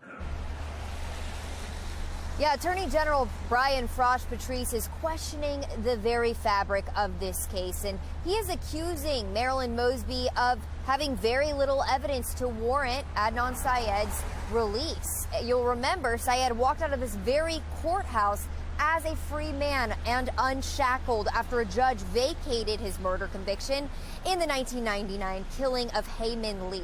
But now Frosh is slamming Mosby's handling of this case. He is calling it unorthodox and questionable. Take a look. The Attorney General writing, quote, the timing and contents of the motion, the hearing on the motion, the subsequent dismissal of the charges, and the out-of-court statements of Baltimore City State's Attorney Marilyn Mosby raised red flags about the integrity and neutrality of the proceedings. Now, that statement is a response from the Attorney General to efforts by defense attorneys to exclude him from a pending appeal in the case. But his words have put two prosecutors at odds, which is highly unusual. Marilyn Mosby, though, she's firing back, saying in part, quote, we stand by our investigation and our ultimate finding that there is no credible evidence that Mr. Syed was involved in the death of Miss Lee. Our investigation is extensive, and only a portion of our findings were outlined in the motion in order to present enough compelling evidence for the court to consider our request without compromising this open and pending investigation. As for what's next, an appeals court will decide whether or not to hear this case. A timeline on that is still unclear. Reporting live from the City Circuit Court, I'm Shannon Lilly, Fox 45 Morning News. This is just the latest concern to come from the Baltimore City State's Attorney's Office. On Monday, we told you about the plea deal offered to the 15-year-old squeegee kid accused of killing Timothy Reynolds in July. If it wasn't rejected, he would have been sent to prison for 60 years. A spokesperson for Marilyn Mosby's office admitted that it was a mistake. The deal was rescinded. Well, the Maryland Public Policy Institute wants an investigation into her office, citing possible instances of, quote, misconduct, incompetence, and mismanagement. The group is questioning recent exonerations after a federal judge said a freed Baltimore man used false evidence in 2018. And in June, a Baltimore judge wrote an opinion saying that staffing problems in the state's attorney's office is leading to egregious failures in the case against 26 Baltimore City correctional officers. All those charges were eventually dropped. Baltimore City State's Attorney Marilyn Mosby will be back in court December 15th for a hearing on 3 issues concerning her upcoming trial. The topics include Mosby's request to move the trial out of Baltimore, whether her legal team should be sanctioned for disclosing juror information, and the federal government's request for a gag order. Fox 45 News will follow the federal case against Marilyn Mosby and any other concerns that come up surrounding her office. We will keep you updated both on air and on our website, foxbaltimore.com. From the Live Center here this morning, we are now less than 2 weeks from Election Day, and there's a new poll showing rising prices as the top concern among voters, but not for many bankers. In fact, take a look. This new report here indicating consumer confidence is the lowest it has been since July. Obviously, it's been worse at some points, but still seeing a dip right there. The Conference Board saying the inflation is the main reason for that drop. Higher prices forcing some people to curb their spending. If enough Americans do that, financial experts say the whole economy could slow down and we could see another recession. But some top bankers and investors say this is not the biggest concern right now. We'll manage right through that. I would worry much more about the geopolitics of the world today. There's an existential risk of war, international war. Well, right now, a group of bankers are meeting in Saudi Arabia talking about this and what to do if it happens. Fox 45 Morning News is getting you ready for Halloween. Still ahead, meteorologist Jasmine Lomax is breaking down your Halloween forecast. She's live in studio. With the Woodley Bakery, they make everything by hand. The fruit filling, the dough, the icing, it all goes down. We'll go inside the machine coming up next on Fox 45 Morning News, all local, all morning long. And still a lot of cloud cover and fog out there this morning. We'll talk about when the sun comes back.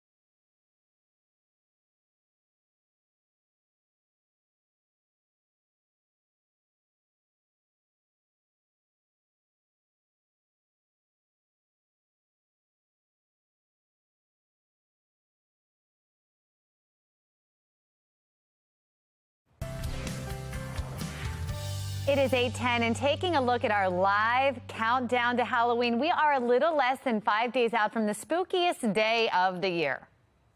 That looks extremely spooky, how they had that set up. Meteorologist Jasmine Lomax joining us live this morning with a look at your Halloween forecast so we know what we're out there. And this is huge, especially for trick-or-treaters, Jasmine. Oh, yeah, this is a big deal. Spooky season is upon us. Very spooky outside right now. We've got the fog, we've got the rain. It doesn't look like we'll have much fog on Halloween, but the rain could be an issue as we start the day around 8 a.m. There is the chance for a few showers. Then as we move forward into the afternoon, we are still looking at those areas of rain across the state. Now, the good news is that as we head later into the evening and then into the night, that rain gradually starts to taper, but there could be a few hit or miss showers for trick-or-treaters. That's something to keep an eye on. Of course, things could change over the next 5 days, but right now it looks like at 8 a.m. temperatures start off in the mid-50s with the chance for showers. Then those numbers rise to the 60s. By 6 p.m., still looking at 63, so not too bad for the trick-or-treaters, but you may need the rain gear as we get closer to the evening. Back to you. Thank you, Jasmine. A new ballot measure will ask voters if Baltimore should ban the privatization of its conduit system. Up next, we are live with a lifelong city resident taking a closer look at Question E and what it will mean for city residents. This morning we're at Woodley Bakery. What up, doe? Get it? What up, doe? We'll be checking in and find out what's going on. The latest, how to make a pumpkin pie also. Coming up on Fox 45 Morning News, all local, all morning long. Did you get it? What up, doe? No? Nobody's feeling it? Okay.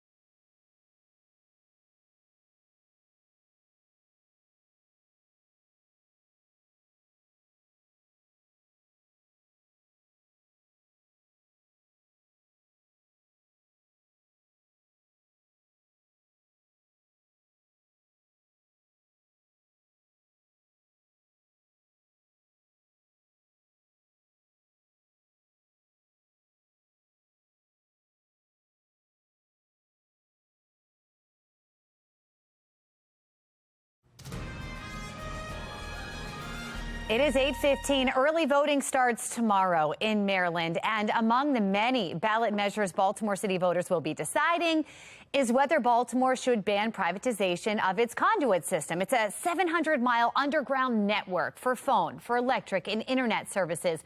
This morning, lifelong city resident and Baltimore pastor PM Smith is joining us live to weigh in on Question E. Pastor Smith, good morning. Good morning. How are you? Doing well. You know, before voters had a chance to make their voices heard, it was the Board of Estimates looking into approving a new deal earlier this month. Former Mayor Jack Young actually accusing the city of trying to kind of circumvent the ballot initiative. What is your reaction to what unfolded? I got to support Mayor Young on this. Number one, we're talking about 700 miles of underground cable that provide for our energy, our technology, and our infrastructure, our internet. If we privatize it, we have no control. Keep it public.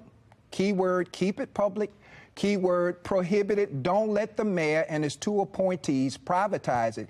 Keep it public. That way we have oversight. That way we have accountability. That way we have affordability, which is very critical. Who wants to pay more money for gas and electric? Where is there a gas electric office in the city of Baltimore? When I pay my bill, I have to send it to Philadelphia. When I call, I get a call back, maybe in a day or two. Keep it local for the purpose of oversight, for the purpose of accountability, for the purpose of affordability. Pastor Smith, trying to look at all sides of this, is there any benefit to having it private? What would the push there be? The benefit of having it private is it'll probably benefit one of the mayor's cronies, one of his friends. He's already identified somebody he wants to be a consultant, paying him $50,000 to make a recommendation as to whether it should be sold, transferred, or franchised. My position is no. Keep it public. Vote yes. Prohibit them from making it private. Keep it public. That way we can have some accountability. Otherwise, it's lost. Everyone's got to make their own decision here. My question for you, is your congregation aware that there are so many charter amendments on the ballot? Do you think that they're ready when they step foot in that booth here in just a couple of days? Well, they know because I gave it out last week. Good. All 11 questions, all charter amendments, and I made it real clear. On K, it's a NO. But on this matter of the conduit, it's a YES, keyword, prohibit and deny the mayor and his two appointees, the city solicitor and the Department of Public Works, from privatizing. And here's another thing, last thing I want you to consider. Okay. Bill Henry is opposed to it. President of City Council, Mr. Mosey, is opposed to it. We should be opposed to the selling of it. And what does that look like? Question E, prohibited. That's a yes. All right, Pastor Smith, thank you for weighing in. And if you all want to look closely into the question, the Maryland State Election Board has that website up. We showed it a little bit earlier. You can read the question and decide for yourself. All right, 8:18 now this morning. We need to get another check of our forecast. And see if this fog is getting out of here anytime soon. We've got meteorologist Justin Chambers, and it looks better, Justin. We're making improvements.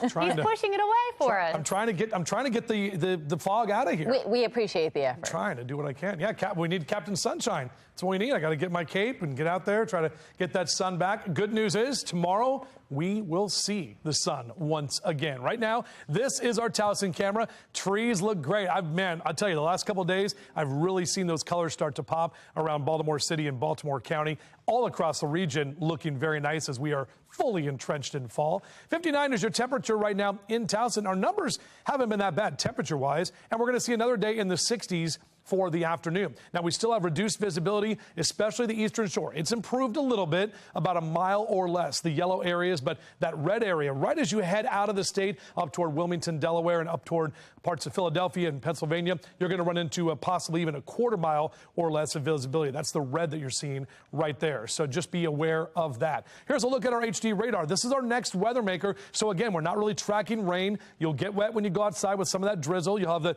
areas where it'll stop for a little bit, but we actually are seeing some more showers developing, actual rain showers moving in ahead of this cold front moving through later today.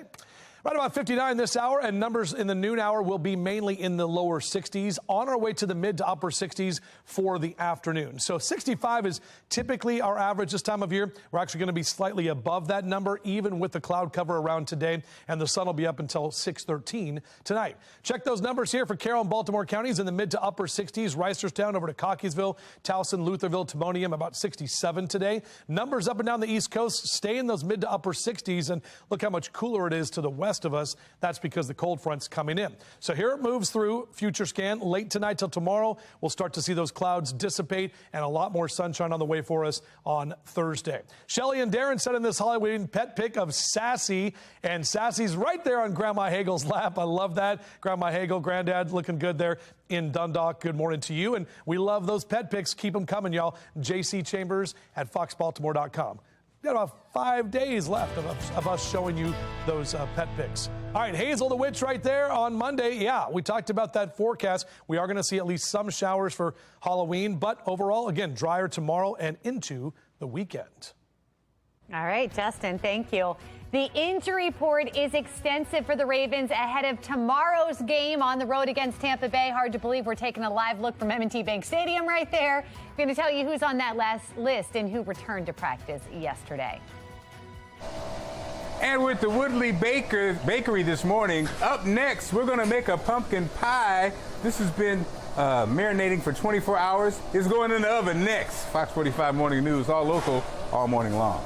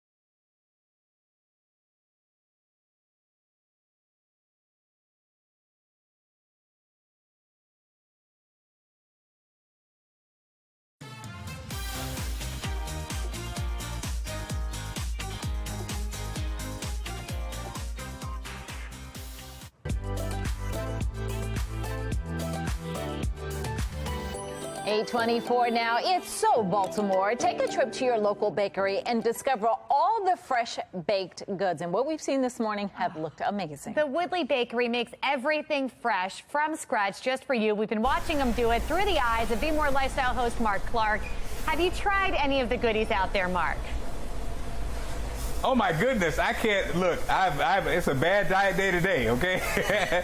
Charles has shown us everything. So, you know, during the holidays, Charles, you said you do about how many pies are we talking about when it's holiday season? Probably a couple thousand just for Thanksgiving alone. Wow. And so we're actually going to see how it's done. We're inside the machine. So we got the mixture here. Yep. And this is the oven. This is the oven. So what happens now, Charles? So we put our shells in.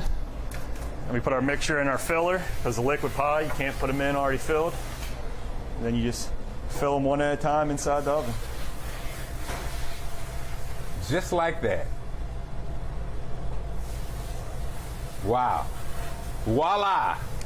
And then how long is that? We're looking at, what, an hour? No, it probably takes about 25, 35 minutes and 400. It really depends on how many you're putting in. If it takes you all day to fill the oven, they're out as soon as you're done filling them. If it takes you pretty quickly, then, 20 minutes. And Charles has, I would privately did some investigation, guys, and I don't know if you're team pumpkin or team sweet potato, but Woodley has them all. So whatever pie you want. Charles, you said the apple pie, it's actually a neck and neck between apple and pumpkin during the holiday. Yeah, apple and pumpkin are probably our two biggest sellers. Who knew? Who knew apple was a contender? Let me see. I'm guessing, let's see. I think Megan's a apple person. I like all of them, but I like Really? pumpkin pie at Thanksgiving. But apple pie this time of year. We do sweet potato at Thanksgiving. We don't do pumpkin. Apple's good anytime. Apple would be good right about now. All of them, anytime. We're hoping you bring them back, Mark. I got you. You guys have been pushing for it. Yes, Charles is going to take care of you guys. We got plenty of pies coming back for you guys. And for everyone else, we're going to put more information on how you can get a slice on foxbaltimore.com/newslinks. Carjackings, robberies, and burglaries. Coming up, we are live with a hearing happening today on crime trends right here in the city. Should cannabis be legal for Marylanders 21 and older? That's a question you'll answer this election. I'm Olivia Danson. Coming up next, hear from those for and against legalization.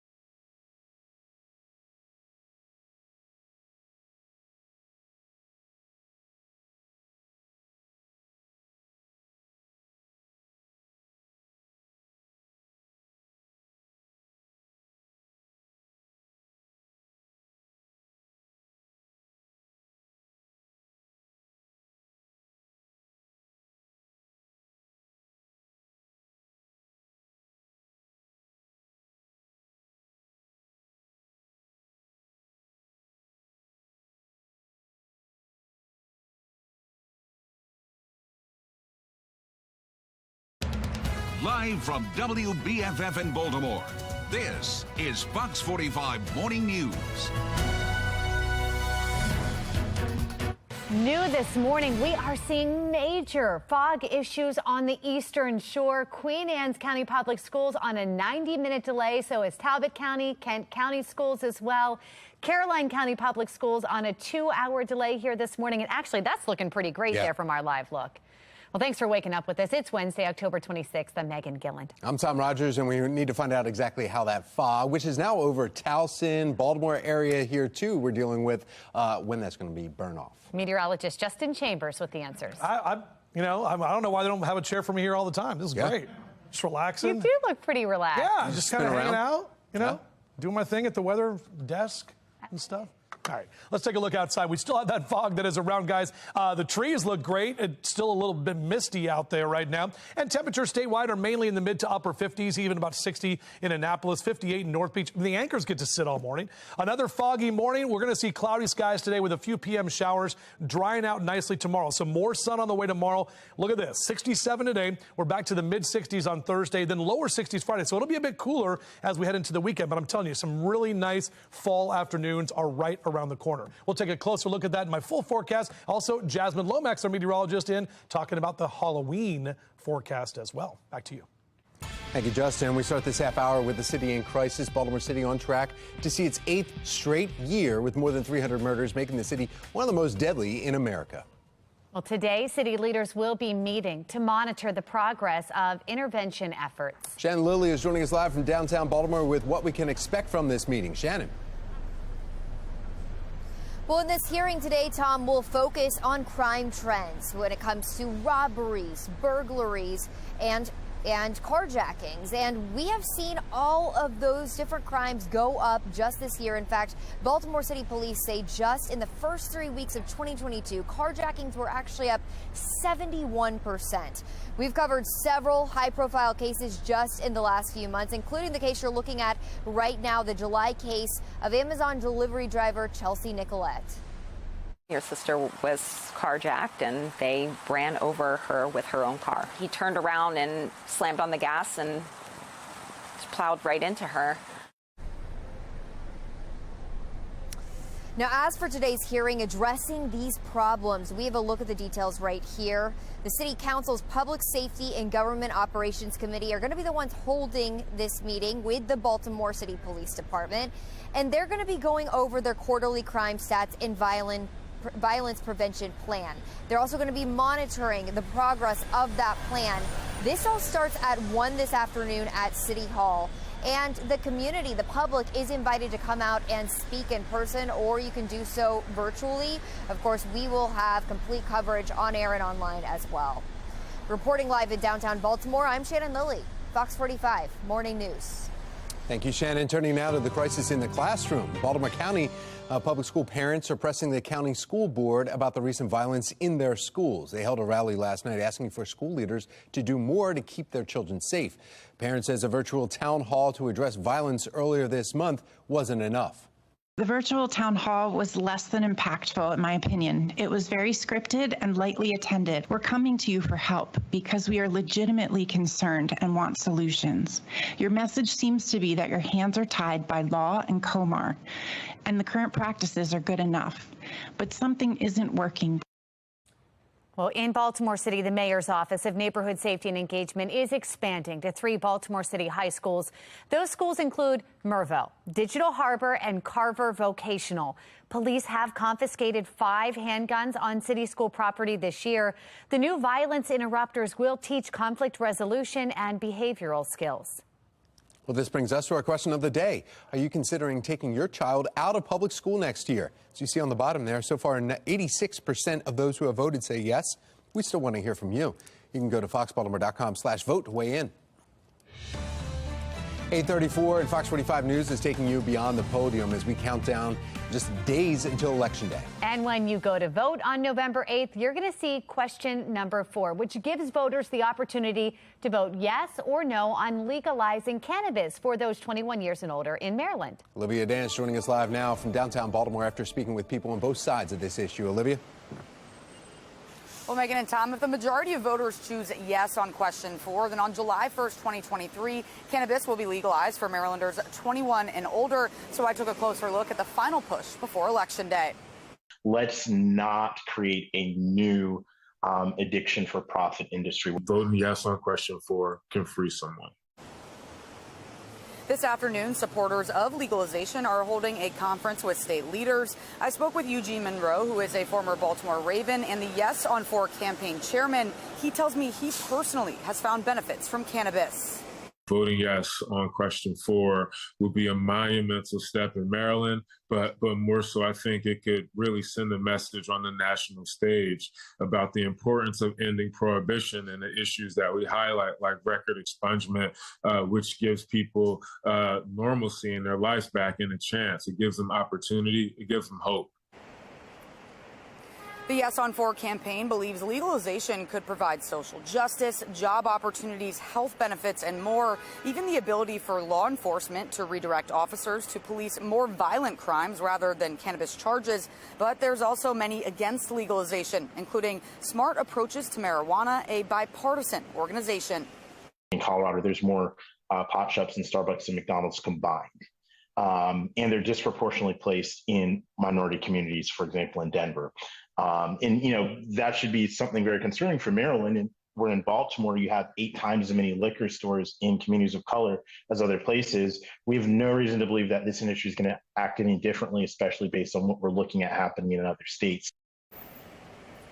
Smart Approaches to Marijuana is aiming to prevent a new addiction for a profit industry, comparing the cannabis industry to that of big tobacco and alcohol. The group says they do, however, advocate for decriminalization. Ultimately, though, it will be the decision of voters on November 8th. But if question 4 is passed, the General Assembly will still need to create laws surrounding distribution, regulation, and more. For now, reporting live in Baltimore, I'm Olivia Dance, Fox 45 Morning News. Thank you, Olivia. And be sure to check out the Fox 45 voter guide for all of your reporting on the upcoming general election, plus important dates you need to mark on your calendar. Just click on the QR code to take you straight there. Or if you're not into QR codes, head to foxbaltimore.com/vote2022. And as we were just mentioning, early voting here in Maryland begins tomorrow, runs through November 3rd. November 8th is Election Day. Early voting opens October 27th, running through November 3rd. Mail-in ballot request forms must be received by November 1st. And remember, same-day registration will be available on Election Day with proof of address. Halloween also right around the corner, but don't be scared. Fox 45 Morning News is getting you ready for the spookiest day of the year. Meteorologist Jasmine Lomax joining us live with a breakdown of your trick-or-treat forecast. Fog hanging around this morning, too. Starting to lift, though, or burn off. But will we see some improvement anytime soon? Meteorologist Justin Chambers tracking when the sun returns. 8:37 is your time.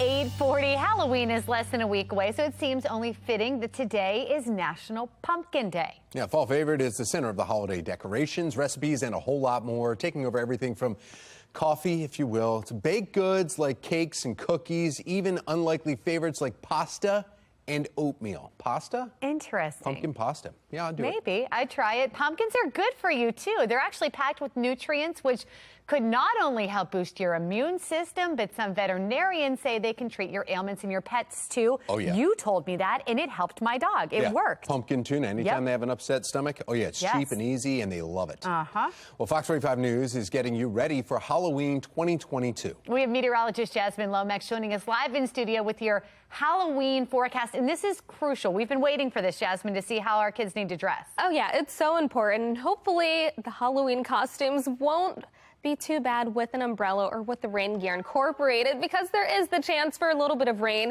As we start off the morning on Monday, we do have the chance for a few showers, and then that rain continues as we head into the afternoon, so still rainy for Halloween. Then by the evening into the early night, that rain gradually starts to taper, so that's a little bit of good news. It looks like we'll have hit or miss showers for the trick-or-treaters, but to be on the safe side, you may want to have the rain gear with you. Temperatures, on the other hand, not too bad for this time of year. 55 around 8 a.m. with rain showers. Then they become a little more scattered into the afternoon and evening. Temperatures, though, will be in the 60s, so fairly average for this time of year. But again, be prepared for a little bit of rain. Back to you. All right, thank you, Jasmine. America's largest automaker bouncing back. How General Motors recovered from supply chain problems and the billions they made in profit just this quarter. And get out and run for our Maryland veterans, no matter where you are. The virtual run with the mission to help homeless veterans rejoin the community.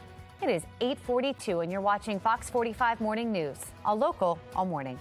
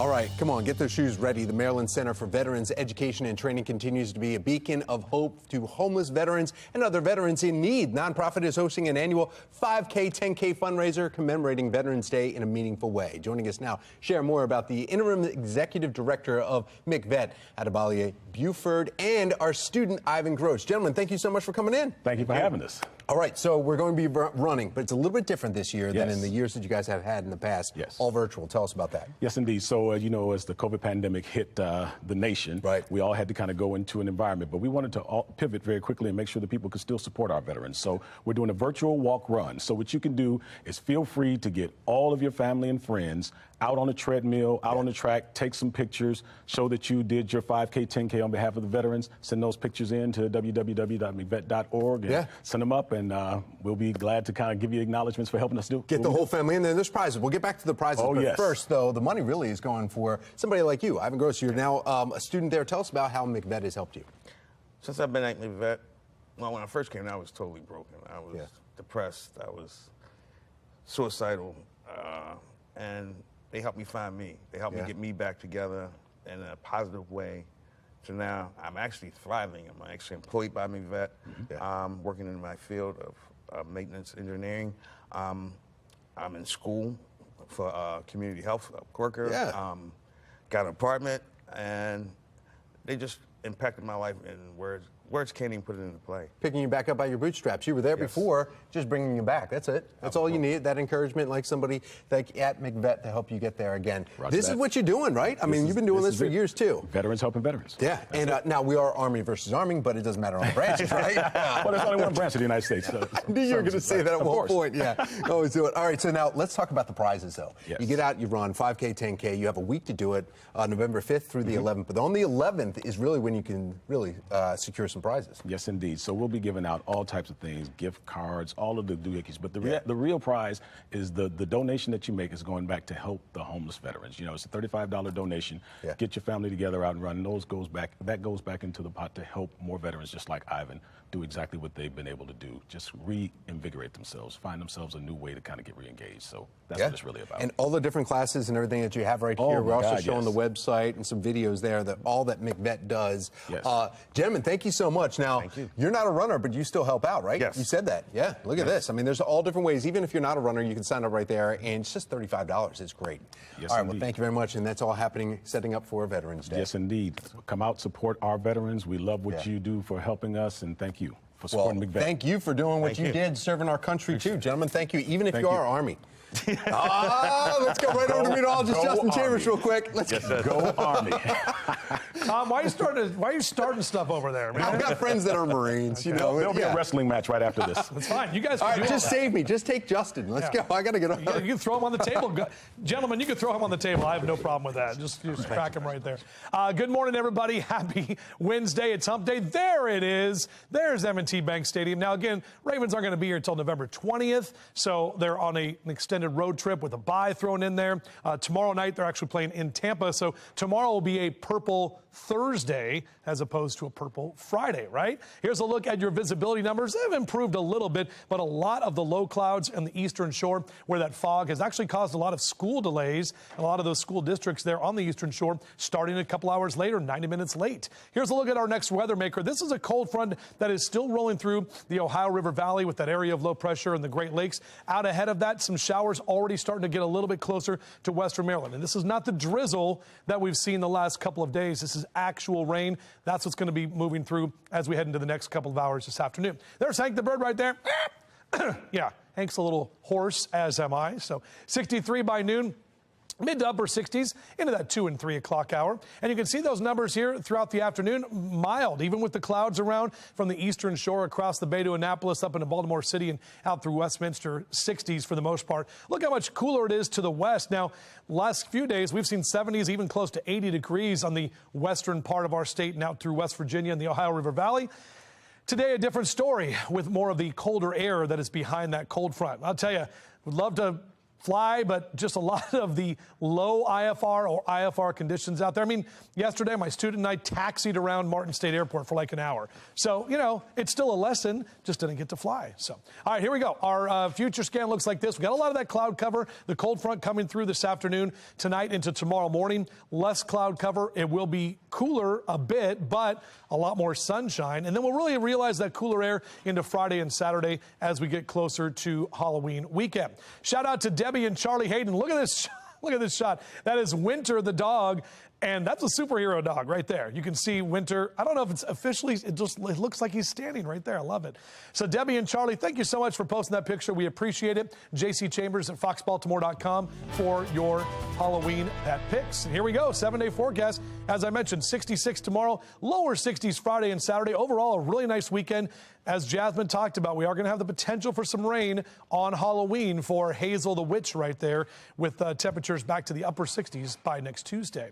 We'd love to see, let me just show you this picture. The view through your window. There it is. A really pretty shot of that sunset with those clouds looking great. We missed the sun. Don't worry. We're going to see it tomorrow, everybody. We'd love to see the view through your window. Go to our website, foxbaltimore.com/chime in, or scan the QR code on your screen. Jasmine taking over the weather duties next hour. We'll be talking Halloween as well. It's all coming up in a few. Yeah, it sounds like you're getting a little hoarse there, Justin. All right.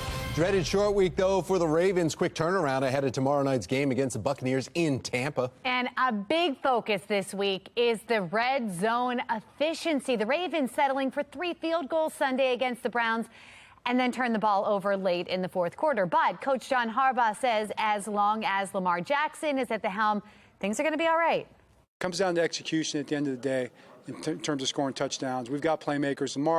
I really believe Lamar Jackson is one of the very best red zone quarterbacks, in his career so far. He's been able to extend plays, make plays, find ways to make plays different ways. So we've got that going for us. I'm confident we'll get that going. Well, Harbaugh also gave a shout out to rookie center Tyler Linderbaum, making his first Thursday night road trip. Linderbaum sounded like a veteran, though, when talking about this week's grind. Everyone's going to be sore. Everyone's going to be sore from the game on Sunday, but, it's who can prepare the best and who can get their bodies in the best possible shape. Things are definitely moving fast. Not as big of a physical week, but more of a, mental preparation, get your body rested. I think we've done a good job so far. Just got to continue to do it, continue to get rehab and stuff like that. Well, 10 Ravens made the injury report. Some notable players not practicing yesterday include Mark Andrews, Rashad Bateman, Ronnie Stanley, and Calais Campbell. This many players out isn't surprising given the short turnaround here. Marlon Humphrey, though, who, by the way, is supposed to go to that wedding in Frederick this weekend, and Marcus Peters, they didn't practice Monday, but they returned to the field yesterday. Amazon is adding a new way for shoppers to pay at checkout. How you can now make purchases without owning a debit or credit card. And we're still not sure what the meat is, but it's a fan favorite, and it's making its Mc comeback, if you will. How long McDonald's plans to keep it on the menu. But first, big cup filet of beans, quarter pound of grinds. 2 patties, wait, what was that? 2 patties, sauce layers, cheese. I forget it now. Anyway, I need my coffee so I can remember that one. 2 patties, filet of fish, pound of cheese. I know it's Big Mac, filet of fish, quarter pound of French fry, icy Coke, thick shake, sundaes, and apple pie. It's coffee break time. I got to go back. I'll research. We'll be back. I got to start with this, though.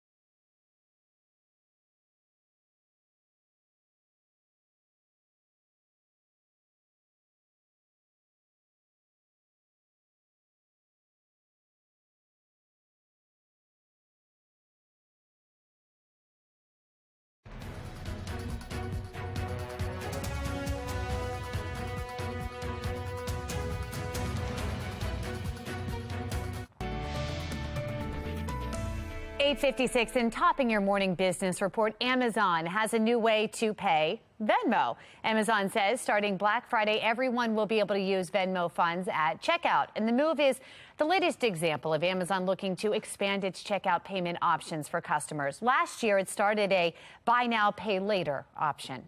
Some good news for fans of McRib. We've been talking a lot about this. McDonald's bringing back that fan favorite for what it's calling a farewell tour. They always bring it back. The McRib returns to menus October 31st. You have until November 20th to make your McRib goodbyes, so they say. Well, two major recall alerts for you here this morning. One coming from Clorox, the other coming from Bob Evans. That's the video we were just showing you there. Bacteria exposure concerns is causing Clorox to recall the Pine Sol scented multi-surface cleaners. Clorox Pro Pine Sol all-purpose cleaners and Clorox Professional Pine Sol Lemon Fresh cleaners. This includes products made between January of 2021 and September of 2022. The other recall coming from Bob Evans, and it's over its Italian sausage having possible contamination concerns. This includes the 1-pound chubs containing Bob Evans Italian sausage with the use by freeze by date of November 26, 2022. The U.S. Department of Agriculture says the sausages may have pieces of thin blue rubber in them. 8:58. Cold and flu season is unfortunately here. Wouldn't it be great, though, to have germ-free air no matter where you go? Genevieve Gorder is here with a handy gadget that she says will clean the air around you in America Steals and Deals. The following segment is sponsored by Knocking. The space we live in is so important to all of us, and that really starts with the base of a healthy, clean home, including the air that we breathe. And there are so many pollutants that can affect the air inside of our homes, from our pets, dust, allergens. What's the solution? Here's one. This is the Clean Light Air. It's super compact, easy to use. It even fits in the cup holder of your car. It's an air filter that can remove up to 99.9% of particles you don't want in your house, like smoke, odors, pet dander, air pollution.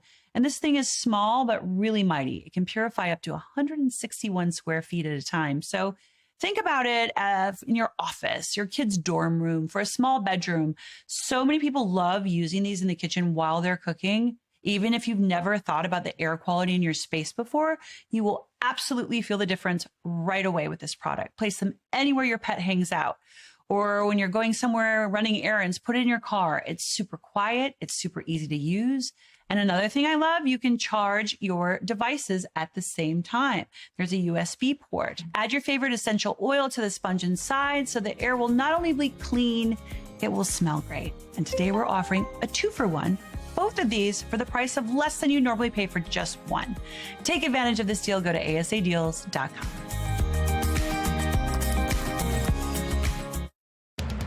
Live from WBFF in Baltimore, this is Fox 45 Good Day Baltimore.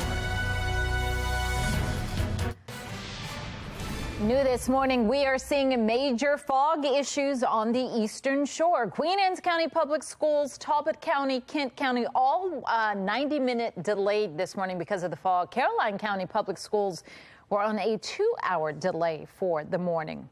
Well, good morning to all of you on this Wednesday, October 26th. I'm Patrice Sanders. I'm Megan Gillen. We want to check in with meteorologist Jasmine Lomax, and we've started to see some improvements. We can see M&T Bank Stadium. Is this going to continue on? Yeah, things are starting to get better, and we can see that in terms of visibility outside right now. Notice over Towson, we are starting to see what's in the background. Very beautiful fall leaves changing colors there. Notice, though, Towson at 60 degrees, that visibility is now at 3 miles. So it's still slightly reduced, and you will want to be careful as you drive on the roads. But the worst of it is along the Eastern Shore. That's where we see those yellows, oranges, and reds. Visibility in some areas less than a mile. So again, dense fog there. The rest of us, though, still dealing with that patchy fog here. Be careful as you drive on the roads. Now, on the other hand, temperatures not too bad.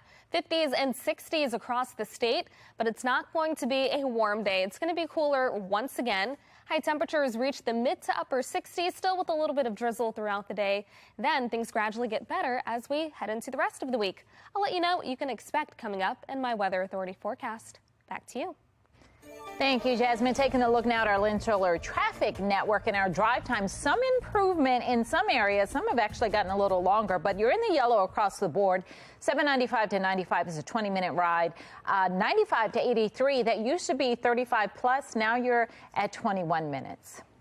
It's 9:01. Democrats on damage control after a letter from one of their own questioned President Biden's handling of the Ukraine war, sowing division in the party with just 2 weeks to go until the midterms. National correspondent Kayla Gaskins joins us live this morning from the National Desk Newsroom. Kayla, good morning.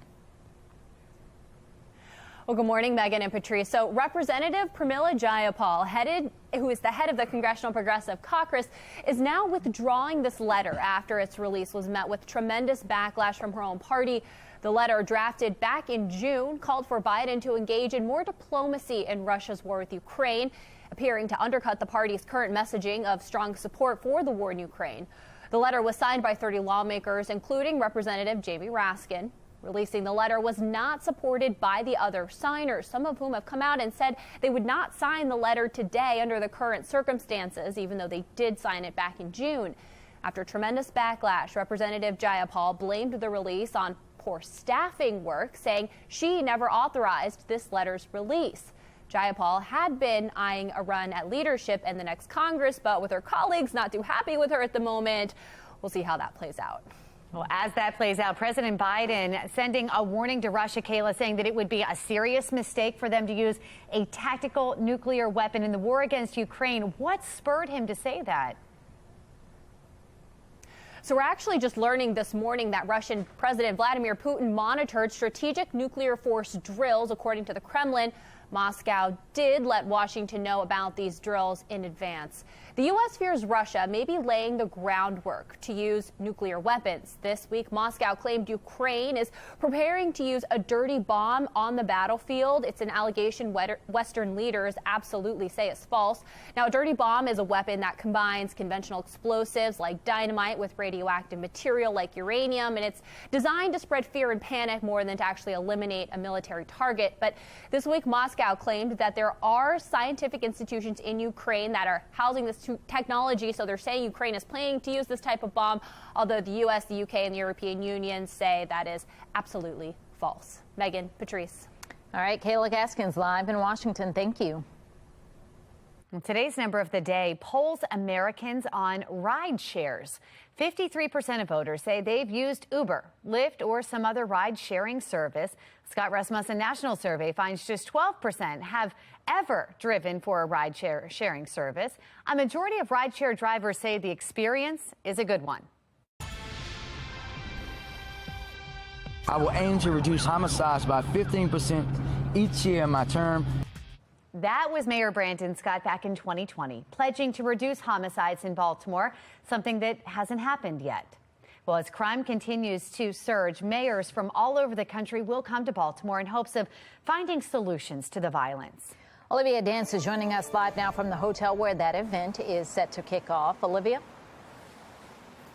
Well, good morning. And as you mentioned, starting today, mayors from all over the country will meet here at the Hilton in the Inner Harbor as an effort to reduce homicides and shootings. This is now the 9th annual Cities United convening, kicking off this afternoon and running until Friday. But it comes as October has been a particularly violent month in Baltimore, and as Mayor Scott continues to defend his unsuccessful attempts at reducing homicides. We are talking about, Mackenzie, a disease of violence that has existed in Baltimore for over 50 years. And the people of Baltimore want it to be handled the right way, and they also understand that it's bigger than the police department.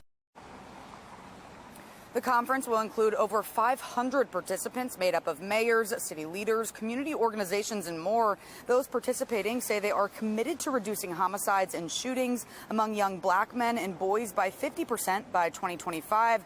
And Mayor Scott is addressing participants at the opening ceremony tonight. And FOX45 News will be monitoring the events to see if Baltimore city leaders come up with any new solutions to reduce the violence.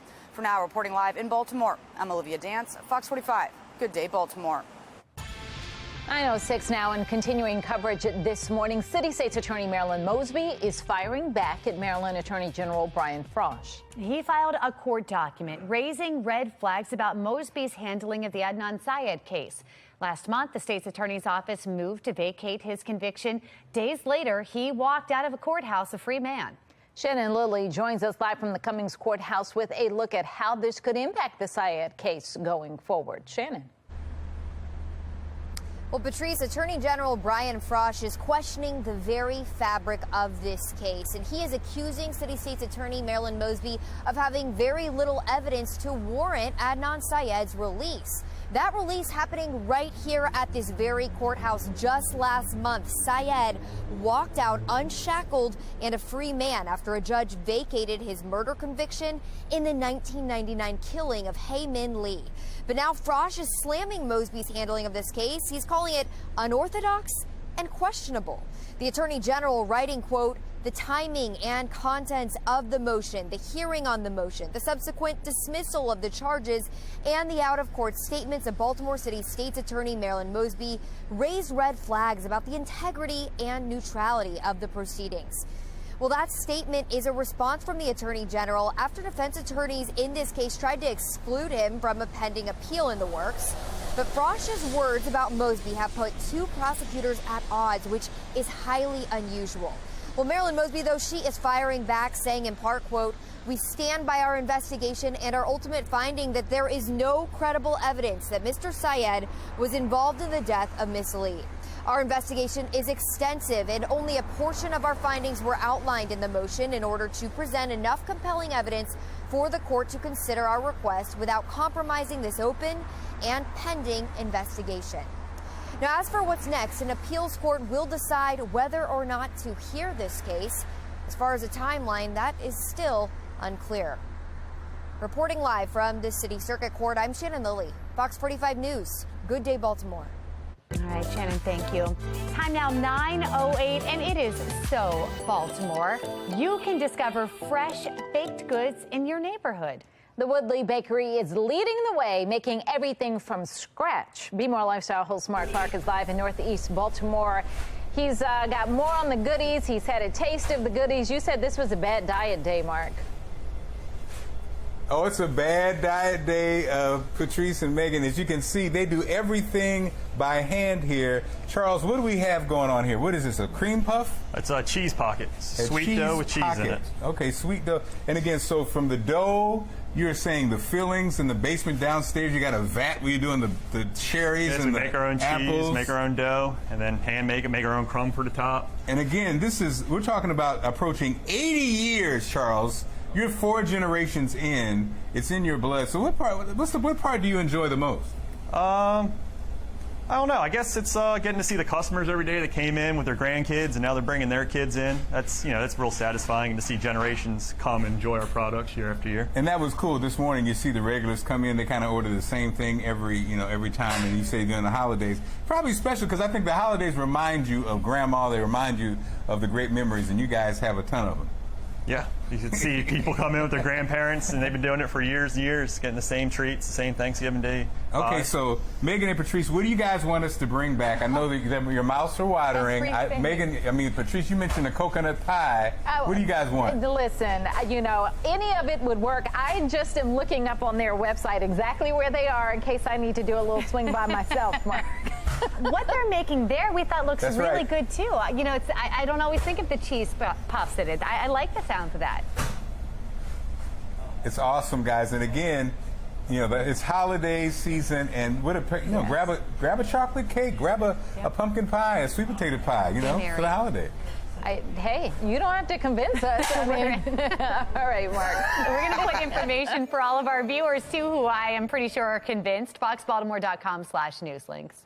And looking at their website, it's just, you continue to go down the rabbit hole. All right, let's get another check of our forecast. And when it's foggy and yucky, it sounds even better to have some of the sweet treats. Uh-oh, what's wrong? Well, it's a spooky forecast. Oh, it is. This is the Halloween forecast. See, that's Monday at 9 o'clock in the morning. Okay. A few showers, woo, and then we move the showers along, woo. So it looks now like some of our long-range models are keeping the rain away through about 7 p.m. And then Going to see some more showers, the green right there, and the spooky into the 8 and 9 o'clock hour. A couple of showers are going to be possible for some of the trick-or-treaters on Monday, but our temperatures won't be too bad. We're going to be in the mid-60s through the 2 o'clock hour into the afternoon, lower 60s by about 7 p.m. We'll take a closer look at this forecast, obviously, as we get closer to it, so you can know exactly how to dress the kids out and about on Monday evening. Back to you. All right. Enlighten, inspire, and empower. Just ahead, how you can untap your purpose and your full potential. Early in-person voting is underway in several states. Just ahead, why there is some drama brewing over the election process in one state. 9:12 on Fox 45. Good day, Baltimore.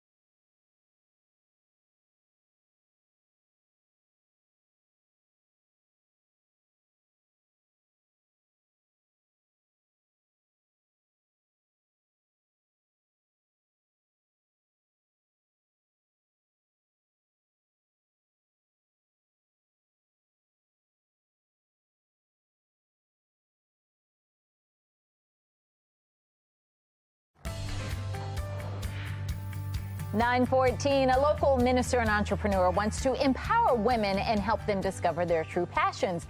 The Enlighten, Inspire, Empower Women's Summit will help to get to the core of you. Joining us now is the host of the summit, India McLeod. Good morning. Well, just the name of it sounds empowering. Tell me about this summit. Okay, so the summit is going to take place on this Saturday, and it is going to give women an opportunity to just focus on them. As women, we wear so many hats, we fulfill so many roles and have so many different titles that we identify ourselves by that, and we don't really identify ourselves as who we are at our core. And so when life shakes us up and we no longer fulfill some of those roles, we have to go on a journey of rediscovery and self-discovery. So that is what this event is all about. And some people will say, you know what, but I still have all those other things going on in my life. I've still got to be mom, I've still got to go to work, I've still got to be wife, I've still got...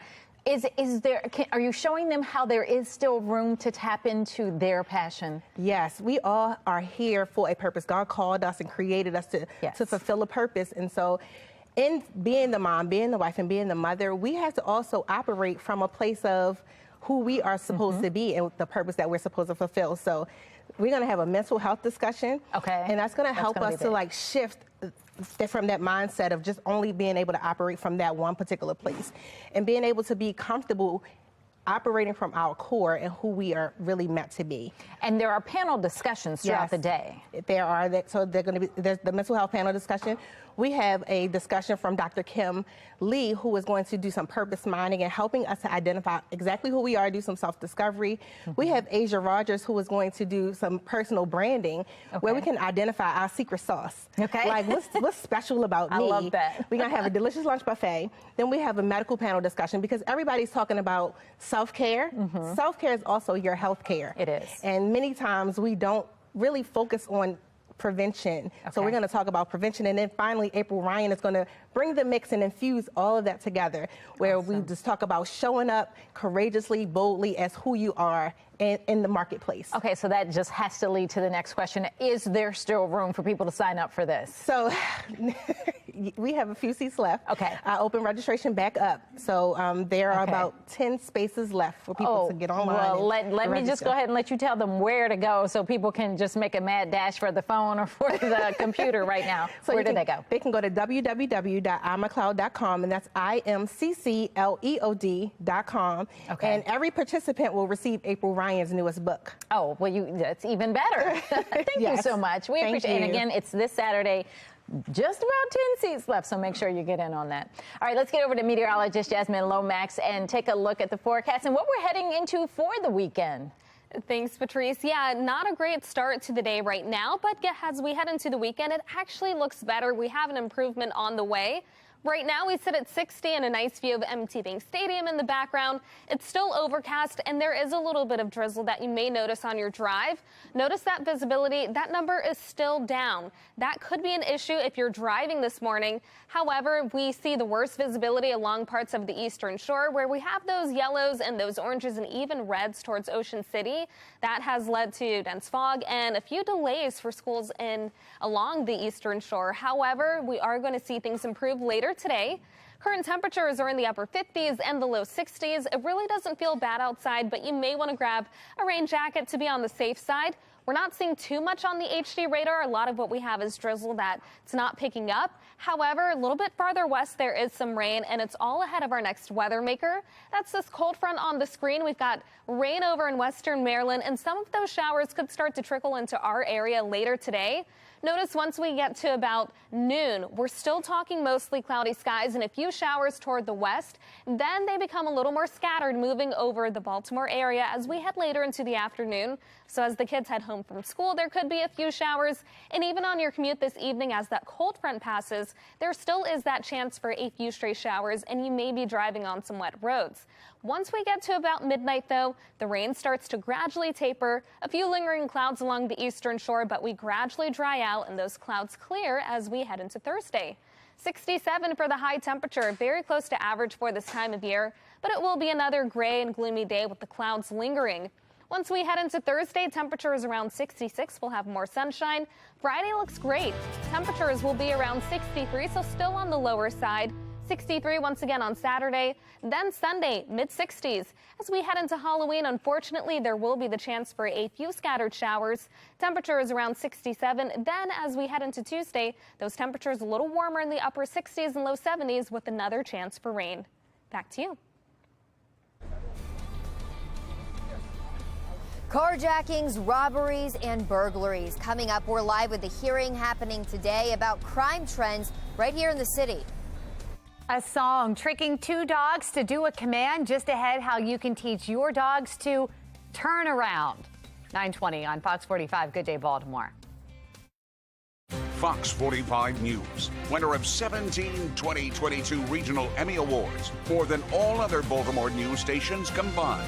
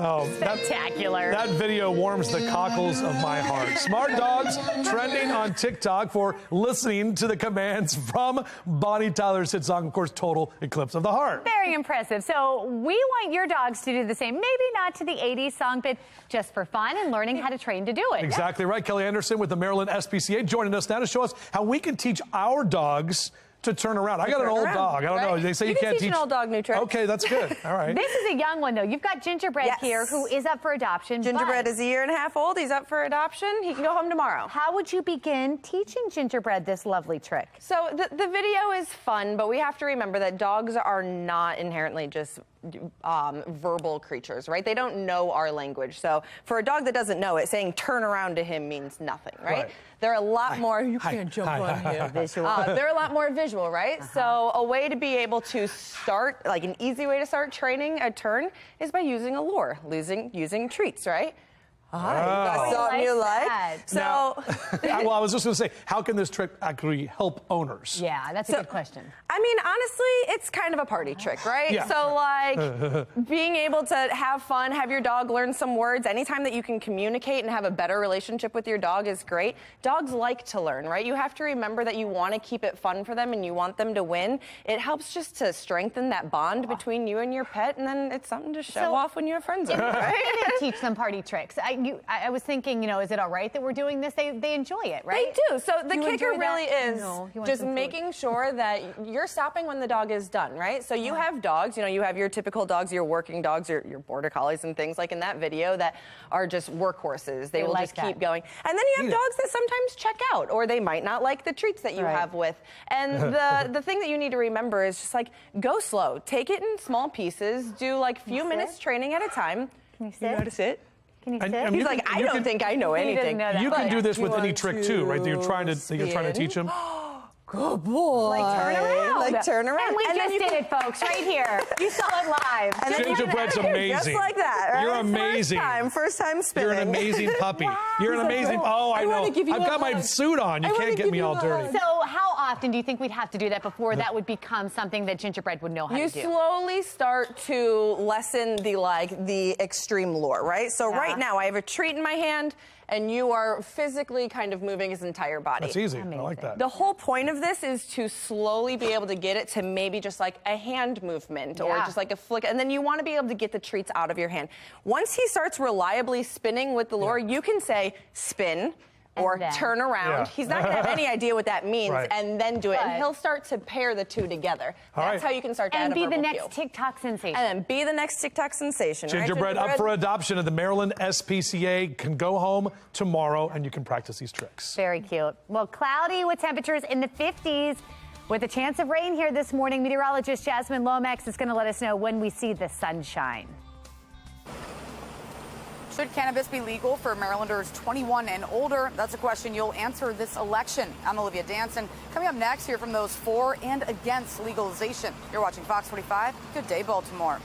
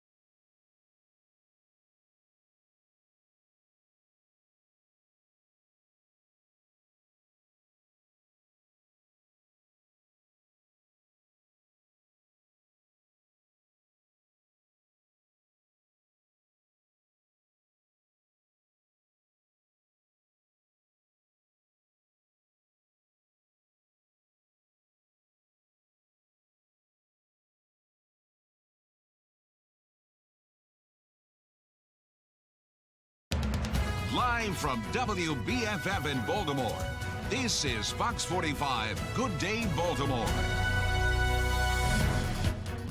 Welcome back on this Wednesday morning, 9:29. I'm Patrice Sanders. I'm Megan Gillen. We want to check in with meteorologist Jasmine Lomax. She's got a look at our forecast.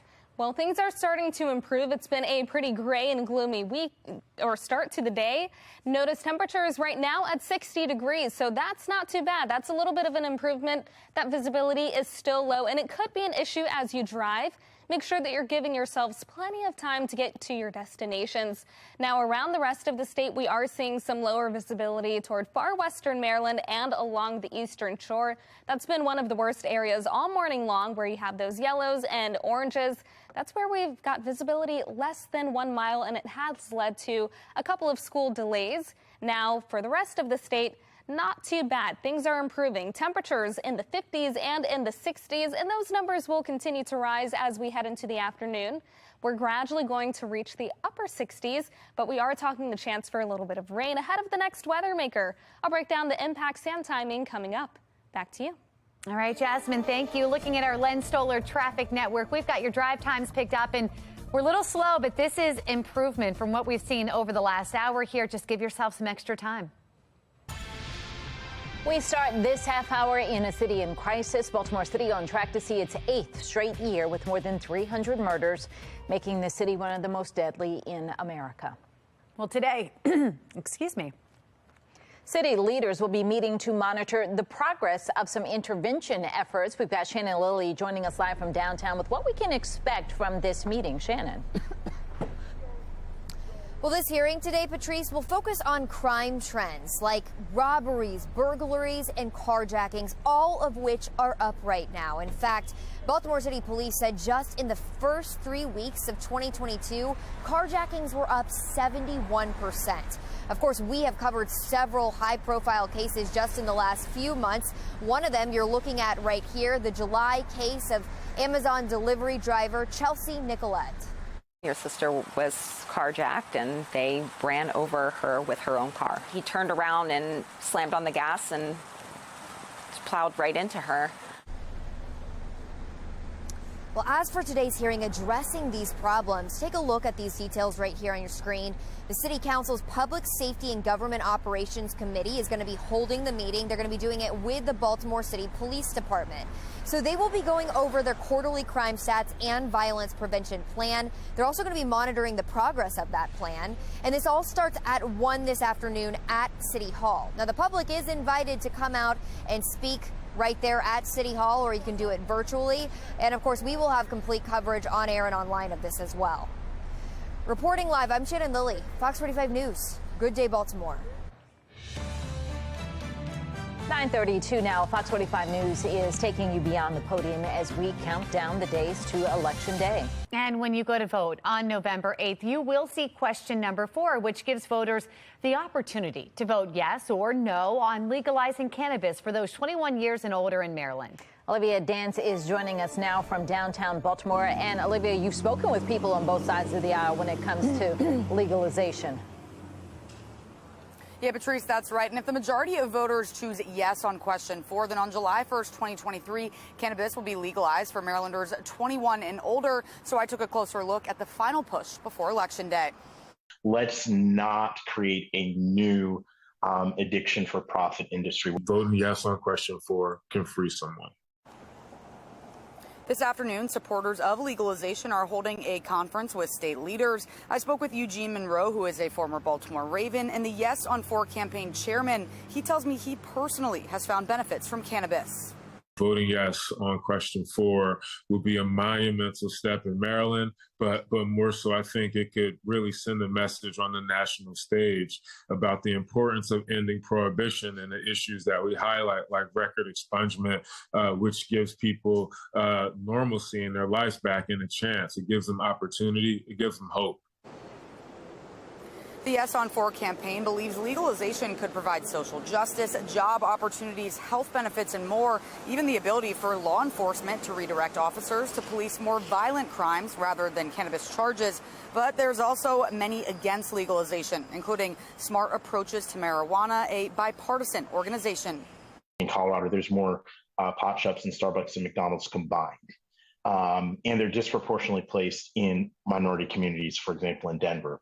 And, you know, that should be something very concerning for Maryland. And where in Baltimore, you have 8 times as many liquor stores in communities of color as other places. We have no reason to believe that this industry is going to act any differently, especially based on what we're looking at happening in other states.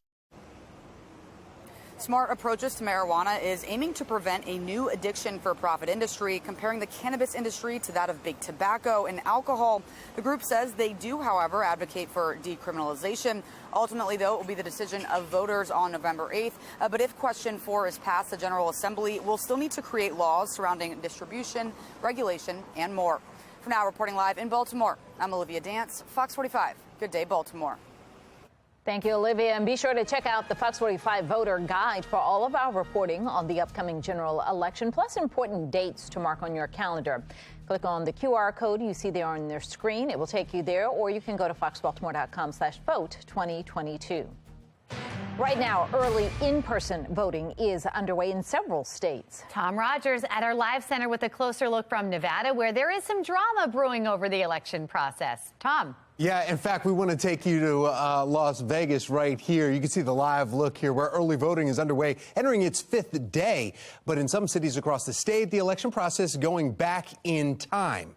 Now, starting today in Nye County, officials will begin to count ballots by hand, something the state's ACLU is suing the county for, alleging it puts voters, especially those with disabilities, at risk. But the state Supreme Court disagreed and approved the method.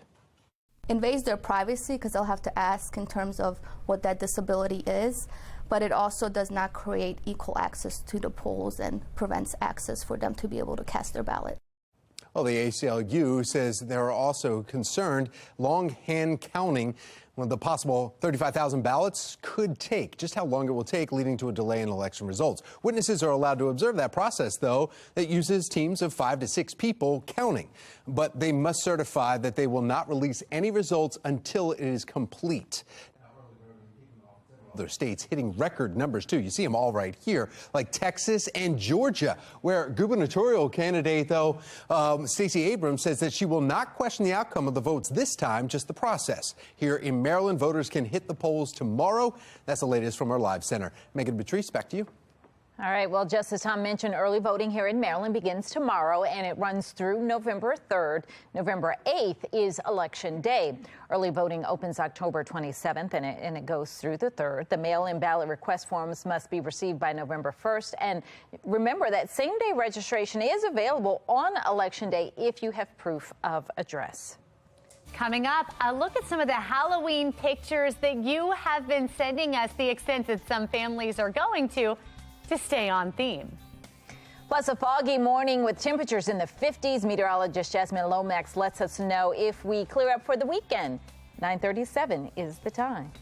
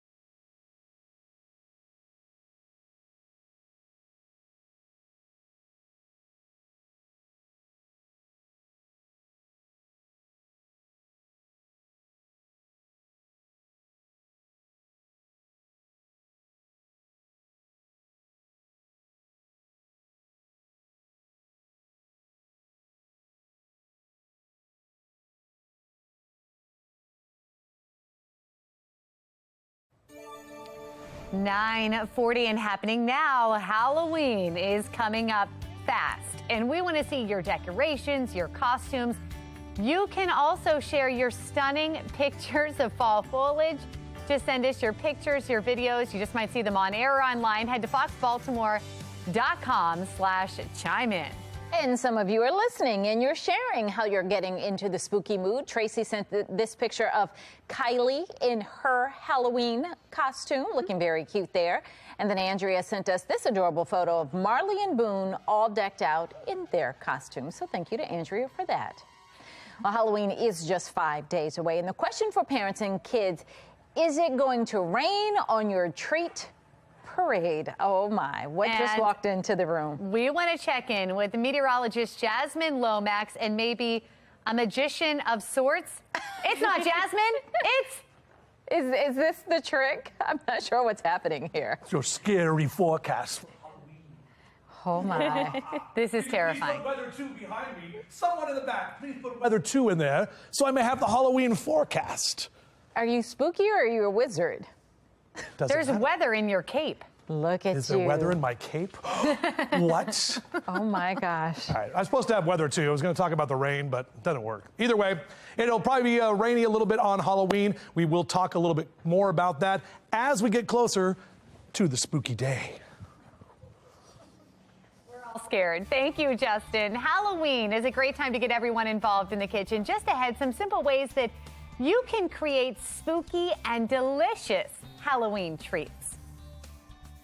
And it is a short training week for the Ravens as they gear up to take on the Buccaneers tomorrow. Coming up, the team's big focus this week.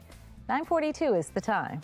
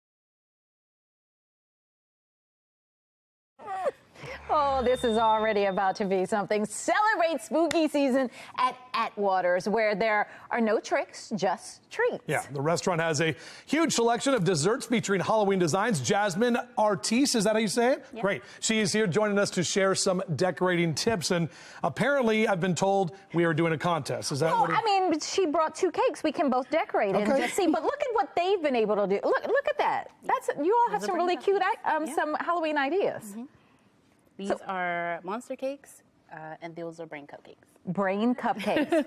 And Justin and I are going to make monster cakes. Yeah, you're going to So, you know, it's, see, look at him, already cheating and off to the I'm races. not cheating. So you can come to Atwater's and get them, and they'll look beautiful like this. Yep. But if I want to try this at home with the kids, because they would like doing that kind of thing, what'd you do? You don't start off how Justin started off. So, Jasmine, what do I do? What's the better thing? This, and you're going to make a swirl. A big on the outside, on the outside? Start on the outside. Okay. And then work your way in the inside. Okay. Oh, this is not as easy. Jasmine said, I said, we have about 3 minutes. She said, well, I can do a cake in 3 minutes. I don't know about you, though. All right, now what do I do? So you're going to take the offset spatula. I'll take that. And then you're going to smooth that out. You're going to use, because you have like the I better have the advantage. spinner. Oh, yeah, look at how I want everybody at home to know that she has the spinny thing. I have the non-spinny thing, so it makes it easier. Jasmine, it does make it easier, though, when you have the spinny thing, right? You don't have to have one at home. One is for display. That one's for display, and this one is actually for the next step? Let's move on from Justin. So we have another layer. Put another layer on, Justin. And, ooh, my layer broke. Oh, no. It's fine. You can glue it. But I can glue it with some acts icing. as a glue. See, there we go. The icing. So you're going to do the same exact thing. I got to cover up my hole first. There we go. I made a mess. And you're going to put a little bit on there this time. So slow down. Oh, I put too much? Yeah. Just a little. And then you can go ahead. We only have 90 seconds. So this will be fun to do at home with your kids. Yeah. It just won't be. All right, what's the last part? All right, so let's skip that part. You can just put the next layer on. Just put the top on? Now, Jasmine, we're talking about desserts here, but what else can people get from Atwater's? You can get snickerdoodle cookies with like a sprinkles. Yeah, you can do something. You can just put this on here. Oh, I got to put some more icing on there. All right, you go ahead and put some more icing. A crumb coat. So I got to do the whole side. Yeah, you have to do the whole Look, I side. watched the Halloween baking challenge. I know how this works. Look at you go, though. Oh, again, the spinny thing helps. Here, Justin, you make some designs. There we go. You have to smooth that out. And then smooth it out. I kind of like it the way you had it. I could have just left the rolls there. That would have been nice too. Yeah, that's scary. And no, what Justin and I are doing to these cakes, that's what's scary. Yeah. This is okay, now what? All right, so now we need a face. A face? I just want to, okay. You want to do this? I just want to dump that stuff. This is and make it actually look like supposed to be inside the cake, but you guys, we didn't even. And look, Justin definitely made that happen. It looks like brains. No, Look. Justin. But look at mine. It's like a bloody cake. Oh my gosh, Jasmine just gasped. Oh my gosh. So I'm making mine really scary. Look at that. Jasmine's like, this is not how this was supposed to the eyes. Oh no, this is going to be like a scary mouth. The face is actually supposed to be on the front. It's supposed to, look at that. But that doesn't look like anything, man. All right, I'm going to put some white on the eyes. There you go. You know what? I'm just going to do that. How about that? My whole thing is just, it speaks to Halloween. This would be fun to do with the kids and time it. Look at that. Which one do you want to eat? Mine or Patrice's? Everybody's laughing. I don't know that we succeeded in making this. So where is Atwater so people can come and get the real ones? We have 4 locations. One is in Canton, Kenworth, Belvedere, and what was the last one? Catonsville. Catonsville. See, they have so many they don't even know. Because we have farmers markets as well, but we do not have fun. these at the farmers markets. We just have the cookies and. And you'll never have this at the farmers market. I hope There's not. just one Want to try by? of a kind. She said, "I hope not." And I'm just going to scoop it out and have it like that. We have to get to another Jasmine in studio. Jasmine Lomax over there, our meteorologist. Look, Jasmine, I told you to bring in food today, but you have to eat mine and Patrice's. Look, this poor Jasmine, she does not know what to do. I'll eat mine. I don't know. I think the blue one looks kind of good, though. Yeah. Neither one of ours is blue, Jasmine. That I did. She's talking about the real one. What are you trying to say? You know, don't knock it till you try it, as they say. So I would give them a try. Now this morning, we are starting off with a little bit of fog. That's been an issue all morning long, and we are still seeing some reduced visibility across Baltimore and across parts of the state. 60 for the current temperature with overcast skies. Our visibility is down to 1 mile. So on the roadways, make sure that you're driving safely. Over on the eastern shore, we've had the worst fog. Notice the areas in yellow and orange. That's for that very dense fog. Even toward western Maryland, we've got fog there as well. And we've seen that visibility less than a mile, and that has caused some school delays along the eastern shore. Temperatures starting off, though, not bad this morning. We're in the upper 50s and low 60s already, and those temperatures will keep rising. It'll be a pretty mild day. Now, here's a look on the HD radar. We're seeing a few specks of green, a little bit of drizzle around the Baltimore area, but toward the west, that's where we have more rain, and it's all ahead of our next weather maker, this cold front. That will move across the state, and there could be a few showers that move into our area later today. Notice around midday, still looking mostly cloudy with those showers gradually spreading east. Then by about 2 p.m. as kids head home from school, they could be dodging a few stray showers. Then that cold front continues to drive across the state, and by the evening, another chance for rain and the chance for another wet commute.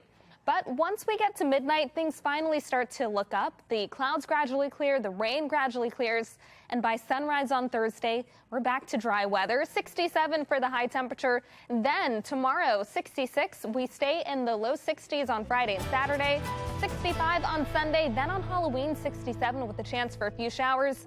After that, temperatures around 69 as we head into Tuesday. Back to you. I'm coming. I was still over there playing with my Scariness. I added some stitches. Well, in addition to that being a little dreaded, there's something else that we're a little scared of. That's right, because they have a short week, and we're talking about the Ravens. A quick turnaround because they are playing tomorrow night against the Buccaneers in Tampa. And a big focus here this week, we're talking about red zone efficiency. The Ravens settling for 3 field goals Sunday against the Browns and turn the ball over late in the fourth quarter. Coach John Harbaugh says as long as Lamar Jackson is at the helm, things are going to be all right. Comes down to execution at the end of the day in terms of scoring touchdowns. We've got playmakers. Lamar, I really believe Lamar Jackson is one of the very best red zone quarterbacks, in his career so far. He's been able to extend plays, make plays, find ways to make plays different ways. So we've got that going for us. I'm confident we'll get that going. I like that confidence. Harbaugh also gave a shout out to rookie center Tyler Linderbaum making his first Thursday night road trip. Linderbaum sounded like a veteran, though, when he was talking about this week's grind. Everyone's going to be sore. Everyone's going to be sore from the game on Sunday, but it's who can prepare the best and who can get their bodies in the best possible shape. Things are definitely moving fast. Not as big of a physical week, but more of a mental preparation, get your body rested. I think we've done a good job so far. Just got to continue to do it, continue to get rehab and stuff like that. 10 Ravens made the injury report. Some notable players not practicing yesterday, though, include Mark Andrews, Rashad Bateman, Ronnie Stanley, Calais Campbell. This many players out isn't surprising given the short turnaround here. Marlon Humphrey and Marcus Peters, they didn't practice Monday, but they did return to the field yesterday. All right, it's a foggy morning out there with the afternoon showers. Meteorologist Jasmine Lomax will let us know when we're going to see the end to this gloomy pattern that's coming up in her 10-day forecast. 9:53 is the time.